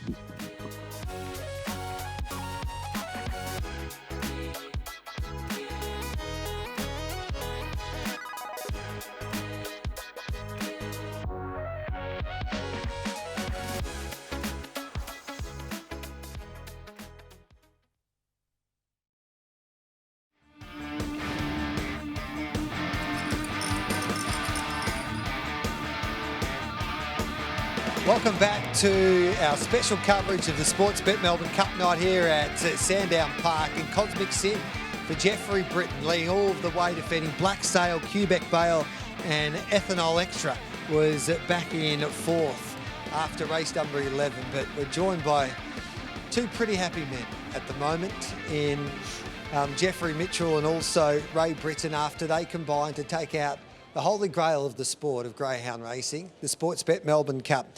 First of all, boys, congratulations, Ray. We had you on this show last week and you were in tears because your dog, Aussie Rocks, had made it into a Sportsbet Melbourne Cup final. You told us you've been in this game for more than 3 decades and you've been waiting for this moment. How does it feel now that you've just won this Melbourne Cup? It's surreal. Honestly, I've got no idea what's just happened, but all I know, we've got a Gold Cup sitting in front of us. Yeah. And Jeffrey, has it sunk in yet? Not yet, but I will with a few scotches, I'll tell you that now. And the relationship between you two, how far does it go back, right? About 15 years. Yeah. And how did it come about? Just when Jeff had the farm down in Keysborough, he trained a couple of dogs for me, and it just grew from there. Yeah. Yeah. It's just madness. Did you rock up here tonight thinking you could win, Jeff? We rocked up here, thought we'd have a chance. Like it from box 5, very hard to run these dogs, like these group of dogs. But we thought if it opens up a little bit, if he comes out like he does in the Meadows, which he comes out humming all the time, most of the time. Yeah. But at the start here, a three races back, he sort of couldn't get his feet, but the last couple of runs, I thought he must be getting his confidence back here. Yeah. Talk us through this race here, mate. We're about to play it from the get-go. Haven't seen the race. Talk us through it. What are you thinking now? Well, I'm thinking he's up there with him. He sits behind him. Yep. And he rails up. Yeah. He's a half a chance because he's a very strong dog. Yeah. Yeah. You see Big Energy make a little bit of a move here, come up next year. Do you think to yourself, we're stronger than him? We've had 600-metre preparation. We can hold him out? Yes, exactly. I thought he's on the fence too. He loves the rail. He won't get off the rail. And now, look at this. Unbelievable. That's the first time I've seen that. Do you jump on GRV Fast Track or YouTube much and watch the replays of your dogs when they win? Yeah, every night. How many times is this thing going to get played in the next 24 hours? Let's go break. I'll tell you Unbelievable. If we can show that replay once again so the lads can see it for the second time, Ray, I want you to talk us through it because you were watching from upstairs. You know this dog better than most. And I think some said that he couldn't win from behind. So you talk us through it. Look, when he posied up where he did early, just into the corner, I thought he's strong enough to go past these dogs. He's got a little bit of a flat spot up the back around the 600 boxes, but he was close enough that they weren't getting away from him. He's 4 and metre there. Yeah, once he was on the rail, like Jeff said, he wasn't getting off it. He won't move off it. So he's a pig-headed bastard. He knows where the winning post is. Yeah. He does. Hey, you're not superstitious by any means. I asked where you were standing watching the race. I thought you might have been down here on the fence. I'm looking for a man throwing the fist up in the air. It wasn't there. And you reckon you got through last week and just went to the exact same spot? I stood upstairs last week and I thought, you know what, I'm not changing nothing this week. I'll stand up there as well with everyone, with all of his supporters, and we screamed the joint down. Yeah. What does it mean for your families as well? I'll start with you, Jeff. I've been in the game 45, 50 years, since I was 15. Off and on, have a break, and then come back to dogs. This is the best feeling ever when you're having a dog. The best feeling ever. There's nothing better feeling than this, what's happened to you tonight. You know what I mean? It's just, I was in the 2009 Melbourne Cup with a dog called Remo Rubik, and tonight, this is it. Yeah. Unbelievable. Ray? It's just, it means everything to my family. I go and buy dogs. They don't know about it. You can buy a few more now. I buy them, they don't know, and then someone will let it slip. One of the rearing farms will let it slip, and then I've got to own up to it. But, you know, things like this just don't happen to people like us. No, we're battlers. Why is Aussie Rock so special? Why are you supposed special? Look at this, I love beautiful that looking. shot. It's a beautiful looking animal. Just looking at him, but he's well put together. He's well compacted. He's just a beautiful dog, and he's just a good kennel dog. Like today, he slept all day. I went in at lunchtime to get him out for go to the empty out, and he's up in his legs like that, just sleeping. So, and at 3:30, same thing again. Legs up on the edge, just sleeping. You know what I mean? So he's a relaxed dog, relaxes in the kennels, goes to sleep. That's the sort of dog you want to win these races. So he won't be partying tonight, it sounds like. He'll be going home to bed. I don't know if we got that shot where you embrace Aussie Rocks, because that's one of my favourite shots that I've seen covering this beautiful sport, in any sport really. It was a moment with yourself and the dog that you... There it is. What are you saying to him here? Oh, it's just a beautiful dog. Just well done. Like, you know, we knew we had it in him. He just had to posy up. Yeah. Get close to him, and he knows, doesn't he? He knows he's done something special. Who's that? Hey, that won't be the last time it rings tonight. Don't you worry. That's Alan Ferguson. There you go. So now we were discussing it before. It's hard to believe that the Melbourne Cup champ hasn't got a slot in the Phoenix. There's a couple of slots left. I reckon you two boys would be pretty handy negotiators. I think he deserves a spot now in the Phoenix. Surely, if you win a Melbourne Cup, you should be there. I think he should be too. Yeah. Exactly. We've had a conversation. Yeah. You know, Melbourne Cup's the best race in Australia, so yeah, we should be in the Phoenix. Yeah. So, what will the process be now? When do you need a decision to be made? We really needed it to be made by Friday morning. Yeah. But we didn't get that, so we'll see what happens. Look, I've had the conversation with someone about it, so they were waiting for till after tonight, and then they're going to make a decision. So we'll see what happens. Geez, if they don't say yes after tonight, I don't know what more you can do, to be honest. No, and that's it. Like, he's a very underrated dog. Yep. And especially at the Meadows, you know, not many people rate him. We've come up against Postman Pat a couple of times. We beat him. We beat some very handy dogs at the Meadows. So let's see what happens. Hey, just quickly, if you go back and look through the history books, the winners of the Melbourne Cup go on to be stud dogs. I don't know if you've thought that far ahead yet. We'll have to look at the past list. Koblenz, Aston Rupee, My Redeemer, just to name a few. Dinah Double One, there's plenty on that list. There might be a few other duties along with entering a Phoenix slot. I would have thought, probably for both of you to discuss going forward. You're going to tell the family you're breeding dogs. Standing him.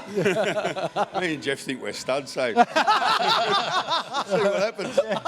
Well, there's one thing, regardless if you get a run in the Phoenix or not, they can't take this away from you. For sure. You're Melbourne Cup champs. That's for sure. And I imagine you two lads will celebrate like no other Melbourne Cup champs have celebrated before. You're right there. You're right there. It's going to be a big party. Hey, geez, it's a pleasure interviewing you two after you live that dream. We know how much it means to you. People can see at home how much it means to you. Aussie Rocks will go down in history as a Melbourne Cup champ, and as I said, no one can ever take that away from you boys. Give each other a big hug, kiss, and well done. Enjoy the moment, lads. And I guess sometimes it's in life that not many people get to experience these type of memories. It's hard to get into races yeah. like this. So you enjoy it and live it up for the next couple of weeks. We'll enjoy it. Good on you, lads. Thanks very much. Jeff Thanks and Ray. very much. There we go. Jeffrey Mitchell and Ray Britton joining us there after winning the Melbourne Cup. Let's have a look at the market of the final event. And Isles Entities at $3.40, Lizzie Malici at $4.40, and Zelda Chaos next best at $6.50. Good on you, boys. Well done. Let us know where the party is. I reckon it'll be a lot of fun. Divine Nature at $8. Now, Mitchie, who are you tipping? With the one overdrawn, I thought this greyhound here was well over the odds. It'll get a nice one up the inside. Lizzie Malici likes to push off the track, and overdrawn doesn't necessarily like to win. Does run in blinkers, so that can raise a few question marks. But overdrawn at the price, I'd suggest if you're having a play, maybe a 1 by 9 sort of operation. It is the dog that I think is best drawn in this. I don't know if it's the fastest dog in the race. I think the 3 is, but the 1 for me, please. All right then, Georgie, that was great catching up with those two legends after that victory in the Melbourne Cup. Fantastic. They, they put together a lot of work. They've got a lot of greyhounds, and some people never get to experience that high level at all. So it's going to take a while to sink in. I think that cup's going to be full of some sort of ale or what did he say? mead. Bourbon, Scotch, Yeah, and why not? Do you know what he said off camera, Ray? He said, well, first of all, before we start drinking out of it, we're going to take Aussie Rocks to McDonald's and he can order whatever he wants tonight and he'll have his dinner. An avalanche of nuggets. Yeah, I want to make sure that the bowl might be wiped out just a little bit before that. Speaking of... Mind you, kissed him that many times. Speaking of McDonald's, you probably think that James Vandermark loves McDonald's, but he doesn't because he's a vegetarian. As we head back to Jim Bob for the last time. I am a fit, fighting, healthy machine. I'm with a man who is also a fit, fighting, healthy machine. Arguably, well, he says it's self-proclaimed best-looking man in greyhound racing. We'll have to zoom in just to have a look. Paulie Abella, how are you, mate? Good champ yourself. I'm going well. Talk to me about Isla's entity in the last. How do you see this one playing out? If she turns up and shows the best, she definitely can win the race. She's a fast dog. Went a long way in the $1 Million Chase series. So coming to tonight's race, last race on the Melbourne Cup night meeting, you'd have to be half confident. Yeah, we're always confident with her, but just depends if she begins and that. So, fingers crossed. Good luck anyway, mate. Box number 3 here. We'll roll back to Andrea Daly, who's got a couple in the race again. We'll start with Raven Nighthawk, number 6. And Andrea, this is a dog who's actually got a seriously big motor. And any luck in running will storm home. As long as her mind's on the job, she has got a big motor. Are you confident the mind might be on the job tonight? Yes, I think so. She looks a beautiful little type. Yeah, she's a nice-looking little dog, yeah. Where does she get to from box number 6, or where do you need her to get to win the race? Well, she doesn't really get out very well, so she's even close near them behind. She can run them down, but wait and see. Well, you know what my last question's going to be. I've got the phone here with the field. Couple from Team Daly in the kennel. 6 Raven Nighthawk, 7 Zelda Chaos. I need a best of the 2. Chaos. Chaos? Yeah. So I've gone to the wrong connections. Yes. Good on you, Andrea. Yeah, he's good. How'd you enjoy the Melbourne Cup? No luck tonight, but what a great race to be a part of. Yeah, it is. It's a big thrill just to get one in it. I mean, so... But no luck. Never mind. Keep the fire in the belly for next year. Yes, yeah. Good on you, Andrea. Good luck in the last. We're going to catch up with the connections here of number 2, Lizzie Malicki, who is actually, that's a kennel mate to the 7 and the 6, so we won't go there. We're going to go to an old mate of mine, right up the top here, number 8. And this is the greyhound who I reckon is a sneaky chance in this, Divine Nature. Gerald Lanigan, you've been kind to us tonight on racing.com, kind to the viewers. How's it going to play out in the last for Divine Nature? No, he's very talented. He's probably our best dog here tonight on ability, but he's not that well drawn. He does prefer the inside box.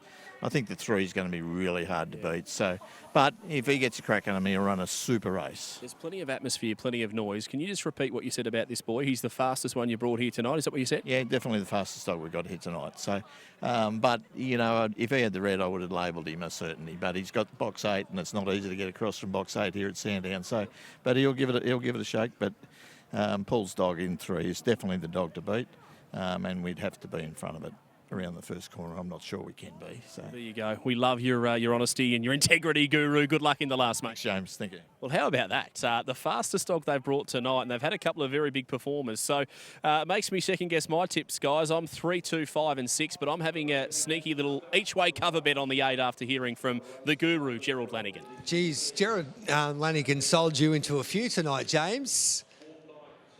So... I don't know what he said, Jim Bob. Neither did I. 1, 2, 3 and 8 for me in this. And there's been a bit of support around for the 1. Overdrawn into $7.50. Was at $9. Isles Entity, $2.80 out to $3.90. Lizzie Malici out to $5.50. Divine Nature, $6.50. Interesting what Gerald Lanigan said. If it had an inside draw, it'd probably be half its quote. Our Redemption, $7. Zelda Chaos, $7.50. Chance they're about to lose. Friend confidential support. Call the number on screen or visit the Gambling Help Online website. I'm on the rank outsider here, Raven Nighthawk. Not because of its recent ability, guys, because it certainly hasn't had much of that. But at its best, it is a very fast greyhound. Its last win was against Morton, or one of its last wins. It went 5.05 and 30.08 at the Meadows. But its form has tapered off a bit, but I just think it's a winnable-ish race. Yep. It's not even a word, but Yeah. we'll stick with it. I'll just go. I'll go with the 6. There's Paul Abella with the 3, one of the great characters of the sport, but I think he's been getting Botox. He reckons he's the best looking bloke in greyhound racing. 100%. I don't know if that's quite true. What does having Botox look like, Gareth? What, You should know, Georgie. Absolutely, no, not me. You brought it up, so I reckon it might be might be your caper there, mate. It's the final Come on, the event. You're on the red. Yeah, finish us a winner here. Come on. 6, 3, 8 and 5, yeah. I'm going to go the pink dog because they can't win from box number 8. We might have 3 winners here for 12 out of 12 races at Sandown Park. Let's get ready to rumble here for the final event. Here's Dan Hibbert. Second elect in the market. 650 Hour Redemption and Divine Nature firming in on fixed odds. Getting set for the last. Green light. The Phoenix will be at the Meadows in a fortnight for the big race. They're set for the last here at Sandown, and they're away. Good speed out. Lizzie Malici will lead for fun over Isles Entity, who's hustling through hard and has got plenty of room to drive through and take the lead into the back. Caribou bails up to third. Deeper Divine Nature on the inside was Our Redemption. Next was Zelda Chaos, well backed into Overdrawn. Last of all, Raven Nighthawk, but it is Isles Entity off and gone with a big lead. 5.5 clear. Trying hard was Caribou Bale with Divine Nature, but Isles Entity will win the last easily by 4.5. Second, maybe Caribou Bale over Divine Nature, but it's pretty close. Fourth home will be Lizzie Malici. Next in Zelda Chaos. From Overdrawn, Our Redemption, Raven Nighthawk. And the time of the last is quick, even with the rain, 29 and 27. I want to shake the hand of the greatest looking man in greyhound racing, Paulie Abella. You look pretty happy after that, my friend. Yeah, we've been waiting for her to do that for a while now, and good luck, the bloody Mick in that, and hopefully they've stayed up to watch it. And yeah, like, she's not as quick as the brother, but she's quick, so. You said before the race it depends if she turns up. I think we can say safely she's turned up. 5:05, 18:63 sort of shows the class of how she went so far in the $1 Million Chase Series. Yeah, we sent her up to Daryl and Michelle Sultana, and they helped. I sent all my dogs up there, and she was a bit of a surprise packet. Yeah, we missed out by a head to make the $1 Million race, but to win on Melbourne Cup night, it's something to do. That in itself is a training technique now to send them up to New South Wales. We hear a lot of trainers say it can really mature a young dog to have those interstate travels, and obviously you've got a good relationship with the team up there. Yeah, it's all about trust, and Daryl's one of my best mates, and I trust him with everything. And I'll be honest, I'm getting too old to travel up and down too. So Come on, mate, you're not getting too old. I am, mate. Trust me. Do you trust me? Depends. Good on you, Paulie. Well done. Winner of the last race of the night on Melbourne Cup night. It was an impressive win too. Look at those sections, boys. 29-28. Mark her down as a genuine group class contender. Tole and Entity winning at 382.10. She's gone quicker than what they did in the Melbourne Cup. Way quicker, Yeah. about 4 lengths quicker. But she's been hot and cold, and the trainer Paul Abella alluded to that. A bit like the trainer. She got it all right tonight. She just found a nice race, and that was that. So well done to Paul to finish off what's been an amazing night. Thank God for the Melbourne weather. Everyone bags the Melbourne weather. It didn't rain for the whole program. Just now it's just started spitting Has a little it? bit. Yeah. Oh, perfect. It's been a great night. Pete Davis sent me through an interesting fun fact as well, talking about great stories in greyhound racing. Buddy Manelli took time to find his mojo when being educated and was offered as a giveaway at one stage, given his lack of promise. A lady rang to take him but never called back. And then Mike Quincy gave the dog to Troy Harley's daughters, Kayleen and Jessica, to mollycoddle, and it worked a treat. Sort of like Sage Tennille as well. It was a giveaway greyhound. No one really wanted her, and all of a sudden she's come out and won a Group 1 at the Meadows in September. So basically the moral of the story that we've been telling you tonight is that whoever doesn't want their greyhound after it's broken in badly, Don't give up. Yeah, don't give up. Do not give up, because there is still hope.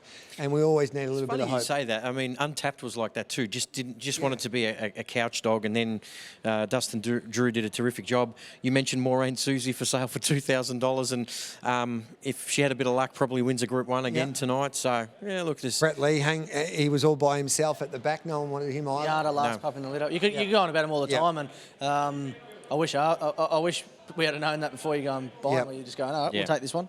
Let's have a look at the Group 1s. We'll start with the staying Group 1, the Bold Trees, the time-honoured Bold Trees, and it went to the Forbes team of Jack Smith after this wonderful chase had jumped from box number 7, Palawa King, and he let down the punters last week, and if you followed him up, you got $6 this time around, Georgie. Yeah, look, as we said, the pro for him was that he's been there and done that in this company. I know Jack Smith alluded to the fact that, that's just how he is. He doesn't begin all that well, but he's got worse out of box rise, isn't he? I mean, he's missing it 3 or 4 lengths, Gareth. Yeah. Use the rail to perfection like we're going to see with the next replay after this. Is almost 6 to 8 lengths in front of Maureen Susie there. Unbelievable run. I think Palawa King can probably thank the yellow a little bit in that run there. Just held itself off the rail for the majority and held Zohar Bale off as well. I'm not taking anything away from Palawa King, but just had that beautiful saloon run up the fence and always shows up on the big stage. Let's have a look at the Sportsbet Melbourne Cup, and it had it all. It was action-packed from the get-go. All eyes were on box number 4. It was Big Energy. He was the odds-on favourite after he smashed the clock in last week's heat, but he missed the kick here, Georgie. Yeah, he did, and the 5 wanted to cut across in front of him, as we heard from Ray and Jeff.